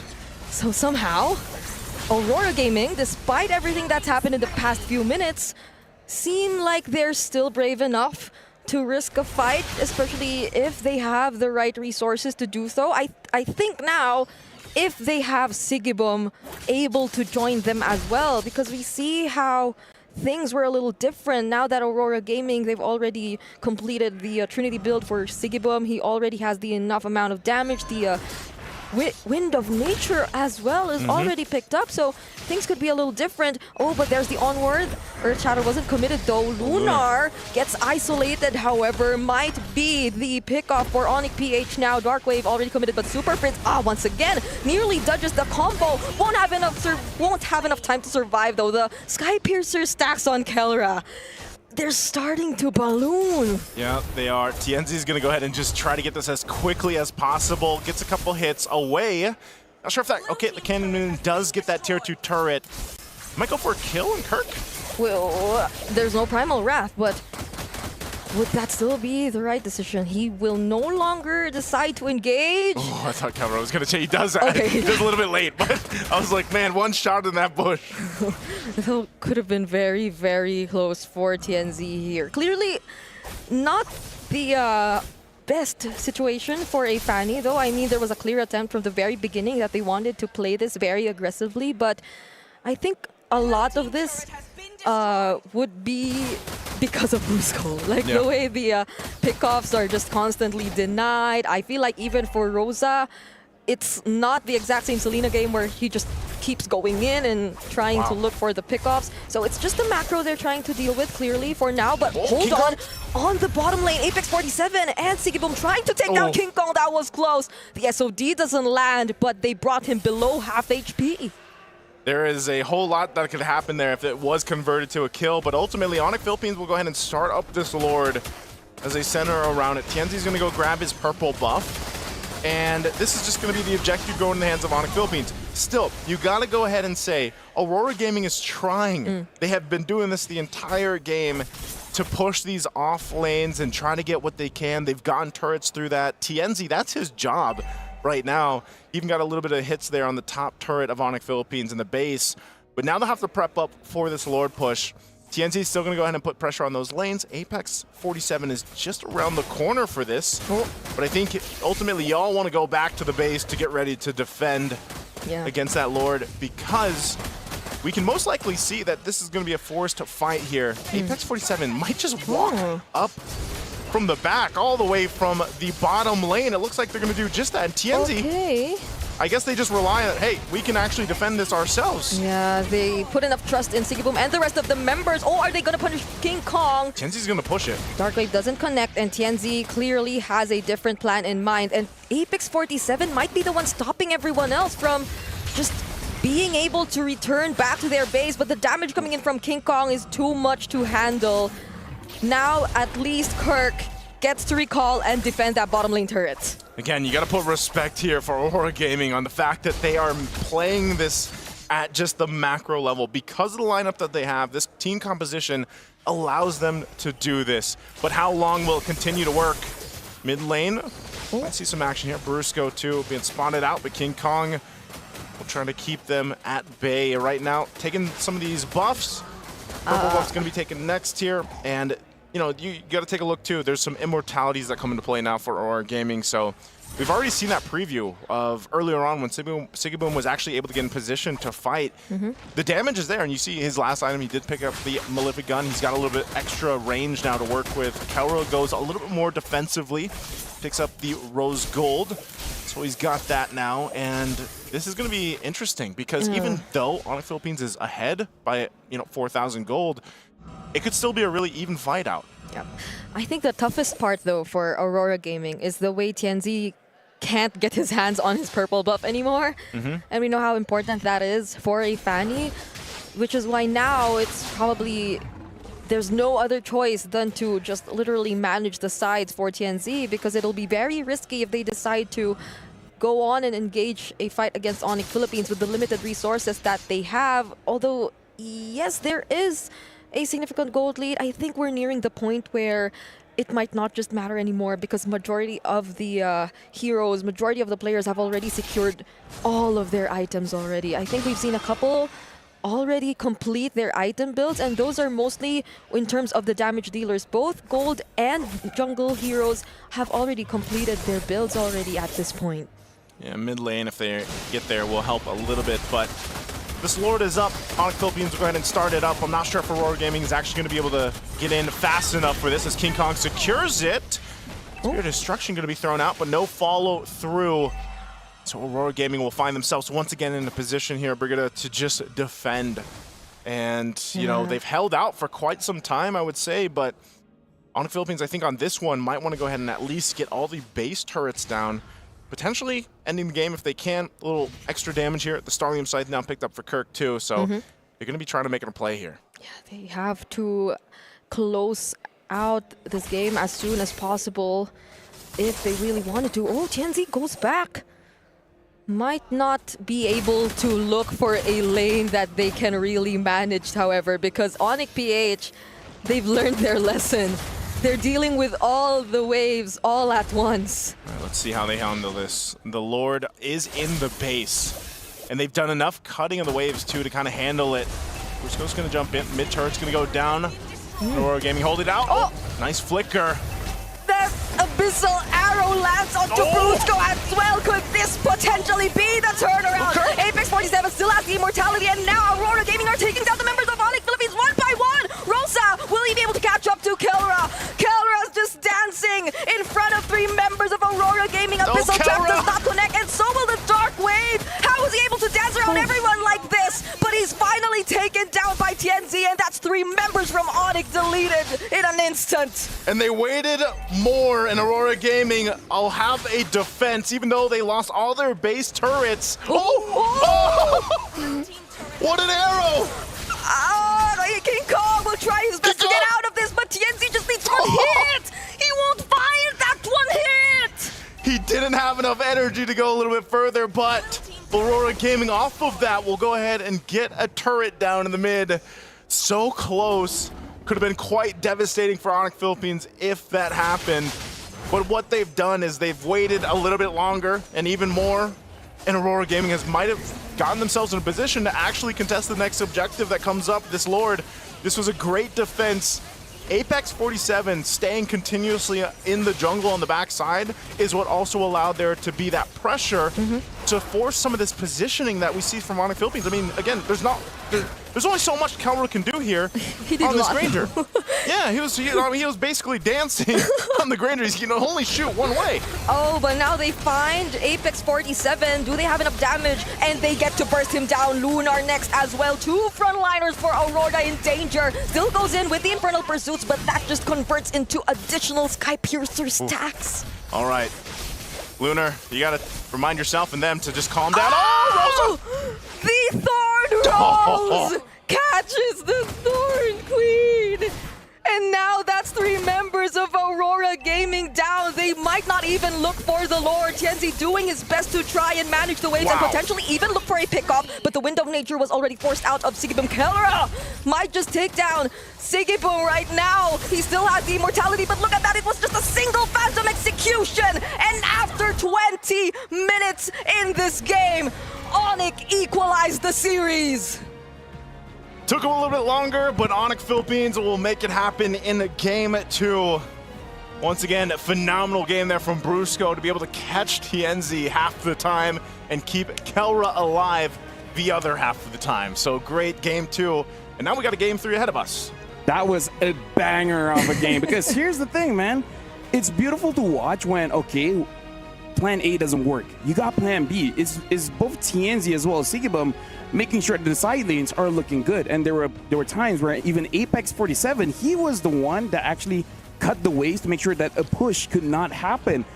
I gotta say, this is very impressive coming in from Aurora Gaming because even though they lost, they made a lot of amazing plays that could really transfer into a win.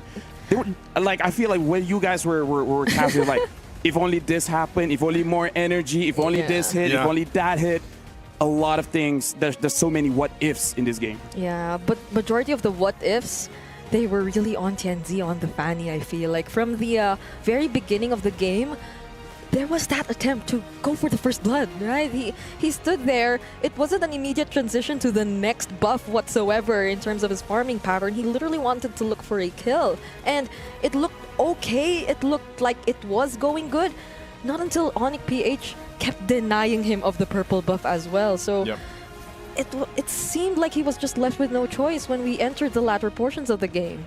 I think that was a major point too. You know, Apex 47 a lot of times was providing the information that he had to. That's what Hilda does great at. But also the decision for Onyx Philippines at some points to just go ahead and take the purple buffs or what have you from Aurora Gaming really played its part in the bigger picture of the game. Yeah, it took them a little bit longer, but ultimately everything compounded for them to get the win. Let me just say, watching Lancelot the previous 2 games reminds me of the debut of Lancelot, the moment that he got released. He was one-shotting people with a Thorn Rose, and that's what we saw in the late game. Only before this was worse because he did it with no items. Lancelot, when he was first released, was too much. I mean, like, now he looks good, but at least, you know, full items. It's fair. It's much more fair. I really feel like Kalia and Lancelot are the heroes that you really gotta watch out for, because you guys were talking about it. This was the previous one, but don't forget about that. Yeah, that's a game one right there. Imagine Kalia, right? Yep. If the Kalia was not there, how much could Tianzi actually got in that game? Is Kalia just the best way to handle a Fanny now? I think after would seeing say that. ever since she was first released, because even in my head, I forgot about this, but like, dude, the opponent has a Kalia. Why are you picking out the Fanny? That's actually true. It's so easy to catch a Fanny with a Kalia. Because like even during times where Kalea was first played in professional play and the Fanny 2 was a go-to ban, teams would just let go of the Fanny because they will be picking the Kalea either way. So I feel like that was something I wasn't able to completely realize as well. But then again, it denied a lot of the attempts. It made Rosa, it made Tianzi think twice about going in a lot of the times, just because even those clutch title strikes literally saved their damage dealers a lot of times. So Kalea, there's something about this hero for today. Kind of strong. MSC. Kind of strong. So it's definitely something that you got to watch out for, because we definitely see the pattern here in MSC where the spotlight is really on those junglers, because the junglers in this patch really does a lot of damage, especially on those Lancelots. And Kalia is one of the best counters for those kind of heroes. And maybe that's why we also starting to see all this Hildas, because Hilda is also a way to deal with the assassins. The only thing is the times change. People change. In the early game, sure, man-to-man defense, wherever the Lancelot goes, follow. If he needs water, give him water, right? And this changed too, because there was no early kill. There was no early kill. Yeah. Maybe they just needed that. Maybe they should have just been more aggressive in the early game. I feel like they tried. Yeah, they tried. But This couldn't happen.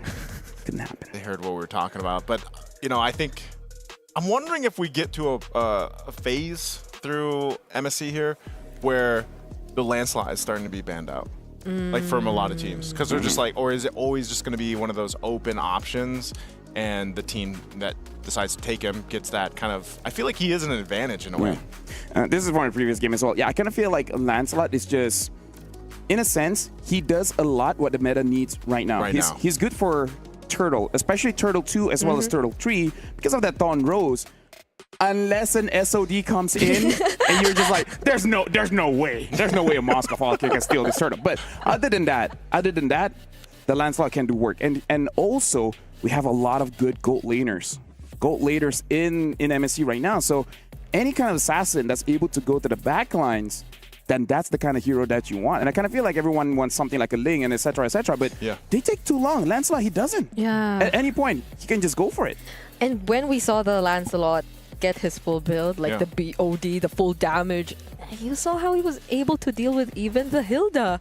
Even Apex 47, like it came to a point where he couldn't do the man-to-man defense anymore because King Kong could really deal with Apex 47 already all by himself. And like what you mentioned as well, I feel like there were multiple times wherein Sigibum clearly attempted or did a lot to somehow save the game, especially this moment. I think this moment we're seeing here, I mean, look at that. Clutch SOD and then him just surprising King Kong and everyone else from behind. But because King Kong was there. Yeah. If this was anyone other than Kelra, should have died, and maybe they could have used that opportunity to end the game, right? Because he survived so long, a little bit too long. He took their attention. I feel like even they're like, guys, how is he not dead yet? I think that was the case too, because even earlier on we saw him play 1v3 under the gold lane for tier 1 turret. So, you know, those are things you can always expect from Kelra.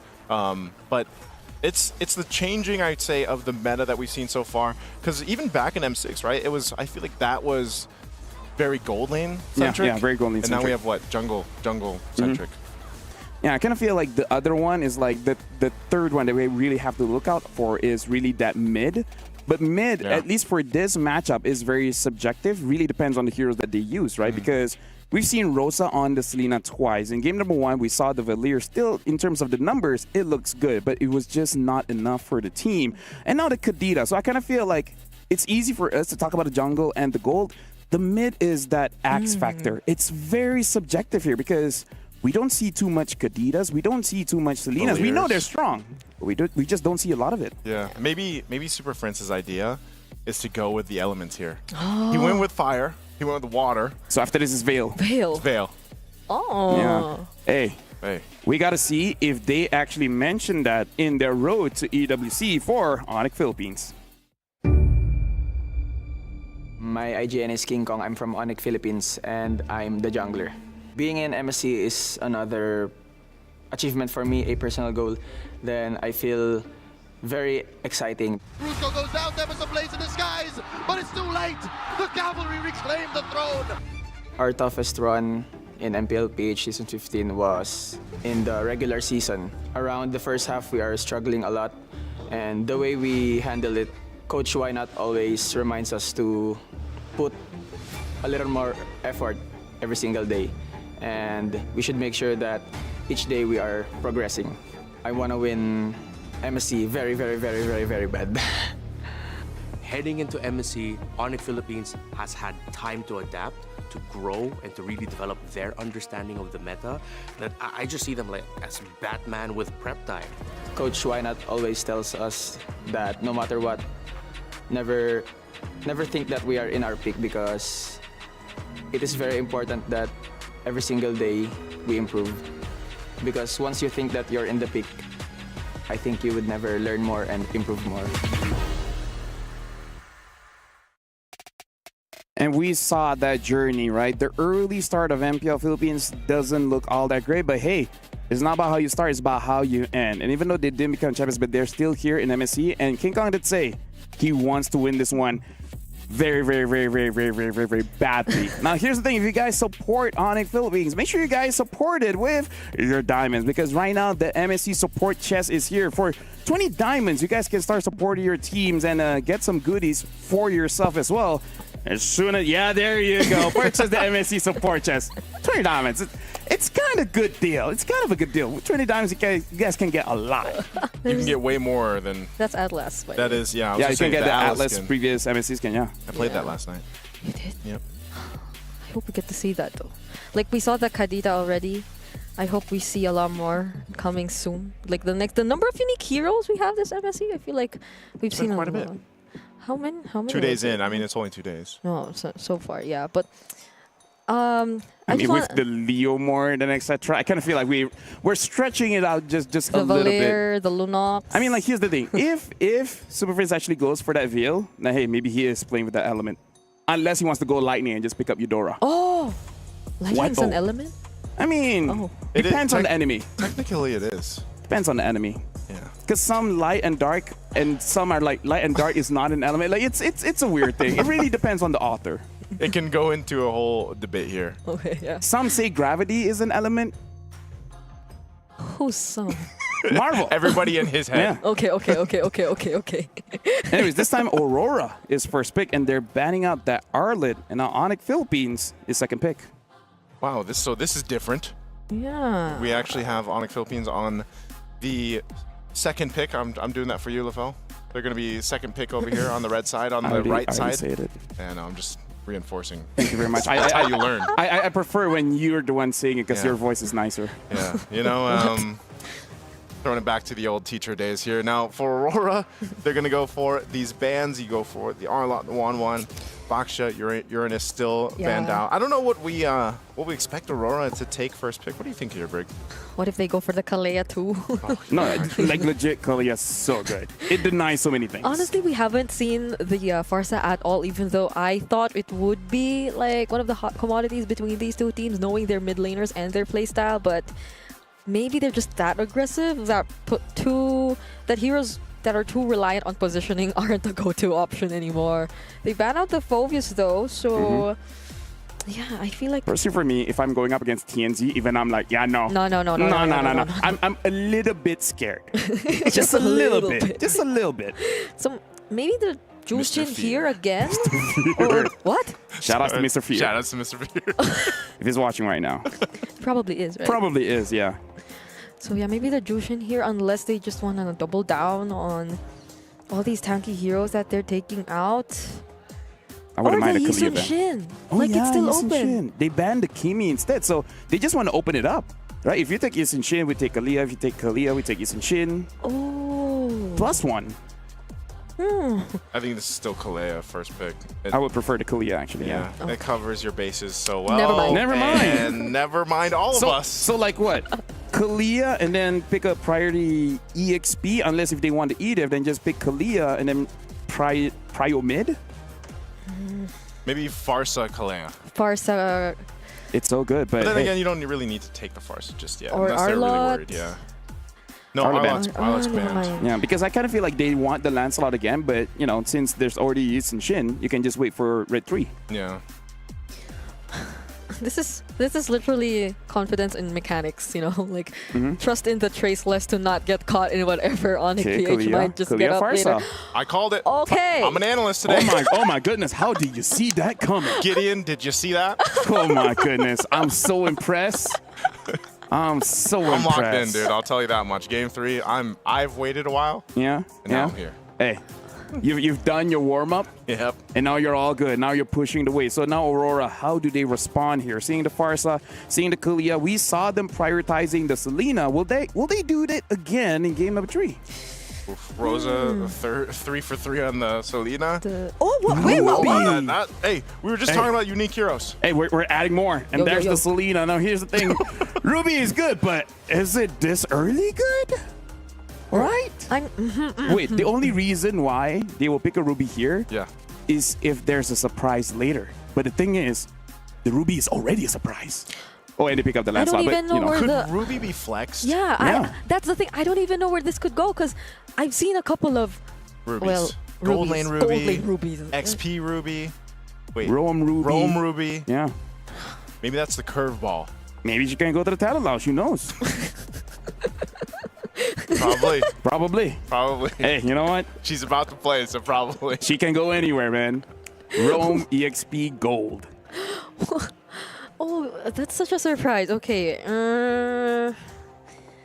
I mean, who are they stopping at this point? The Kalea? Cool. Maybe? The Ruby? Yeah. Kalea, Lancelot, Farsa. Yeah, Farsa. Pretty much everybody. Everyone. Right now. Yeah. Everyone. I mean, if it's about protecting again, then maybe it's a Bruce. No, I mean like they're so close to each other. They could just taunt and then be like, "Are you offended?" Yes. Yeah. That's usually the way that it works. They can. If you guys don't get the joke, her skill is called "I'm offended." I know. I know, but I you know. see the chat too. Sometimes we're like, why are they saying they're offended? It's the name of it's the the name skill. of the ultimate from Ruby. She gets offended. It's the hook. Yes, it's the hook. Anyways, Granger ban. That's a good ban. But here's the thing. Like, I think. Wait, they banned the Granger. Is Granger good against the Ruby? Because I'm really entertaining that this Ruby could go gold. But Yeah. at the same time, in my head, Sigibom is so good, right? You want that carry. That's just in my head. Like, is it worth it to give him the Ruby when he has so much carry potential, like what we saw from the Moskov earlier? I don't know, man. Like, I'm just really good question, huh? Yeah, I think it's more so of like this Ruby being a debut pick, but then also like the flexibility of the hero as well. Especially since you have a YSS in the jungle, and I guess once these next 2 picks are locked in from Aurora, we'll get a better picture of that. Because also, for if you are going to still pick up an XP lane, like what do you pick up durability-wise? You already have the Fulvius band out that we've seen Lunar play twice now. Glue is picked up over on the other side. Ooh. All right. Oh, it is So Ruby it is gold. Gold lane Ruby. So regardless of whatever Keller decides to go for, I mean, if it's not the marksman, it's the Harriet. Roger. The perfect lore matchup. Yeah, the lore. The lore matchup. Brigida, I'm talking about the lore because now you get. See, Nice picked it up. Yeah, Little red, It's a lore. It's okay. It takes time for me. But either ways, I kind of feel like for Onyx Philippines, they already have a very solid, very standard kind of draft. They pick up the Beatrix, which is one of the favorites, all right? Because at this point, it's like, hey, I don't know what you're up to. I don't like it. I'm just going to pick up something that I know I can carry with. Now, looking at this here, the Ruby, I kind of feel like is going to get a lot of value in this game, especially if there's a glue around, because she can actually get a lot of spell vamp over everything that happens throughout the team fight. So this is going to be the final match in this series. Who would have thought that game number 1 Onyx Philippines lost, and now both teams are at match point. It's going to be interesting to see who will win this one. I'm going to give it over to Naisu and Brigida. Thank you once again, LaFell, for joining us through the draft here in Welcome back, ladies and gentlemen. If you're just joining us, we're about to jump into game number 3 in our third match of today here at day number 2 for MSC. Will it be Onyx Philippines to take the win, or will it be Aurora Gaming from Turkey to go ahead and solidify their win in day number 1 for Group B here for them? Once again, I'm Naisu, and this is Brigida to bring you the action. Brigida, which draft here are you really liking? I mean, you're jumping up and down here. Who's it for? Is it Aurora? I mean, it's been a while since we've seen the YSS, so I'm kind of excited to see how Onyx PH are going to deal with it. Also, of course, the Ruby, which makes a sudden appearance as well, but Brusco, this reminds me of the game number 1 start, but at least now they're not really punished. But this is what you like to see about Onyx Philippines, the way they're keeping the aggression going, but you can say the same for Aurora Gaming. I feel like that's what you do, especially if you're Kalea. You know, you're easily able to go ahead and heal back up if you do take a couple shots. So, whoa, unlike this, Apex 47, yeah, he's gonna have to go ahead and get back here. But still, for the most part, even looking at the compositions here, yeah, I think this is gonna be the interesting one. Is you take a glimpse of the gold lane. Is how will this play for Sigiboom? Because we've seen his mechanics and his positioning is usually really good. Now it changes when you throw a hero like the Ruby in his hands. It's going to be a little bit different. You can see he's going with a whole lot of this, though. He is going to be running that, you know, the Festival of Blood. He's got the Brave Smite, so he can go ahead and heal up a lot, like Lafell mentioned earlier on, especially when Kirk is utilizing that glue. Yeah, also with the thrill. So this is the kind of Ruby which has a bit, or maybe not even a bit, of damage to it whenever it goes for those I'm offended plays or those brief stuns you latch onto the opponents to make things a bit more difficult. Oh, okay. Cool steal from TNZ, denying King Kong of that, but they will be getting their level 4s nonetheless, so this is going to be interesting.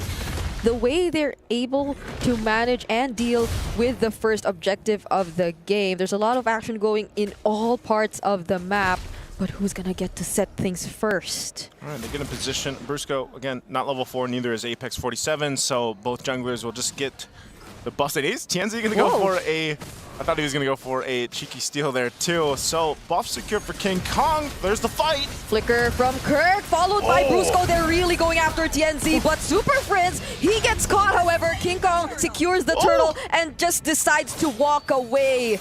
So far, Onyx, they've been very decisive in wanting to take down TNZ, but it seems like they lacked the damage, or they weren't able to accomplish it just yet. Wow, okay, so a couple things happened there. They were able to get the turtle as King Kong did the work. Yeah. They traded, of course, for a kill, so Aurora gets that kill. It was Sigiboom to catch him out for Super Prince. So Brusco could still walk away. Okay. Brusco's going to be fine, but also, meanwhile, all that, as Kelro's going to be the next focus here, okay, nice Mountain Shocker. I think Kelro's going to be fine. He did go ahead and rush into the Sea Halberd, so he grabbed that. He's going to clear out this wave here, and he also got a whole bunch of gold in his pockets. Rosa! Goodbye, Super Prince! It's been a minute since we've seen the Farsa. He literally just landed and used the Feathered Airstrike. Doesn't want to have or allow Rosa to have the best possible game for the Selena once more, but I'm really liking how Keller is managing the gold lane. I mean, it has been a surprise to see the Ruby go up against this hero, but even when they already decided to rotate, even when TNZ decided to rotate, he knew that it was just important to keep the waves out of the turret. There's the AOG, already committed by Apex 47. But they're being very particular about it. They don't want to engage in a fight that Aurora decides to set up for themselves. Yeah, Aurora's got a couple options to go ahead and start fights up if they want to, and information advantage as well, especially with the Mountain Shocker once it's used. So they can play to that advantage if they want to. The turtle's about 10 seconds away here as Onyx Philippines tries to get in positioning. We'll see if they go for it. Apex 47 won't land that unbreakable. Not going to get the taunt off from Brusco. He decides to flicker. He actually tries to go for TNZ, but on the other hand, Lunar as well surprises everyone. The Primal Wrath won't last long. Gets bursted down by Kellera and the rest of the members of Onyx. So it's a 1-for-1 trade so far. It's the EXP and the Roamer that gets traded. It's going to be a tough one if they want to contest this. Super Prince doesn't have a Feathered Airstrike just yet, and he's quite low. Yeah. They might force it, but right now, Aurora will go ahead and secure themselves the turtle. So a good decision from them and good timing too. So now they go and get back into position. Kelra might have to be careful here. What we're seeing a lot is this Ruby being kind of a nuisance to deal with, especially with the Lancelot, for example, King Kong. Apex is here, though. Okay, they have to protect their gold lane, but the Abyssal Arrow and the AOG nearly lands, but it misses by just a bit. They'll have to let go of their Tier 1 turret down bottom. And we're starting to see the idea that Aurora Gaming actually has. It's pressure, constant pressure on the gold lane. It forces reactions out of Onyx Philippines. They'll try to get a kill, however, onto Lunar, and they have enough damage to do that. Good decision. I didn't think they'd go for it, but anyway, Apex 47 is going to get dragged back. Yeah, there's the grab. Just one more hit. Will they be able to do it? Kirk delivers the final blow, and now Onyx PH, they're somehow ahead. They secure the lead against Aurora Gaming, although it's somehow just 1,000 gold for now.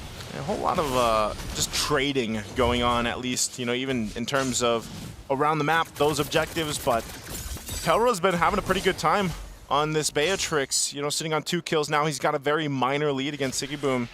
And they can go ahead and play around the fact that Brusco has been doing the same thing. You know, every single time the Tsunami Slam is available, especially when the Flicker is there, he's going and being decisive enough to make those plays happen. And Kelra, all he has to do is, you know, set up. Whoa! Yeah, you can see the burst potential from this composition is something that Aurora Gaming is going to have to watch out for. This kind of reminds you of the Beatrix and the Navaria, except that it's not the Star Shutter, it's the feathered airstrike that can be used to actually complement or vice versa, whichever they want to use first. So Aurora Gaming, if that was something Onyx wasn't able to get their hands on previously, now they have so much range, they have so much access, King Kong being one of them too. They can literally play with the angles whenever there's a team fight. And there you go, immediately taking down Rosa. There's the counter. I'm offended, nearly catching 2, but still, they survive and walk away from all the threats. Kirk too, doing a lot just to zone out the other members of Aurora Gaming. The feathered airstrike, cooldown's over. So now they somehow gain control in the turtle pit, but Lunar... Lunar pops the Primal's Wrath. Now he's going to be in trouble. Kirk's going to go ahead and bring him on back. King Kong just around the corner, though. Is he going to commit to this? Goes in with Thorn Rose. They have enough damage to pop off Kelra, too. Boom, another shot, a double for Kelra.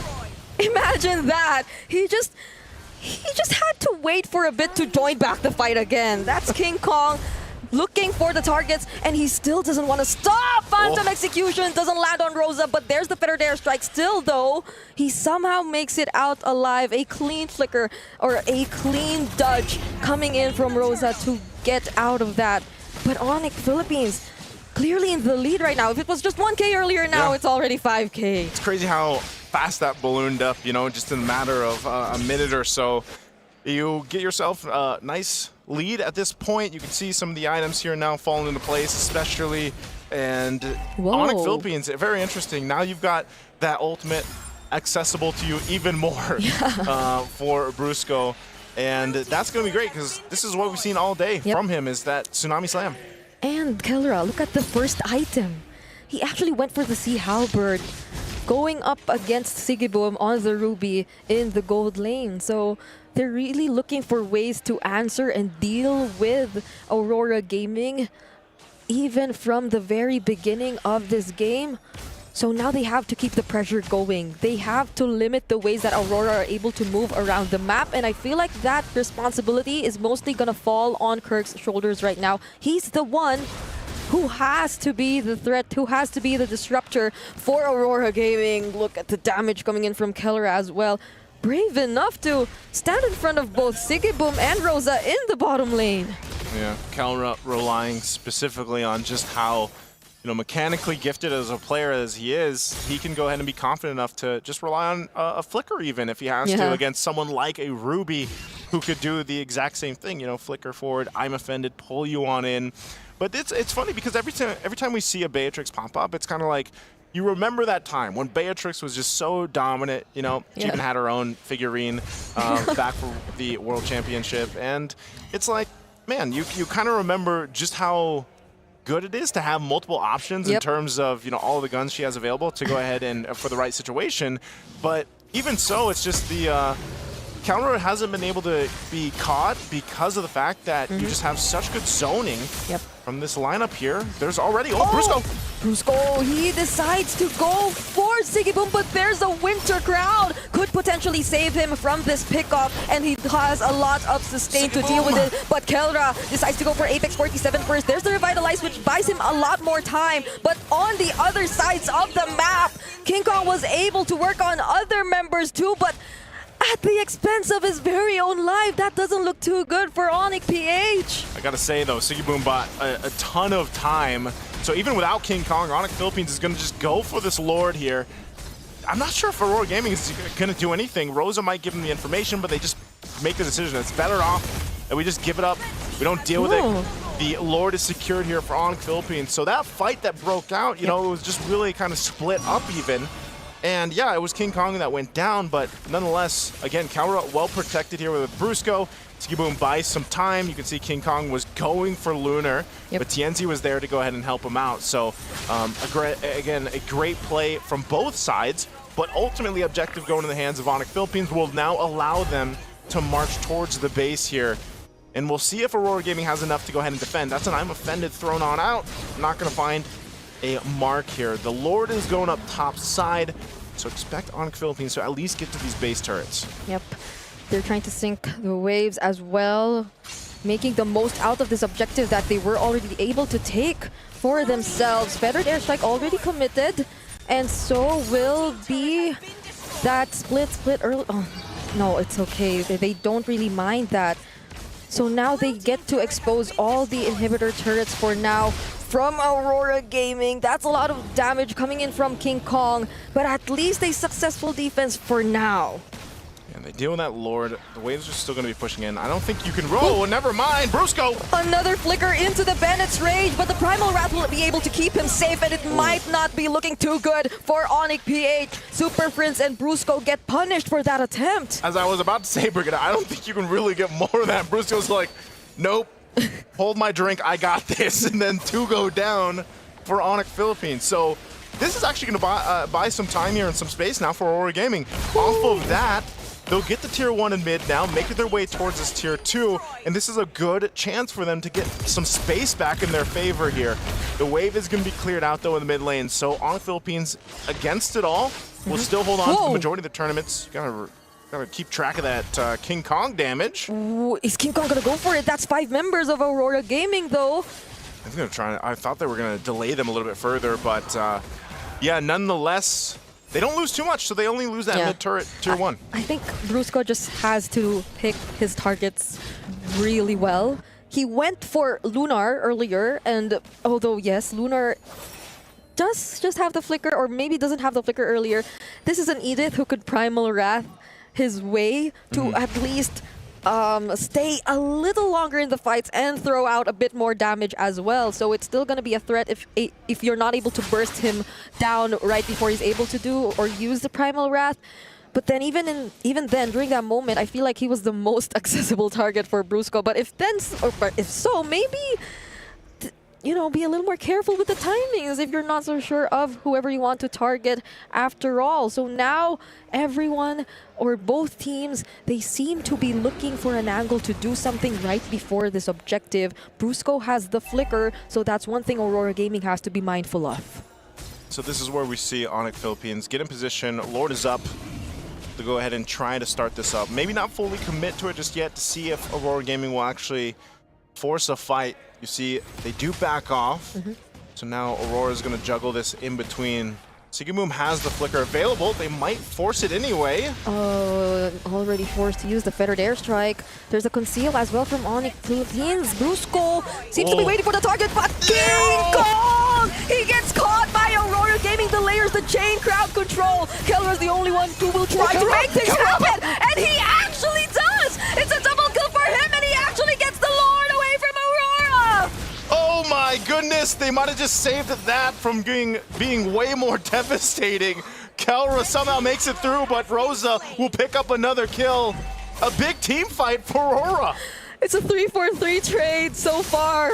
But I feel like we have to see that once again, even not now, maybe later, but the way Kellera was just able to play around and deny that Lord. So it was looking bad for Onyx when they got the jump onto King Kong. But even when Kellera was low, he flickered in right there. He just decided to risk it all. Got the kill onto Tianzi and the kill on the Lord. Unbelievable decision making from Kellera. Great arrow to start that fight, but also even greater decision from Kellera. A huge risk, but like you mentioned, Brigida, it gets you the objective, and ultimately that's what they wanted here. And so Tianzi picking up a little defensiveness, gets the win of nature. They got to deal with this Lord. Onyx Philippines in full force will go ahead and get ready to march towards this base. They're going to hold it as long as they can. Oh, they try to take down Kirk, but he is too tanky for this. Already forced out the feathered airstrike though, but it'll be enough to take down that inhibitor turret up top. So they can or potentially will work on the remaining base turrets one by one. Onyx PH have to be careful with this. You see the late game already starting to come in, despite what happened for Aurora Gaming and their lineup. Okay, they should hold on to this mid turret. I don't think they push any further. There is considerable damage, though, on the bottom base turret, but Aurora Gaming holds on to 2, so they're going to find themselves again in a position to go ahead and face off against Onyx Philippines, even for the next objective here. So despite it all, I feel like they're really confident in the fact that, hey, we can actually go toe-to-toe, we can win some of these fights, even if it means just playing around these arrows from Rosa. Rosa's been so good now. 3 games in a row on the Selena. It's like he has a target lock on Super Prince. He's making things so hard for Super Prince, honestly. But that's the thing, like Aurora Gaming, they've been making a lot of decisions which really extend the game and allow us to reach this point. Like, for how many times have we been seeing games which exceed the 15-minute mark? I think this has been, if not the longest series, actually one of the longest series we've been seeing so far here in the group stage of MSC. So it's been a very close fight between Aurora Gaming and Onyx Philippines, but both have to be careful in setting up for this next and possibly last objective, depending on how things will go, because it's going to be very crucial. We're approaching the 18-minute mark. And I know the thing about this whole... whoa! Hey, even more careful with this. And that's why Rosa... Keep an eye on Rosa. Rosa's going to stay in that position. Again, that off angle. Super Friend will chase him down. Whoa. So Super Prince is like, hey, no more of that. Get out of this this back line, because Kellera's got to deal with that, and not having the flicker. They might be just the plan. Like, let's just delay this as much as possible. As the Lord has evolved now too, post the 18-minute mark, you can see the positioning here from Onyx. But Rosa's on point, has all the information that he needs to go ahead and keep Onyx Philippines in check. So it's quite astonishing how Aurora Gaming has found themselves in this position where they were down quite a bit of thousands of gold minutes ago, 5+ minutes ago or so. And yes, they have one base turret down, but they're actually the ones with considerable control right now around this Lord. And they're going to be the ones to go ahead and start things up. Maybe that was what Aurora Gaming wanted. Just take away the flicker from Kellera, you know? So we might have a better chance at being able to take him out whenever the fight breaks out and not allow him to save the game once again for Onyx Philippines. But it's going to be up again soon. 30 seconds. And Onyx, like I said, they just bought enough time. Just wait longer, right?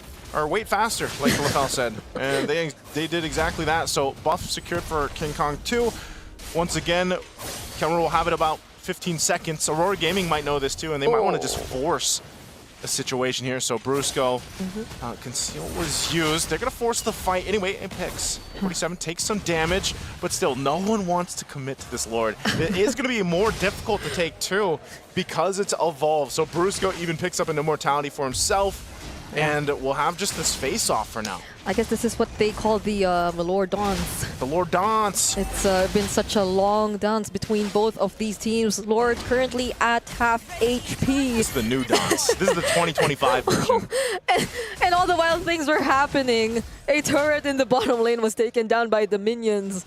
They've been getting pretty impatient as well. with how things have been going.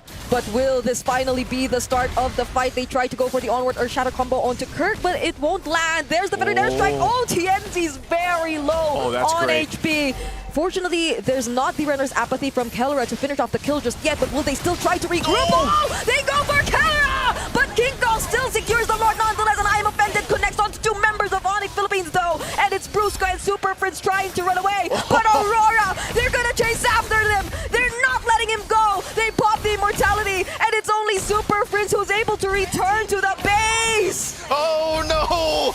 It's a disaster for the Super Fam! Super Fritz tries, but Aurora Gaming made it happen, and Sigiboom did it too on the Ruby. What a game 3 for Aurora Gaming! In a split second, that single decision that mattered the most. They're able to switch things up and turn things around. This could potentially be the first successful upset we've seen here in MSC. It is, and at this point, I think it's safe to say this MSC is kind of scary. It's scary. You gotta be a little bit afraid, because here's the thing. Right now, you know what? Power rankings, tier list, throw them out the window, man. Everyone's here to show up because we have not even seen like a stomp yet. I mean, like, sure, you've seen games like, okay, I think this team is gonna win, but it's never that convincing. It's never that one-sided. Like, throughout this game, Aurora, they showed a lot. Mechanics, macro, patience, timing, and what I heard was communication, because they're the loudest in that final Lord dance. And I don't speak their language, but I know what they were saying. Yeah. We're not going for the Lord. We gotta go for those kills, because the entire time, it was Kellera, right? They were prepping that bottom lane to push in. They were just buying the time for the minions to do work, and then just reminded each other, we're not going for Lord, we're going for kills. You know what they did? What they did? They mastered the basics. They mastered the basics. There you go. What they did. I can't believe it. Like, they seemed like they were just after Kellera at that point. That one play which happened in the bottom lane, okay, it wasn't successful, so we wait a bit more, and we thought it was Onyx buying some time, but no. Before they actually decided to commit to the Lord fight, it was the AOG, it was the flicker from Lunar.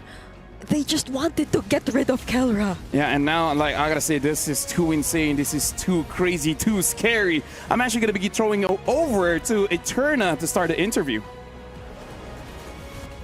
One of our biggest upsets here at the MSC group stages with a 2-1 victory. Congratulations, APEC 47 from Aurora, Turkey. How do you feel right now? Anladım şimdi. İyi hissediyorum. İyi hazırlandık. Güzel bir galibiyet aldık.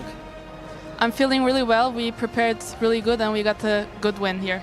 Amazing, amazing. Everyone is shocked right now. I'm still shaking from that match result because it's been a while since we've seen your region do well on the international stage, right? I mean, flashbacks to M6 under S2G and Ulfetnar, you guys didn't do as well. Now, was that one of the reasons why we're looking at a little bit of a merge here now for Aurora? Global sahnede böyle bir başarı yakaladığınızdan beri bayağı bir zaman geçti ve M6'da da iki farklı takım altında oynarken yine bu başarıları yakalayamadınız belki de. Bu yüzden mi iki takımı birleştirmeye karar verdiniz? Biraz evet. Çünkü 3 sene beraber olan bir kadroydu. Çok iyi başarılar geldi diyemeyiz. O yüzden bir değişikliğe gitmek istedik. Bu kadroda iyi gidiyor. Yeah, I would say so. That was one of the reasons for the merger. We have been playing for many years together, but we didn't get this kind of success, and that's now we're feeling really good as this team. So what were the challenges adapting together? Because technically you were from a different team as well, and then, you know, Sigiboom came in too as your brother. What was like the biggest challenge, you would say, before we headed over to MSC group stages? MSC'nin grup aşamasına gelmeden önce sizin için peki bu iki takımın bir araya gelmesinde nasıl zorluklarla karşılaştınız? Özellikle sen vardın, sonra Sigiboom'da kardeşin katıldı. Bu sizin için nasıl zorluklar getirdi? Ya aslında çok zorluk getirdi diyemem. Zaten bir tanesi kardeşim olduğu için çok yakından tanıyorum. Lunar'ı da uzun süredir tanıdığım için çok zorlandık diyemeyiz. Bizim için hemen çok hızlı bir şekilde adapte olabildik. I would say it wasn't really difficult for us because I already know Gunnar for a long while, and one of them is my brother, so it was fairly easy for us and we didn't face many challenges. So on the topic of your brother, you were the one to bring Sigibum over, right? How has his growth been over the years? Ve şimdi az önce kardeşinden bahsettik. Yani Sigibum'un bu takıma katılması senin için nasıldı ve onun aslında kendi gelişimini sen nasıl izledin, nasıl gördün? Ya ben Sigibum gelişmesini çok görmedim. Bir anda turnuvaya girdiğinde gördüm. Ya kardeşimle aynı takımda oynamak hep istiyordum. Böyle oldu. To be honest, I wasn't even expecting this kind of growth and I didn't see it before. But when he joined our team, then that was when I saw the growth in him and I was also really surprised and yeah. That's really sweet. That's really sweet. What about Master the Basics? So he came on as your coaching staff. What was his impact on the team? Peki Master the Basic koçunuz katıldığında onun sizin takıma etkisi nasıl oldu? Ya bence Nicky'nin gerçekten çok hakkını veriyor. Master the Basic gerçekten. Çok basit bir şekilde öğretip çok iyi şeyler öğretti bize. 25 günlük kısa bir sürede Malezya'da çok iyi bir bootcamp süreci geçirdik. Ve bunu da sahneye yansıtabildik.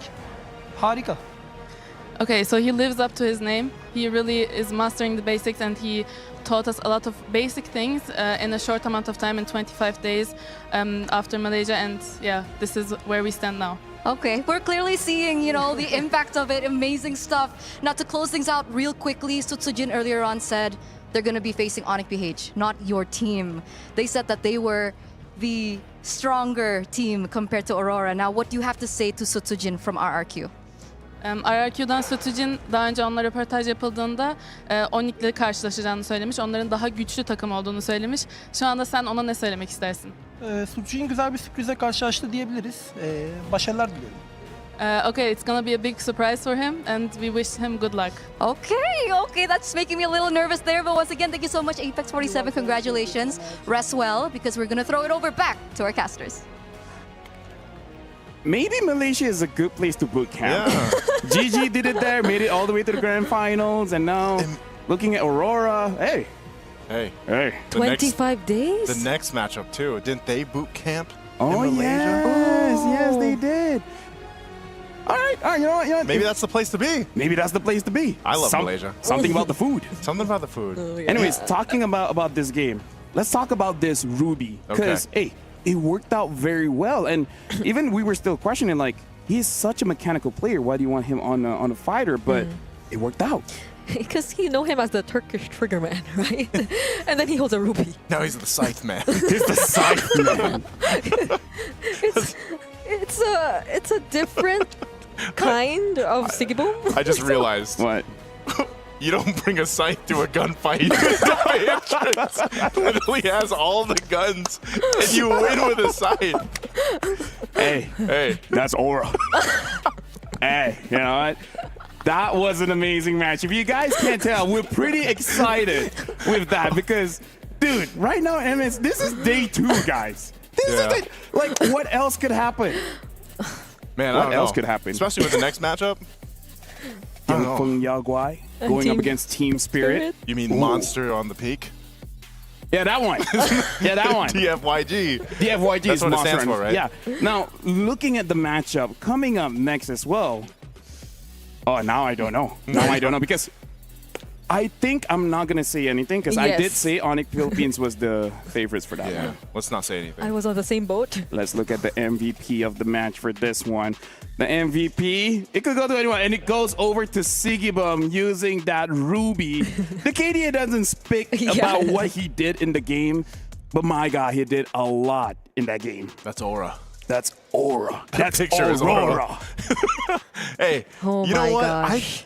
I'm so surprised because it took a while, like, to see the value of the Ruby, I feel like, but especially in that last team fight, and like Brigitte was mentioning, it was so great to see how it actually played a part. And then even when they tried to disengage, because they have a Ruby, you can't run away. And that was amazing. But after this, I wonder what kind of surprises we're going to see. After this, it's going to be Team Spirit going up against Dianfeng Yaoguai. We're going for a break, but after this, it's going to be the final series of the day.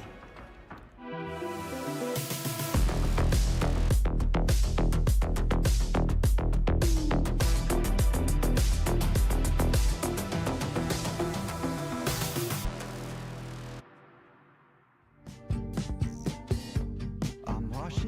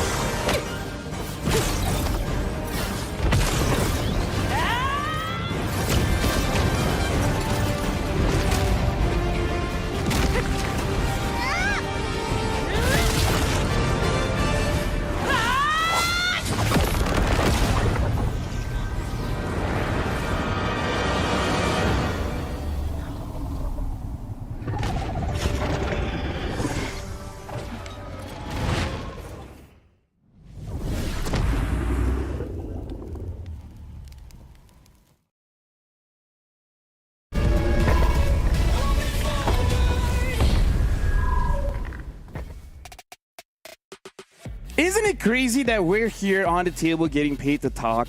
Where I kind of feel like one of these days the team will be like, don't.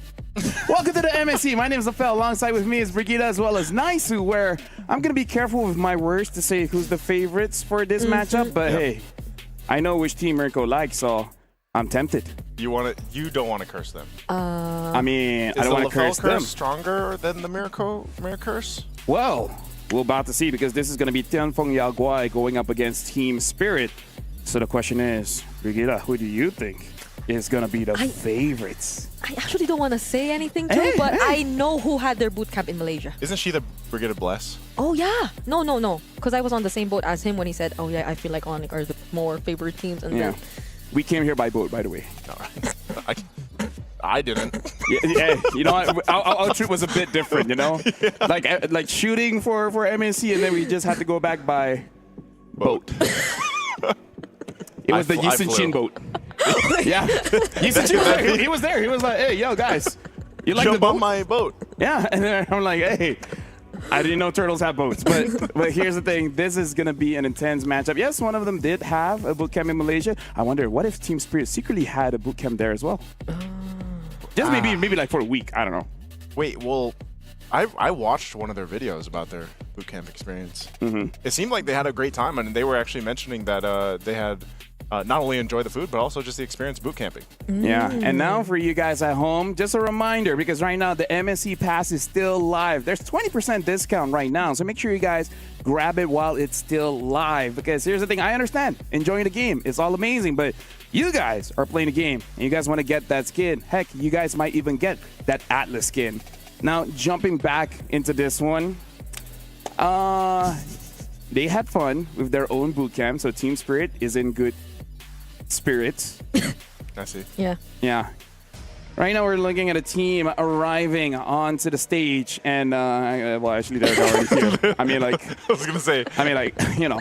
Either way, we gotta make it dramatic and nice. Come on, like, yeah. See, here they are. Yeah. We gotta manage this a bit better. Maybe just not show the camera, you know. But like, oh, okay. This is them coming here, like just a few minutes ago. It was at what time? It's not that hot anymore to right now. So I guess there's not much to talk about here. Huh? It's not that. As they're covered, by the way, as they have the hoods on and they're shielding themselves from the sun. It's not that hot. It's not hot, bro. No, I mean it's already like, what time is it? 5 o'clock? According to mine, it's like 10 something. That's in Malaysia. They are back with a vengeance. Let's take a look at this because the lineup that they have here is familiar faces, familiar names for all of us. I think the most significant change, I guess, for Team Spirit heading into MSC would be that they are no longer with the same coach they had back in M6. So that probably helped them overcome some of the challenges they probably think could have been dealt with better back then, because I feel like M6 was a great way to identify the things that have to be addressed or somehow fixed, you know. And so now all those language barriers, they're probably not much of a concern anymore for them, so that probably has something to do with how they're going to perform today. I know Bomba's a favorite here, Kid Bomba, of course, but also I'm gonna have my eyes on Hiko, man, because the Hiko mania and the Hiko hype all started.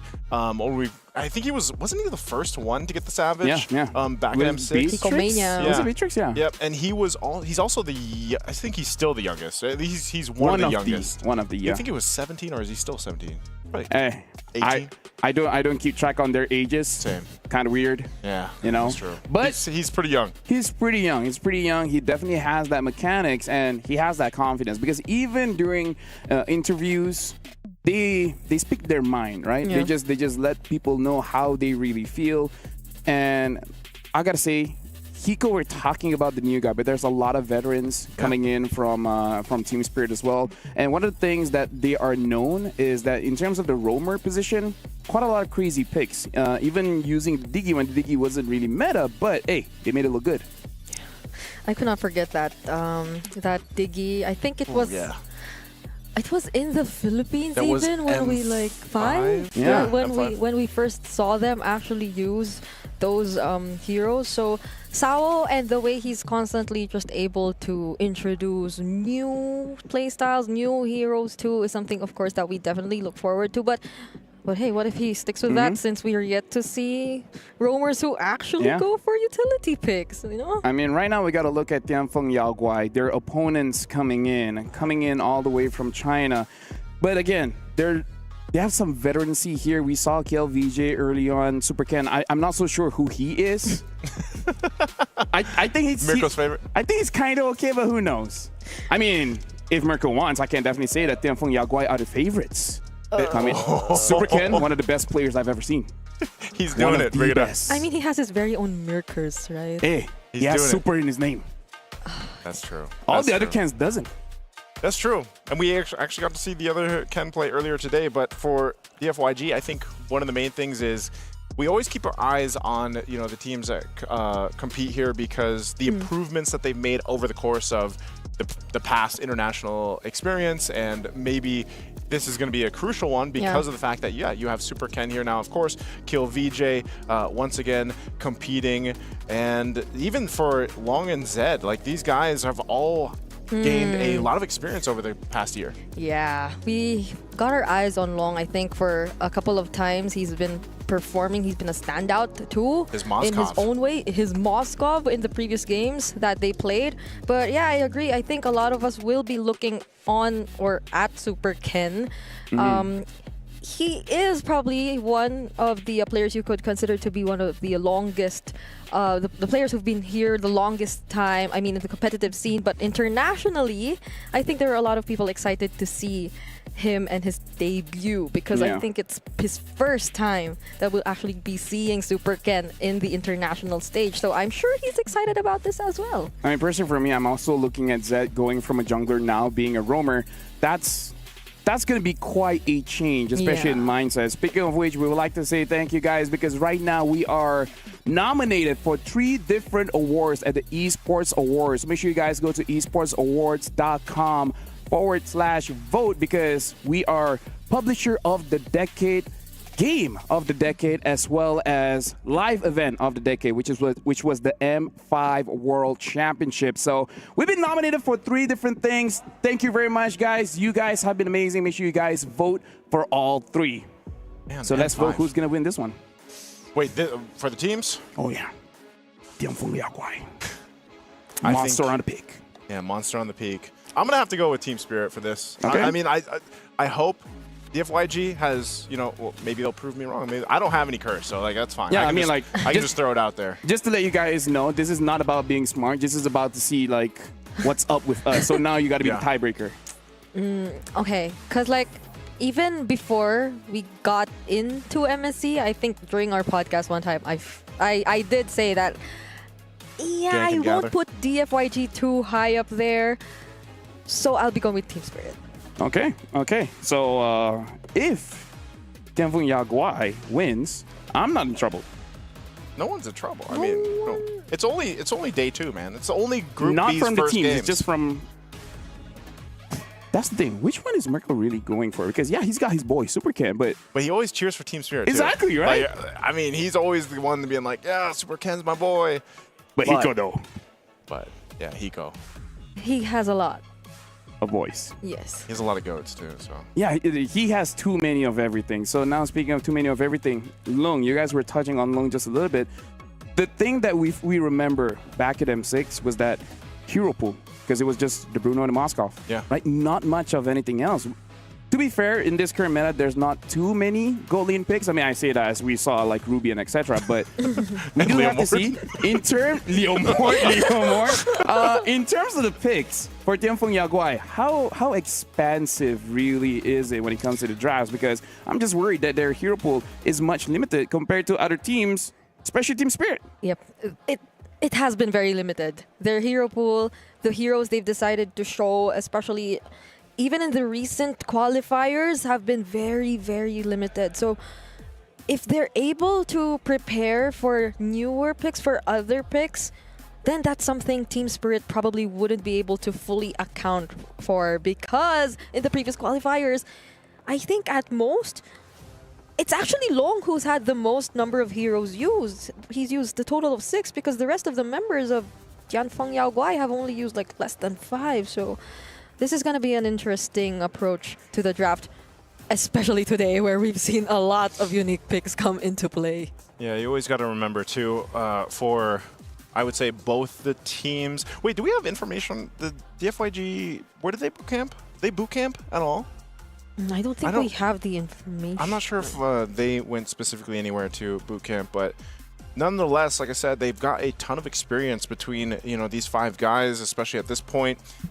Team Spirit as well, I think, you know, hearing some of their interviews earlier on, and especially the one about their boot camp time in Malaysia, they've spent a lot of time in preparation for this, and obviously they had, what, back-to-back 4th place finishes, I think it was, in the previous internationals. So definitely want to come out here starting on the right foot in this first series for them. They do pick up the Jushin, though, first pick. So this has been a hero that has typically been either banned out or picked up by quite a few teams so far. I like the adjustment that Kalia gets banned, because I feel like as the tournament moves on, Lancelot will be that question mark. Should we ban the Lancelot or not? Because again, it's been looking pretty good. Jushin, though, like we've been seeing for the past 2 days, everyone's opinion about Jushin, like previous tournaments, not so great. But now, hey, a resurgence, and now Zetian comes in with the Padang. That's China and Malaysia. Together as one. Together as one.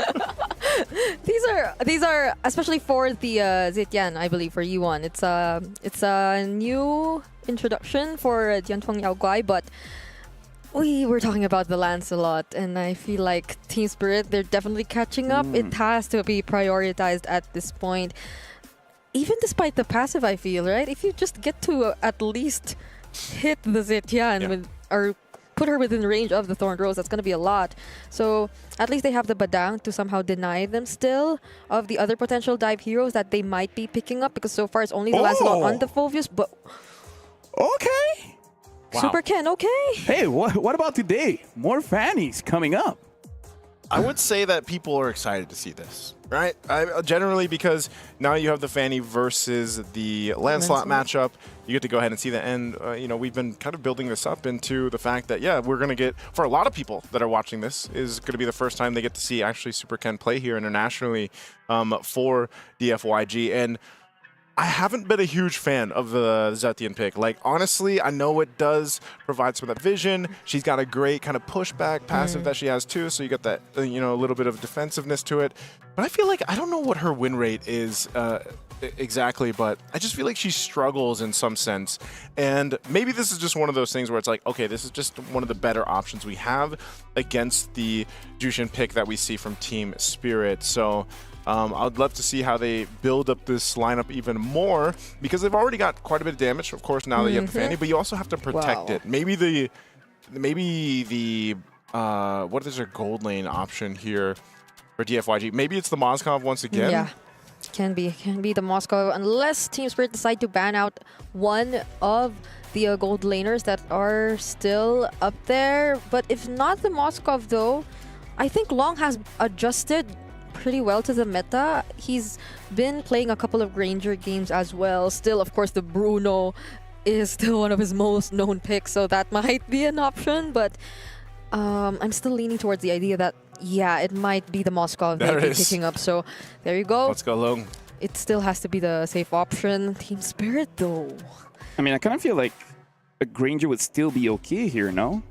Yeah. Right, just have a lot of burst damage and then try to control the map, because the Fanny isn't going to be the greatest around the turtle. So I kind of feel like, you know, get a draft that's good around turtle, around Lord, and then just play for your win condition, you know? So I feel like, you know, burst is good.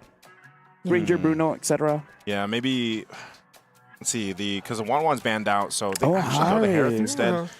It's a whole lot of magic damage, of course, that they're going to go with, but also they're covered really from the front. They have great initiation too here for Team Spirit. And the last pick for DFYG is going to be that Esmeralda. I mean, how could we forget? I think this was KLVJ's most used pick, especially in the qualifiers. And it does so well against the lineup of Team Spirit right now. Yeah, but right now, if we're looking at the draft here and we're hearing the cheers coming in from especially Team Spirit, it looks like they're very happy with their draft. And I gotta say, it's a very easy to execute draft compared to Tianfeng Yaguai. So I want to see how they're able to pilot it. So now I'm gonna throw it over to you guys for the first game of the final series of the day. Thank you so much, LaFell, for breaking it down with us through the draft. Once again, ladies and gentlemen, welcome to the English stream here for MSC 2025 at EWC. This is the final match for Group B today. Once again, I'm Naisu, joined here with Brigadier to bring you the game number 1 in this best of 3. We take a look once again at the junglers here. It's going to be an assassin matchup for One Shot and Super Ken. We see this Lancelot a whole lot. Brigada, how do you think this will fare against a Fanny from Super Ken? I mean, the most recent Fanny we've seen hasn't been that successful earlier today, not unless a lot of the conditions are met. I mean, even at the jungling speed, apparently you could already see how One Shot is clearly up ahead of Super Ken in terms of speed, but it seems like they'll be able to look for a way to force a skirmish against each other here in the middle lane. None of them will be committing too much, however. And that Lithu Wanderer, it looked like a heavily contested objective. Yeah, this might be one of the more action-packed matches I feel like we've seen in a bit. The way this first minutes even go. And Sunset Lover takes some damage. Good trading up top, too, between the two gold laners. So you'll see some rotating happening here.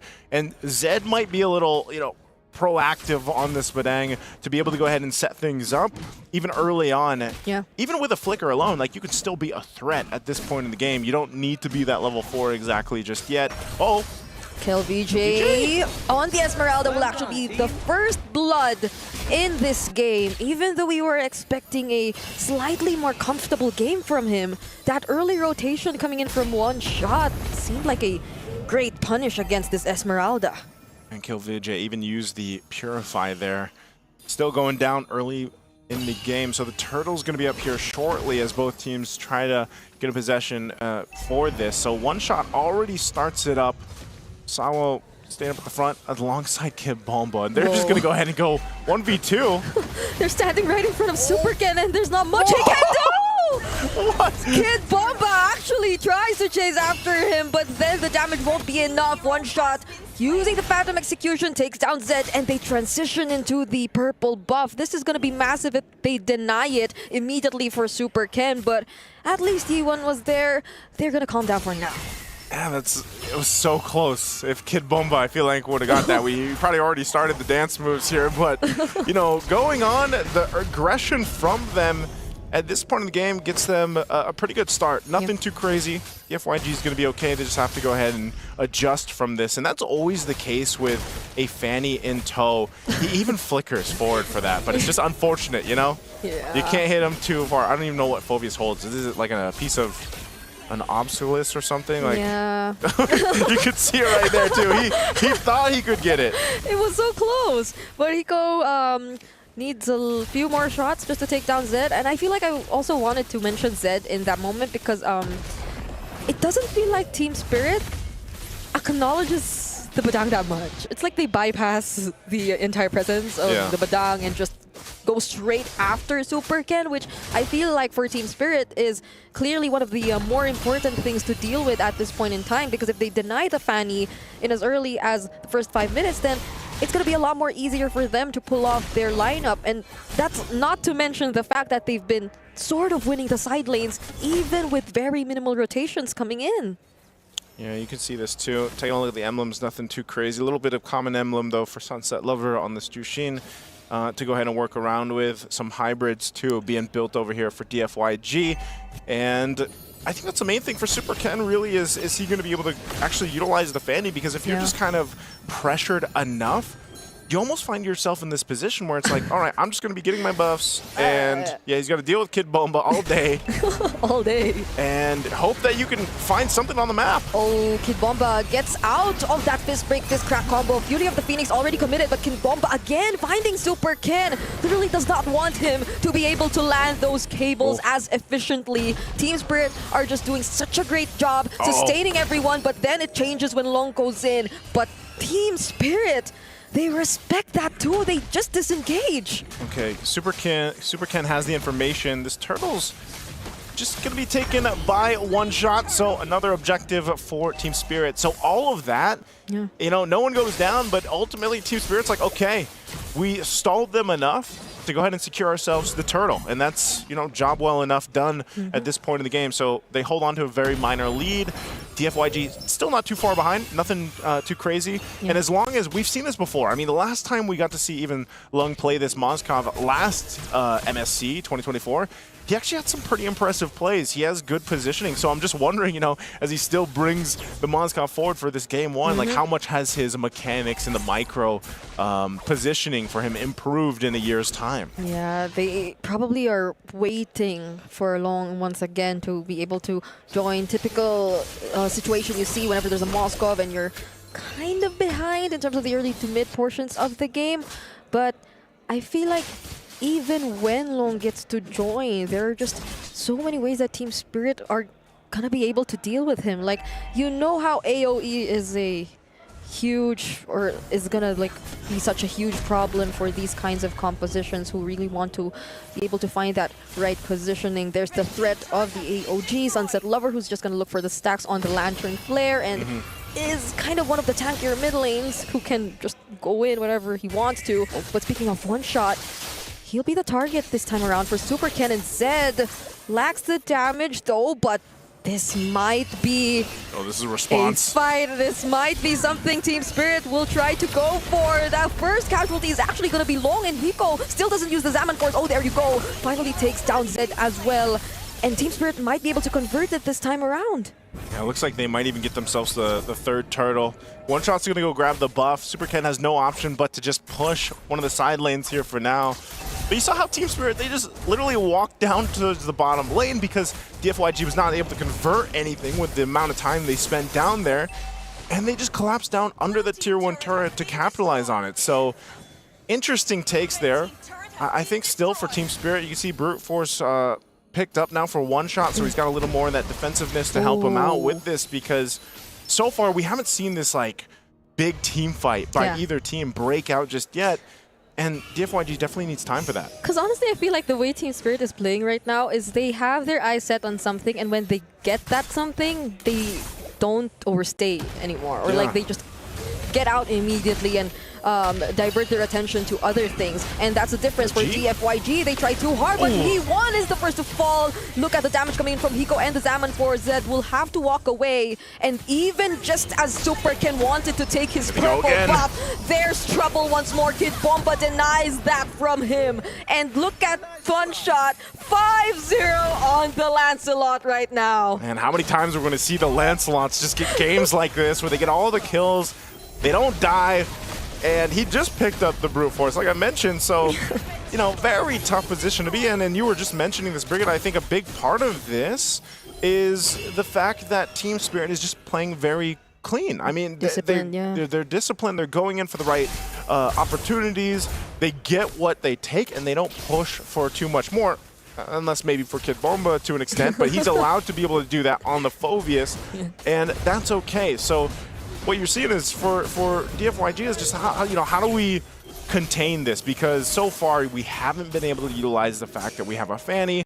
We also have to start considering the fact that we're not going to be able to just let Super Ken get the purple buff. I mean, the whole game he's had to deal with Team Spirit in his jungle. So how do you control so many of those things falling apart here around the map? That's such a problem. Honestly, it's DFYG who's being contained for majority of this game. Another Zaman Force and a massive threat as one shot is just right in front of the other members. AOG committed by Sawo, but could this be a counter engage for DFYG? KillDJ goes in, but he won't be able to tank the damage. Super Ken trying to fly over the members of Team Spirit, but you don't see the damage just yet coming in from this Fanny. Yeah, it's too bad. I mean, they're going to try to hold on to this tier 2, but they're just cut off. What? The Zaman Force? Hiko has it again. After being able to previously use it, probably the talisman. Super Ken, just as we mentioned the damage, he finally finds a pickup onto Hiko. And they'll probably be very happy with that. That's actually the first kill they're able to get in this game. Yeah, 9.5 minutes in, your first kill, and it goes in the hands of Super Ken. I mean, at least they got something out of that, because right now Team Spirit has been in complete control And you were wondering, the damage, where is it going to be from DFYG? Lung needs plenty of time on the Moskov. He has to go ahead and build up, and you're thinking that, Super Ken is going to be able to be the guy to do that. Well, maybe if he gets a couple more of those kills in his pocket, then he can build up from there. Because you can already see, right, the disparity between him and One Shot is quite apparent. He does have the War Axe. He does have the Blade of Hepsies here to help him out a little bit more. And that's why that burst is there. But unfortunately, I think they just have to watch this objective being taken. Zed's around the corner. They're just zoned off of it. Sunset Lover is so brave. He's the one going right in. Super Ken gets to just a phantom execution, but Zed, he's being chased, and the Thorn Rose will finally take him out. That's one member down for DFYG. Wow. He won. Super Ken, KLVJ are just around the area. They have no idea that Super Ken is actually there, but Hiko finally spots him, tries to take him down, and Super Ken once again, for the second time around, gets a kill onto Hiko, but on the other hand, One Shot also finds Ye1. A 2-for-1 trade so far, and no one secures nor commits to the Lord. I'm actually surprised that DFYG stalled them out that long. Yeah. They couldn't get the Lord. They end up trading a couple kills. Super Ken will get his purple buff, so he's fine. But that was actually a good way to go ahead and stall them out. And they're still going to keep Lung there. Lung is still pushing in that lane, but he might have to join this. I don't know if they're going to be able to contest, though. That's a flicker already used by Zed. They tried to go for Sunset Lover, but One Shot, he just found KLVJ, and now they're going to go after the members of DFYG one by one. Long already makes an appearance as well, but One Shot, all the while the other members were zoning them out. He just works on the objective. Okay, objective secured. Team Spirit going to be able to make it happen that time, but DFYG finds a little bit of hope in this game. They need to buy themselves time. That's the name of the game right now, especially with the way things have gone. Are they actually gonna fight this again? Super Ken. Okay, that was clearly another attempt to take down Hiko, but I feel like Sawa also learned a thing or two from the previous pickoffs. He's sticking by Hiko's side. They definitely need to make use of that Unbreakable. They definitely need to protect their gold laner a lot more. And so DFYG, let's see how they defend this incoming siege from Team Spirit for now. Oh, Super Ken, he goes in. He actually gets caught once again by Kid Bomba, but is able to survive nonetheless. No more Holy Shields for DFYG. And there goes the AOG from Sawo as well. They'll be working on the turret for now, but Super Ken, gets caught there by Kid Bomba. They successfully take down that inhibitor turret. Look at the damage coming in from Ye1 as well, but the Nomad stun coming in from Zed. Will there be enough damage, however? It seems like no, but it's a successful defense from now for Jianfeng Yaoguai. Oh, that's too bad. They didn't have enough firepower to actually capitalize on that. They lost Zed, but they do stay in the game. They hold on. They lose the mid-turtle. Oh, they stay in the game somehow, but they forced out a flicker from Ye1. It seems like Team Spirit, for the first time in this game, actually stay a bit more longer than we expected. I guess they want more base turrets here. They're going to push in the bottom. There's the Spirit of Destruction. Oh, but the Dark Wave, it knocks up two members. And it somehow forces Team Spirit to finally walk away. Impressive still from Jianfeng Yaoguai, but now Team Spirit, it seems like they've settled with just a single inhibitor turret. Okay, this is still... Oh, Super Ken! Oh, he finds two right there. Oh my goodness, the fights keep going. No, that was I didn't know if he was going to get taken out or if he was actually going to be able to convert a kill there. We'll take a look at the items here just a bit. You're still down a bit, 1,000 gold, or a few thousand gold here for Super Ken, but he's doing okay. He's building back up. He got himself a Brute Force as well, so he's fine. I think even for Kill, VJ still has some ground to cover, but at least he's a little more tanky. He has an Oracle now picked up too, Enchanted Talisman. He's got the Anti-Cuirass. And also, for Lung, Lung's done a phenomenal job at just farming up. Yeah, he's actually up ahead by a bit. Crimson Beacon in by Sunset Lover. Will Zed be able to find the right targets though? Knocks them back for just a moment, just briefly, before One Shot gets the kill. 9-0-2 on this Lancelot. Could this be another deathless double-digit kill Lancelot game?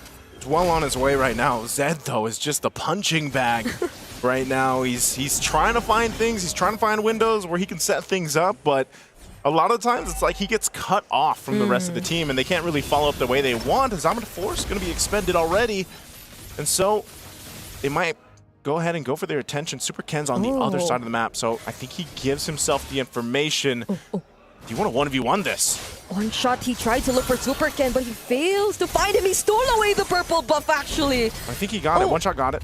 Oh, what he has? Okay, so maybe that was his purple buff, because prior to that, I'm not entirely sure if he had his own. But Sao blocking the way, won't even get to see KLBJ, uses the AOG on the other side of this area just to ensure the other members of DFYG won't catch up. Super Ken, Sunset Lover gets to spot him though. They'll try to take him down before they proceed with this objective, while Long just works on the other side of the map. Phantom Execution finds Super Ken, and Kid Bomba once again blocking his path. Will Zed still try to make things happen? It seems like no more, as Team Spirit secure the Lord. Oh, Zed just on the run. He's going to have to go back to base. They're going to make a beeline for it after grabbing everything they needed.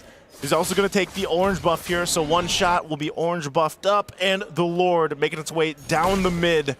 Super Ken still 15 seconds away from being up, so this is going to be a 4-man defense against the full force of Team Spirit. Can they do it? Oh, Kid Bomba and Sao go in at the exact same time. Legendary for one shot. And look at Hiko just dancing around everyone with the Salmon Force as Team Spirit finally secure game number 1. And there you have it, a strong start for Team Spirit. A dominant win, a dominant lead that they had, almost 10,000 up to that point. A great showcase here that we saw for this best of 3. Yeah, I gotta say, Team Spirit looks a little bit too strong right now. You know what? I'm with you guys now. Yeah? I'm on the Team Spirit. Now you're Team Spirit? Wait, Yeah. wait. There's no way. There's no. The gap is too big. Well. But I gotta say, now we need stats on this Lancelot, man. Because I feel like multiple different players have amazing KDA, amazing damage. I mean, like, with one skill, you're able to turn anyone half HP. We even saw in Lancelot full combo destroying a Hilda. Dude, at this point, it's like, guys. Something's wrong. Or is it right? I'd rather let go of the Boxia and ban out this Lancelot, man, because that's not fair. Hey, remember when I said this at the beginning of our shift here? I was like, is it going to be time that teams start to ban out the Lancelot? Maybe they should hear us when we're not on air. I think they should. But how? Maybe that's day 3. Check out his vlog. I don't know. Shout out to Nice's vlog. Make sure you guys check it out. But yeah, I feel bad for talking about Super Ken, so I'm gonna lay off that for now. But in this game, it really doesn't look like a good Fanny game, and the changes, like the nerf on the energy, really impacted him. I mean, like, yeah, we see him getting some kills onto the Harif, but it was a little bit too late, you know? Yeah, they probably felt a little more confident to pick it up because they already had the Badang or along the lines of that maybe, but it still wasn't enough because, like, as we've previously talked about, they almost didn't care about Zed. Can I just say, this is also very interesting seeing the Zetian with the Thrill, because usually when you look at mid, they usually pick up the Rupture, right? Making sure that you have those penetrations so that in the early game, you get more damage. Yeah, more damage. So what would be the point of the Thrill? Exactly. So at the end? The only reason you would pick up something like a Thrill is that if you're going for a very heavy burst build with a Holy Crystal, so that you have a lot of magic damage to convert for Holy Crystal more value, right? But I kind of feel like I think Zetian can be played that way, but I kind of feel like as a team, maybe it's just better to make sure that the early game, early to mid, you're able to get enough advantage so that Lung feels more comfortable joining the team fight. Yeah, because I feel like Brigida pointed that out in the game too. It's like, you know, when Super Ken was obviously just dealing with so much pressure in his jungle, and then Lung was just trying to like pop off on the side lanes, trying to get turrets. It's like, who is going to be that person to provide that damage in a lot of those team fights when they actually broke out? Because that was a big problem that I feel like DFYG just couldn't solve. We did see Long majority of the time working on turrets though, so probably even if he could have probably dealt with them a number of times, we weren't able to witness it as much. He did get full build though. I believe there was a time where when we saw the last item check, he was ahead of Hiko in terms of farm, but I feel like for Team Spirit, it didn't really matter because their execution relies purely on the team fights, and when they constantly forced these fights against DFYG, who were either incomplete or were just unprepared, then it was a clear win for them even before the fight started. I mean, these are not so good KDAs for frontliners, they were absolutely not able to accomplish or do anything to set up for their team. I gotta say, I agree with you there, because to break it down very simply, the FYG, they couldn't do their jobs. Yeah. The front line couldn't do their jobs. The damage dealer couldn't do their jobs. The Fanny, able to take down Hiko like once or twice. That's his job, but he's not able to do it constantly. And when we're looking at a draft, it makes sense, right? The Jushin making sure that the frontliners don't do their jobs. And then when you have the Harif really spamming out that Zaman Force just to make sure that there's a lot of distance, making it so that the FYG can't even start a fight, even if they wanted to. So the FYG, they were choked out of opportunities. Like before the fight even started, there was a lot of denial coming in from Team Spirit. Yeah, that's what I was saying. I think from the very start, it was like they were just struggling to be able to utilize the composition they brought, because even when you look at the key players here broken down, again, One Shot had all the time in the world to do what he wanted to. Hiko too, at some point, it almost felt like he was like jumping in with his Zaman Force very aggressively, because he's just like, hey, I want in on the action, you know, like. He was hungry for those kills, but again, it was just in a situation where DFYG struggled to even get space to work with, buffs, resources, and I think a big glaring issue was overall the team composition that they had. Yeah, even for KLVJ, who tanked so much of the damage, their source of crowd control couldn't convert all those time or all this time that was bought by KLVJ into something for his team, because if he does put himself out there right in front of let's say Team Spirit or a couple of members from Team Spirit, then that's all he can do, because he'll be forced to run away either way, and the other members would be afraid to engage either way. So the sequence, like how they wanted to do the fights, we didn't see that as well from DFYG. Because honestly, even Esmeralda, she's conditional tankiness, right? If she's able to stack the shields, then she's tanky. When you compare to like a Phoveus, he was born that way. Like, mama, I'm tanky. He was born with that weapon too, man. Yeah, it was a rough birth, but hey, they made it work. He came out like that. Yeah, he just came out like that. And it's like, I'm ready to play. Infernal Pursuit. Yeah. It took a while for him to get a new skin. Maybe that's one reason, but hey, he's just by existing, the Phoveus is already pretty tanky. And this is where we're seeing in MSC, if you're ready to fight at any time, then your draft just is much smoother, much better. Compared to other teams, like, I need ABC first, and then we're going to be looking good, because that's the FYG. They need this to happen, and then that to happen, and then I need this stack, and then I need this item, and then we're good. But by that time, it's too late. I always feel like that's the kind of risk when you pick up a Fanny, because you're so worried about securing your buffs, especially early on. Because if you get delayed really early, then the rest of the game is actually really difficult. Yeah, and now Team Spirit is looking pretty good. So we have to see, like, what is the journey? So we're going to see the road to EWC for Team Spirit. Hello, I'm Kid Bomba from Team Spirit. I play XP lane. Feels great to be back in Riyadh. Our journey was pretty simple, because this time in playoffs we didn't lose a single series. We would really like to face SRG again, just because we felt like we didn't give our maximum in that series. I don't take any discredit from the win from them. They won us fair and square.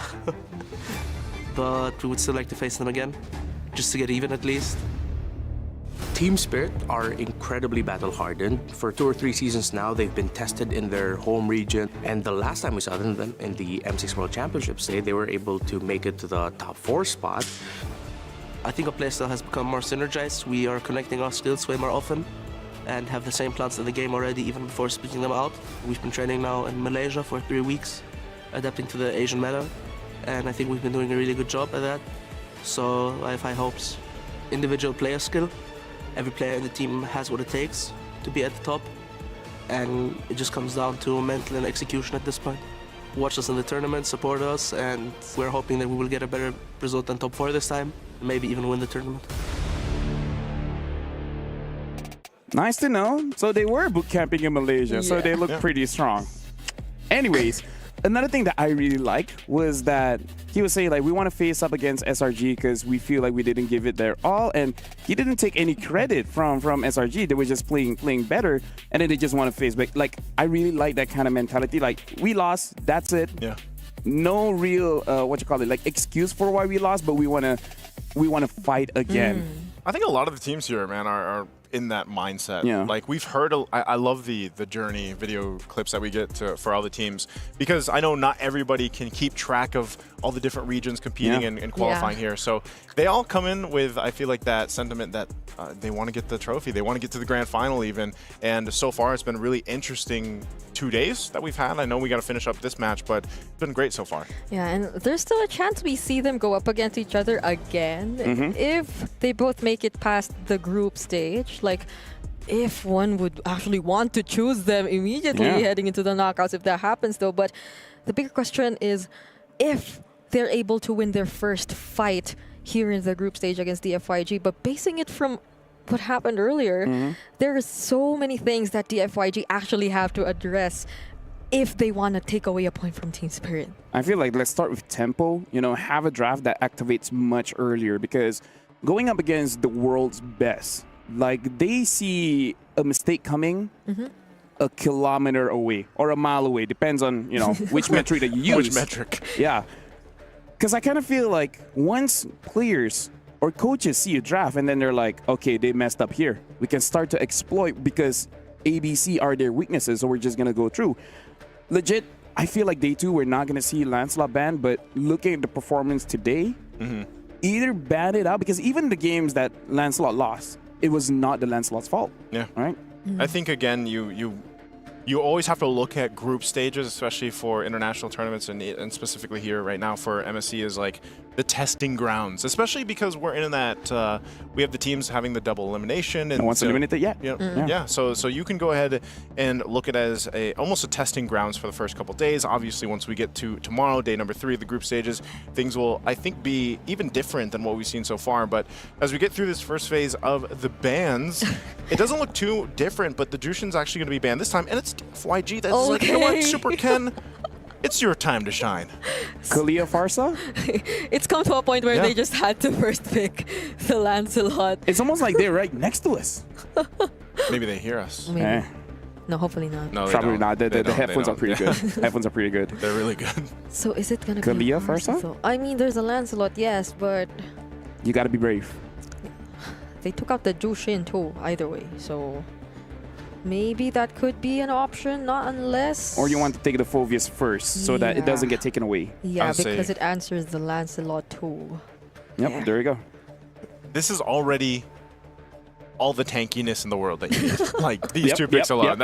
Any teams that get the Phoveus and the Kalea, you have a bunch of tankiness, a bunch of durability, so you can initiate fights if you want to, and whether that's the Phoveus or the Kalea. And that's why it actually works out so well.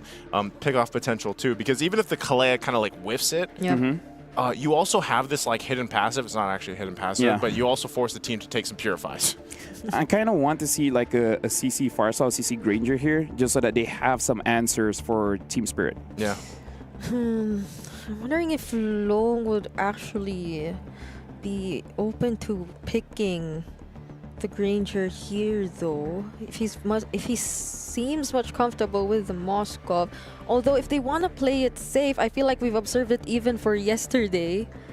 That might be the way to go, especially with these two frontliners that have already revealed themselves in the draft so far for Team Spirit. But I think we'll have to wait for a bit more. I feel like it's fair. It's fair for you to delay the gold lane just a little bit. The only reason is we just don't know their hero pool. But I kind of feel like when you have a Kalea, you do have to worry about mages that can fight instantly. I'm looking at Lunox, I'm looking at Farsa, so at least take one away. If they pick up something like a Zitian here, I'm just not sure how it synergizes well with the Lancelot. Because yes, the Lancelot does a lot of damage, but you kind of want to give him space just to farm up a little bit first. Yeah, it looks like we do have a little bit of a break here in the draft. So, you know, once we get this situated for our players, looks like it is on DFYG's side. We'll get back to it. But yeah, that's the thing. I think when you have a Lancelot, there's actually some good options to complement the Lancelot. But it's funny because even having this discussion with some of the other casters out there, it's just like Lancelot's so good that, like, you can almost just rely on yourself to an extent. Yeah, you know, yeah. I mean, like You can be selfish. You can can. be selfish if you want to as a Lancelot. I've never played him because I'm not selfish. No, I mean, I have, but people tell me don't. That's That also. same. I feel like they should give me more chances, but at that point, they stop playing with me. I wouldn't. We would give you chances. He didn't hesitate. You did. No, I was thinking if I should say I or we. Hey, you hesitated. I If you see were that. selfish, you'd say I. We. Right now, looking at the situation, like we're hearing quite a lot coming in from Team Spirit. I Like heard clapping. That's what I clapping. heard. they're loud. I looked over. Pico was doing hand signals. Yeah. So, they're in high spirits. There you go. You said that earlier. I'm not taking credit for it. I already forgot about it. That's all right. I got a lot of trauma. Okay. I got to see a We therapist. can talk about it later. Yeah, we can. Do you have a therapist? I don't. All right. Well, we're in trouble. DFYG here. Still, I want. All right, CC and Kimi. Not gonna lie, I already Whoa. forgot about Kimi. Oh, wait, not gonna lie. Isn't it funny? Kimmy was all over the highlights yesterday. because it's been banned always for like all of the games we've seen today so far. But then the Farsa's still open. Yep. If Team Spirit wants to get it. But still, I kind of feel like it's a good opener for both because it's like they're playing their own game, right? Yeah. A lot of burst and tankiness coming in from Team Spirit, and then DFYG picking up that Lancelot burst. CC has a lot of CC and damage towards 4Vs. And Kimi also have CC and damage. And damage. So kind of the same. It's kind of like so many heroes have CC and Yeah, damage. it's kind of like most heroes have CC and damage. Crazy. I don't know what else those abilities would do, but I mean, look at Zetian. She has CC and damage. Yeah, you know what? Hey, I got nuggets of knowledge, man. That's definitely a valuable one for all our players out there. You should see what's in my head. Yep. A lot of CC and damage. I'm so curious to see what's in it, honestly. So maybe back to the damage topic, Yeah. not the CC and damage topic, since I feel like we'll see a lot more difference in terms of that. So far, both I'm liking the damage we're seeing, at least from the FYG and Team Spirit in the first few picks, but I'm wondering what one shot will decide to go for up against the Lancelot.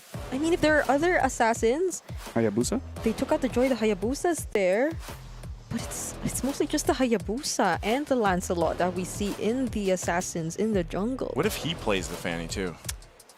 We haven't seen the Ling. It's kind of okay going up against the Kimi, but I mean, I think it's okay because you have a Farsa, so you're kind of protected in they your own banned jungle. it out They banned the also, Haya. So you might have to look at the Ling.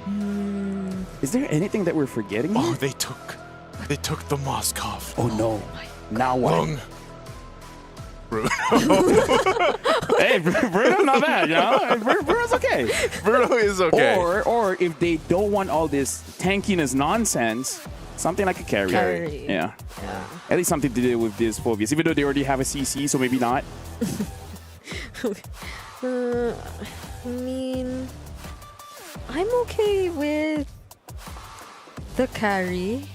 I think I'm gonna be okay with that. Honestly, I'm okay with Beatrix as well. Just the moment that Farsa opens the Feather S-Strike, just drop all of your skills onto her. Oh, okay, the Granger. never mind. Yeah, Granger Cho. So honestly, pretty standard draft coming in from DFYG because I kind of feel like the win condition is pretty clear, which is CC and damage. CC, I was just about to say, CC and damage. I'm worried though because it's a very squishy lineup. It's all about mindset. Yeah, you gotta have the mindset that you're tankier than you are because I just feel like, especially once we see this last pick locked in, it's gonna be the jungle pick for TS, and it's an Akai. Oh, Okay. An Akai in the jungle. Hey, you don't have to be tanky if the enemy doesn't have damage. That's what my uncle always says. That's true. we met his uncle. Yeah. He said you don't need tankiness if the enemy doesn't have damage. Very wise man? Yeah. But Akai is tanky. Yes, Akai is tanky. And now I'm going to give it over to you guys where, I don't know, for me, Team Spirit, too strong. They might have a sweep here. Once again, thank you, LaFell, for all of the nuggets of knowledge that you've blessed us with so far through our drafts today. Once again, ladies and gentlemen, welcome here to the English broadcast. It's me, Naisu, and Brigida to bring you the action for Game 2 right now in our last best-of-3 series. And as you heard it, it's Team Spirit and DFYG going at it. So we'll see if we actually get a 1-1 in the series. I think this draft is better, though, I would say, for DFYG, Brigida. But it's a very clear game plan. It's like, we have to end this game early. And I don't know, do you think they can pull that off? If we see the exact same errors in terms of macro and decision making that we saw in game number 1, I feel like that is going to be a struggle for DFYG.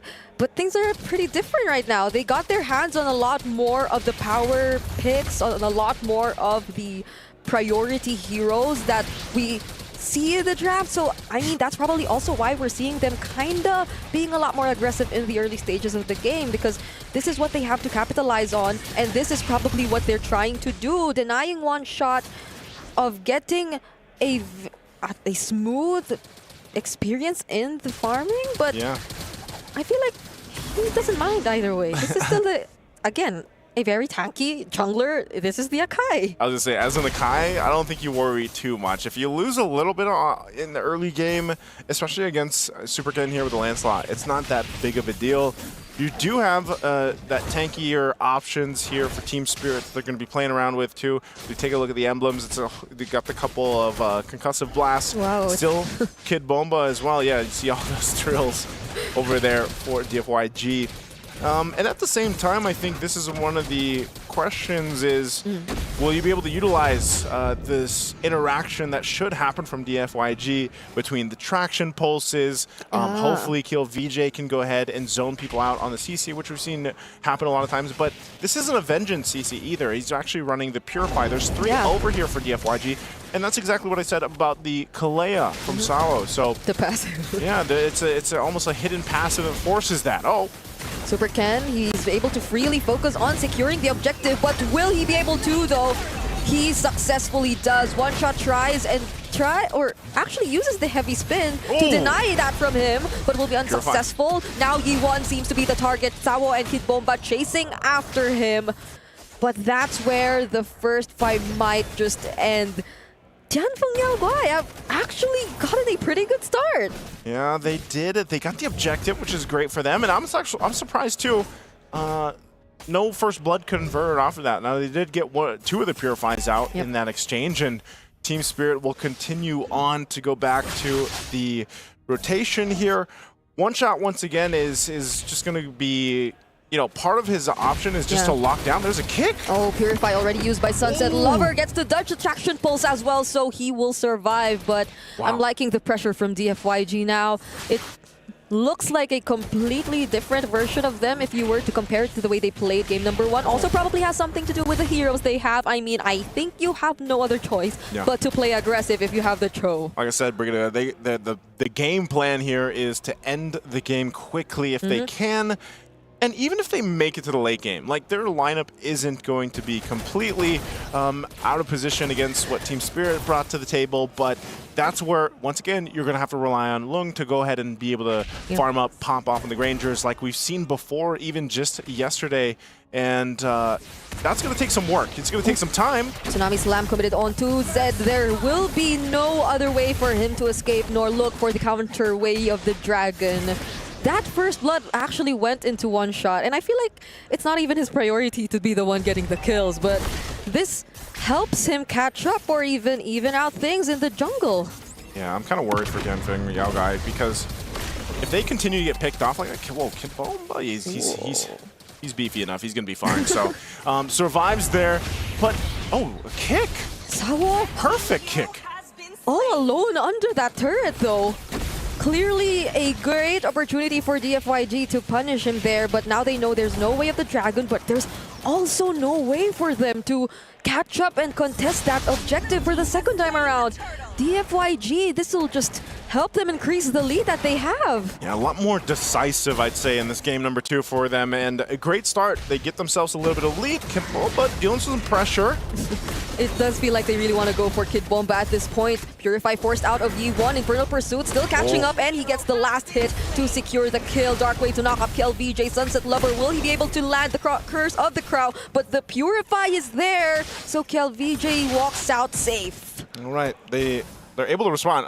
Also, the flickers were burned there, so now Hiko's dealing with the pressure. He knows that Zed is around the corner. I'm not sure. Oh, no. Oh, he probably sensed it, but he tried to defend. Yeah, that's a trade right there. It's a mirrored rotation from both of these teams, but I feel like for Hiko, that could not have happened, you know? Yeah, and he held the flicker, too. I'm actually surprised because I thought he at least knew Zed was there or saw him there briefly. Traction Pulse could be used, but nothing to follow up through there. So right now, it's Team Spirit, the one trying to kind of get back into this form where it's like, you know, they let go of the tier 1 in the bottom lane. I think they were kind of surprised at that. They did trade it though, so they traded across map, which is fine. But they're still, you know, a bit of ways from this turtles up. Loon? Oh, the Purify. It almost kept him safe, but then Sunset Lover was there to finish off the job anyway. Super Ken trying to look for the kills, trying to look for the damage. But he just stood right in front of the tankiest member, I assume, of Team Spirit right now. From behind, though, Zed misses the knock-up on the way of, on the Jeet Kune Do to connect the way of the Dragon. So I feel like now Hiko's a lot more locked in. Yeah, well, you know, that was a little bit of a mistake there from Zed, too. I think, you know, the fact that Hiko didn't even have to use the flicker, so Kid Bomba will get kicked. Oh, they tried to burst him down, but will they be able to do that? Those are 4 members, though they should. And that's a pickup for DFYG. Will they try to contest the objective this time around, though? I feel like they've been very unsuccessful in their attempts to do that. 2 separate fights happening across the map. One shot already forced to use the heavy spin. So, yet again, and for the last hurdle, Team Spirit will have to let go of that. That was just very disconnected, I feel like, from Team Spirit. I mean, there was a whole lot going on everywhere, but just not together. There were a lot of different targets, but now they have agreed to take down Yi1, but still Yi1, all right. They successfully get to eliminate him from the game, but still, Tianfeng Yaoguai, they've been very consistent in terms of the macro for this game. Yeah, doing a great job this game, too. So they get that... They get a couple things to work with and space to work with, but, you know, 3 for 3 on the Turtles is great. It's going to put them in a good position for the Lord here in a little bit over than a minute. But for Team Spirit, Hiko's been doing work. He's farming up. We're taking a look at the items here. He is behind, though. So Lung is going to have that advantage. He's got his Sky Piercer, of course. He picked up the Malefic Roar. He got the Hunter Strike earlier on, working on his next item. Meanwhile, for Hiko, he's going to have a difficult time for this next fight. If they do decide to contest it, though, you're going to have to rely on Sawo, I feel like, to go ahead and get that Tsunami Slam on the right target. They actually get to pin Super Ken and also use the Tsunami Slam onto him to ensure the kill. Sunset Lover no longer has the Fettered Airstrike, though, and Kid Bomba might be the next to fall, but surprisingly gets to walk away. Sawo as well still gets to survive everything, and now Team Spirit will successfully disengage. But Tianfeng Yaoguai, it doesn't change the fact that the map control seems to be leaning to their side. I don't know why, but for some reason, the Moscovs haven't been that activated so far. Yeah, it's kind of interesting because I was thinking the same thing. I was like, you know, Moskov technically is still a constant pick for a lot of teams, but it just seems like, and it's, I don't know, it's just like the Spirit Destructions aren't where they need to be. There's a kick from Zed, but not the direction he's looking for. Wow, even a Traction Pull. So the Lord is up. Okay. They go ahead and use those. Super Ken's going to start this Lord here, but that's the thing. You can see even now he goes dealing with the pressure from Kiel VJ. We'll see how they play this out. TS can go ahead and just kind of focus things down. Hiko will deal some pressure still. And there's quite a few members of DFYG up here towards the top side, so hopefully Hiko doesn't get caught out. He still has a flicker, though, too. There's 3 members of DFYG. They try, or they will try to look for something, and they find Sunset Lover. SOD will not connect onto Lung, but the other members of Team Spirit have already caught up. They seem to have found the way to look or to deal with Lung, and they finally get to trade out Sunset Lover, but all the while this was happening, look at Super Ken. But going back to the fight happening here up top, it's a double kill for Hiko. a great chance for them to somehow catch up. Okay, but the whole time, Lord was secured for DFYG. I think they're happy about that, even if they had to lose a couple of bodies here. So for TS, what do? I mean, off this, they can't get any more turrets. They're just going to be forced to go ahead and defend. Maybe the whole plan there was to give a couple kills over to Hiko so he can, build up on this Moskov a little bit faster. Yeah. Interesting, though. They were able to actually, shrink the lead, as I was saying. From Hiko-mania! How did it actually... Okay, this is literally Hiko catching up. Because as I was saying, this was a 4 or 3k gold lead earlier in favor of DFYG. But after Hiko got the double kill, it shrank to 1.5. And with that kill onto Super Ken, it's now less than 500. Even after the Lord. I know we just kind of slammed into Moskovs out there, but that never gets old. When you see a Spear of Destruction just even get the killing blow, it's like, yep. Yeah. Uh-oh, conceal? Alright, they go for the traction pulse and the way of the dragon, but it's Sao who gets targeted. Probably not the best option. KLBJ tries to threaten the others using the yo-yo blitz and the curtain call, but now without their major resources, will DFYG still want to go for this? Zed seems to be holding this rush. But yeah, as we were saying earlier, Hiko, at this point, he is literally catching up to Long. And this might be the time, or this might be the point in the game where things kind of change. Because even despite this current situation, in terms of kill score, Team Spirit's the one actually leading. Yeah, he's done the work. Sao jumping on with the title strike, but Zed too. He's gonna go for the kick. Oh, one shot finds Long, but he gets to use the Purify nonetheless. Kid Bomba trying to zone out, or actually gets to kill Zed. And now on the other side of the map as well, they try to go for Super Ken, and they already have enough damage to deal with him. That's a turret also taken down, by the way, by Dianfeng Yaowai, but still, Team Spirit, this is their chance to equalize things on the map. Oh, they've equalized them, Brigida. Team Spirit has brought that gold lead that DFYG had for so long out of here. And Hiko, again, aggressively going forward, really relying on the team. We're going to look at the instant replay. This was great to find in the Feathered Airstrike. Kid Bomba leading that charge. You see them go for it. So him in one shot will deal with this. Meanwhile, Hiko's completely fine as he's covered with Sao and Sunset Lover to be able to get Super Ken. So great decision for Team Spirit to fight that. Now still, they're going to put themselves in a position. This Lord is coming up here in just a couple seconds, and they'll rotate up. They're in a much better fighting position, but one of the main things is a lot of these flickers are not available, so they really have to watch out. Oh, they're not even able to use the Way of the Dragon Traction Pulse combo because Sao, he was the one who looked for the initiation, now trying to regain some of his HP back, but one shot jumping in, doesn't use the heavy spin just yet. Zed trying to look for another target, but multiple members are actually knocked up by the Lord, and it's Zed who falls down first. Super Ken, nonetheless, actually secures the objective, but Hiko goes in! He actually takes down the other remaining members of Dianfeng Yaowai alongside the Feathered Airstrike, but it's a shutdown from Super Ken instead! Super Ken! Staying alive through it all after getting the Lord too. That might have just been huge for DFYG. Now Team Spirit back on the retreat. Hiko got a little aggressive there, thinking that he could get it, and that, oh man, that Thorn Rose saving the day there for Super Ken. So they'll clear out this push. Again, they do have a pretty good defense lineup to deal with this Lord. But again, they have to be careful in how they approach those fights, especially around choke points. Yep. Again, the KDA honestly doesn't matter at this point. The impact Super Ken has, or actually has in this game, is impressive. That was all the while there was a heavy spin from one shot, by the way, but he was still able to secure that objective, and look at the damage! Dealing with Hiko, of all members of Team Spirit who were close and nearby.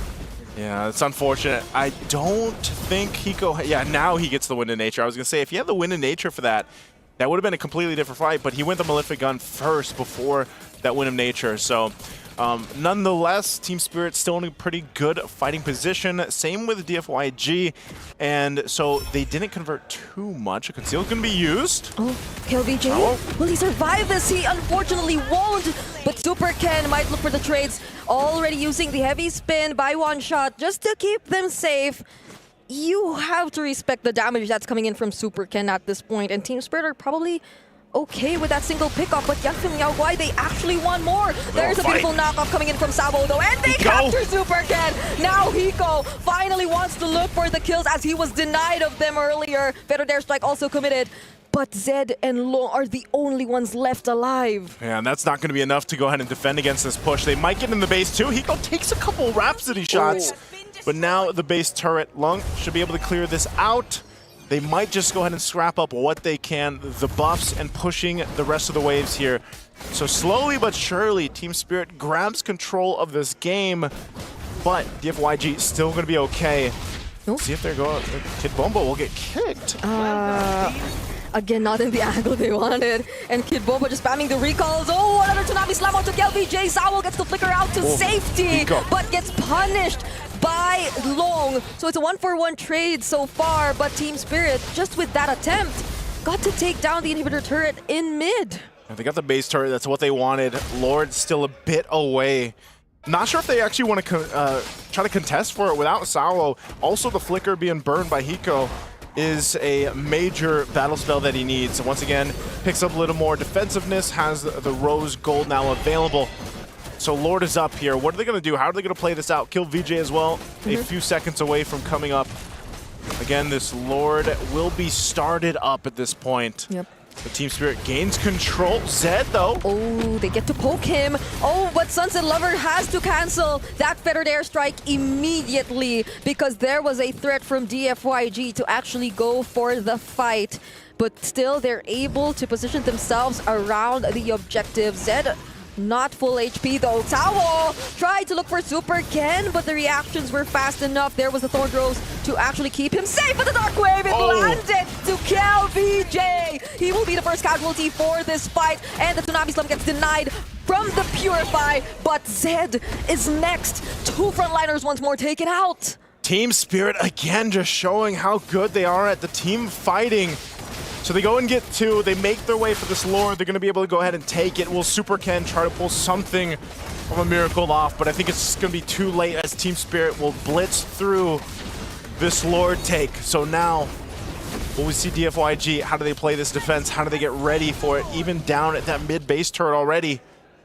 How do they deal with this? I mean, the lineup that they have, like I mentioned for Team Spirit, their defense on the high ground is pretty good. But for DFYG, it's kind of like they have to play into the ultimates that they have available to them. And how do they use this? You know, how do they use that traction pulse? How do they use the combination? And honestly, even down to the fact that the kicks just haven't been on par. Like, they haven't found the right angles that they're looking for. And that's the struggle always with the Cho, especially later game, is you kind of are in this position where it's like, all right, I need to survive enough to get the kick off. And most likely I'm going to die. That's why I have an immortality. And then hopefully that allows me to get in a position where my team has favor. But here's the Lord. It's out in the base. How are they going to play this defense? Could this be an end angle? There's the Fettered Airstrike, bringing Long down to half HP. But somehow Zed actually finds the kick, but Hiko, he still gets to survive and keep himself alive, but not for Yi1. He finds the kill onto Yi1, and there's the Tsunami Slam already committed onto Super Ken, as well as the heavy spin. They got to lock him down. They got to pin him down, and Zed will try his best to defend, but they won't be able to anymore as Team Spirit gain access to the base and actually deliver a sweep for this series. And Team Spirit will do it in high spirits, getting the sweep here against DFYG. Again, a great kind of adjustment that they had to make throughout the game. They were down a little bit, they stayed locked in, and they brought it back for the victory. I gotta say, they got all their bases covered, but DFYG, there's a lot that they need to fix, because I kind of feel like for every single role, there were definitely mistakes that was very apparent in this game, and they don't exactly have too much time to actually readjust all of those. I mean, I don't know. They only have like, what, a few hours, maybe a day at most. I hope they fix it because, I don't know, personally for me, it was quite obvious. Yeah, and that could come down again to the, to the draft.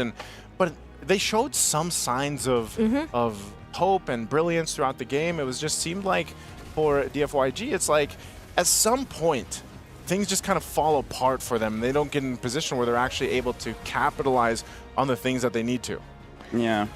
And especially during the late game, because the thing about using a Granger is that you have that Sky Piercer, right? Yep. You need to have that instinct to be able to get those kills and not getting punished. So the fact that every single time when Lung puts himself in a position that he can get those kills, but then almost immediately get countered back, get punished, I kind of feel like those kind of things are the things that they need to really improve on. Because the mechanics of the hero is not just about pressing buttons, but it's also about timings, positioning, as well as knowing when you should go in front and when you should hide in the map. Yeah, there were moments where DFYG seemed like they knew what they were doing, but I feel like there were a lot more times wherein they were kind of confused. I mean, I think one of the best examples would be that the traction pulse and way of the dragon combination wasn't as coordinated for majority of the time. I think Naisu did pointed it out, but yeah, hopefully they get to work on things. Yeah, and now looks like Eterna is ready with Hiko, so we're going to throw it over to an interview. Hey everyone, it's Eterna over here with Hiko Mania as he strikes again here at the MSC group stages. Welcome, Hiko. Hello, everyone. Hello, everyone. So cute. So you are one of the youngest here at the MSC group stages. You're 17, is that right? Yeah, you're right. I'm right. Okay, I think you're like top 2, top 3 youngest. And who is the youngest, you know? Youngest is Boye. Oh. Do you know him? Yeah, it's Romer from Mythic 2. Yeah. So because you're so young, I want to know what it's like back at home. Are they supportive? Are your parents like okay with this? How's it like back home? My family are very supportive for me. They always text me before and after matches, and I'm very grateful for them to support me. What did they say today before your match? Good luck, have fun, and after game, good game, and that's all. Okay. That's really cute. So they are supportive of your journey here as a pro player. That's amazing to hear. So back at MSC last year, I think you know what I'm about to say, right? 9th to 12th place, Hiko. So considering that now here at MSC, you're 1 game away or 1 match away of coming to the knockouts, that would be the highest you've ever placed at MSC. Do you think your next match will be easy? I think it will be not easy because this match 2 was not very easy, and we need to try hard to win them. So it will be not easy, but I think we will fight them. Confidence level, good? It's okay. It's okay. Okay, hopefully that confidence level, rises. Because considering from last time we saw you on the M Series stage as well. You have been, changing everyone's mind about you. Everyone is talking about Hiko Mania. And let's talk about your personal growth a bit. How far and what difference is it now here this time around?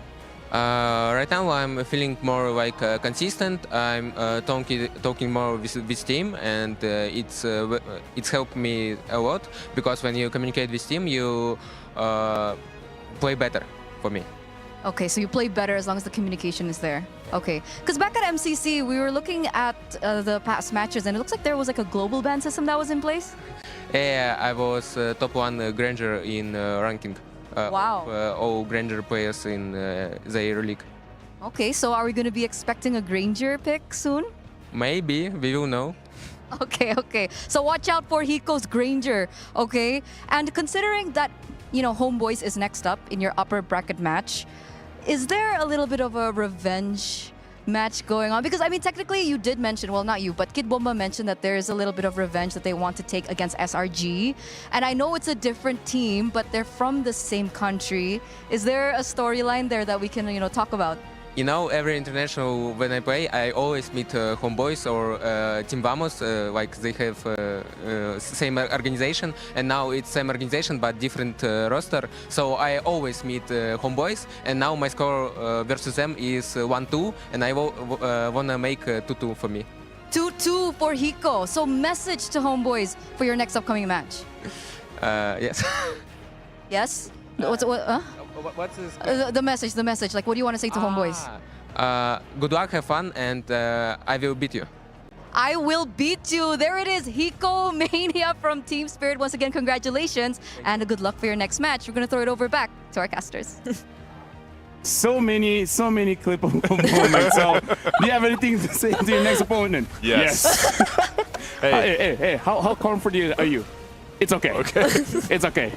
And I gotta say, hot take saying Vamos and Homeboy same thing. Are you offended? No. It's just kind of saying like Blacklist and Aurora, you know. Same difference. Same difference. Same difference. Yeah. You know what? Let you guys know what I'm talking about. I do. Yeah, I love that he ended it with, "I'll beat you." Good luck, have fun. I'll beat you. And the laugh. Yeah. He always has to insert the. No. Try it. I can't. No, it's just a single syllable. Okay, try it. It's a single syllable? Oh. That's how you do it. We can't even confirm because he already went away. But that was a very convincing match. It's nice that he said that, game number 2, it wasn't easy. They had to try for that one. Overall, they're still looking pretty good. And Homebois, I kind of feel like they do have to worry a bit because even though Homebois won, but did they really?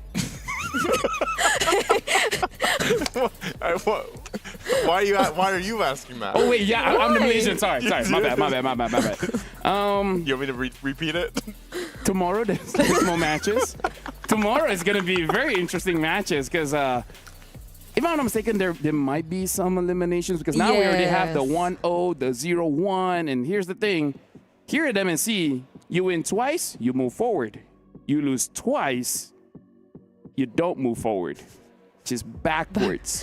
Why did I have a feeling he'll actually say that? It's just to keep people on their toes. Mm-hmm. You know? Yeah, I mean, like here's the thing, because the tournament is ramping up. Like you said, it's like testing ground, right? Yeah, day 1 and day 2, testing ground. We're seeing the standout heroes, because even in tournament was like, are you going to be using the green jet? I'm like, what do you mean? Like one of the most used heroes in the tournament? I don't know. Maybe he will. Are you? Yeah, that's actually what I thought too. And that's basically like asking, is Clay going to be picked?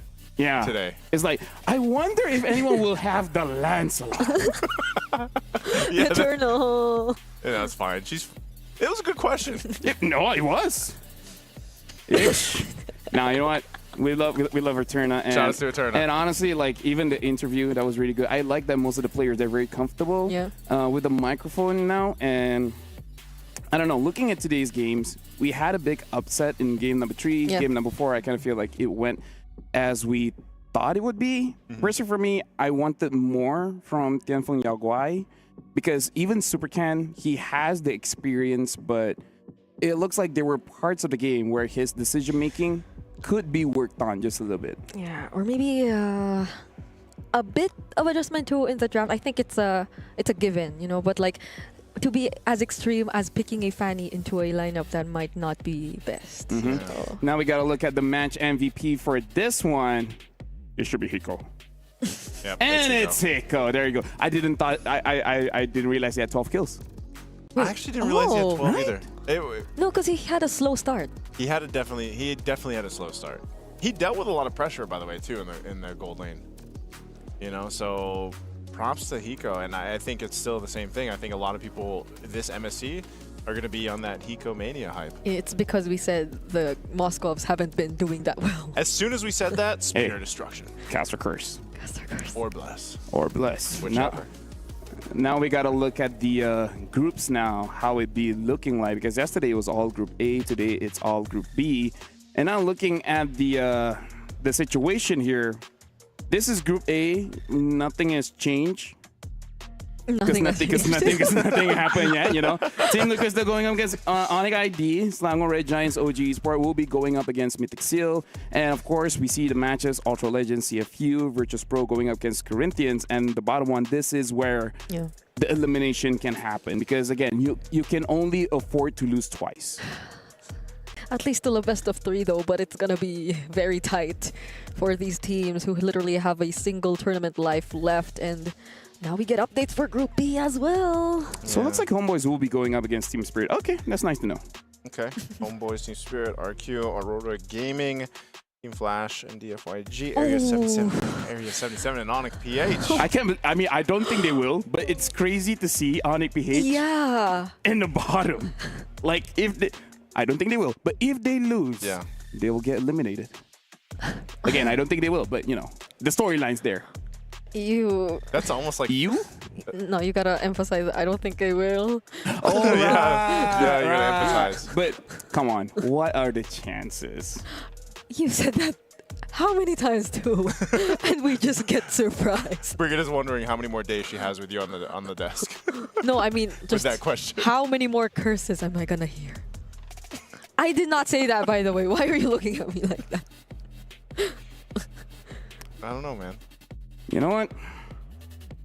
Nah, I'm not gonna do it. But either way, looking at the groups, it looks scary for a lot of teams because I feel like, especially for Group B for today, we can definitely see that there are certain teams, they have the right idea when it comes to how you want to approach the game. It's just that the execution, is one of those things where theory is good, but now how do you do it, right? You know how to make a sandwich, but can you make a sandwich? That's a great question. I know I can. I can't. I'll do it for you. Oh. You can't make a sandwich? I can. Did I say I can? can't? I think I can if I know how. Okay, you know what? I feel like that's it. We're already talking about sandwiches, so we're going to be ending the show here. Thank you very much for everyone watching, and tomorrow is going to be more amazing matches. My name is Fel. This is Niso and Brigitta, and let's check out the Kadia Top Plays of the Day.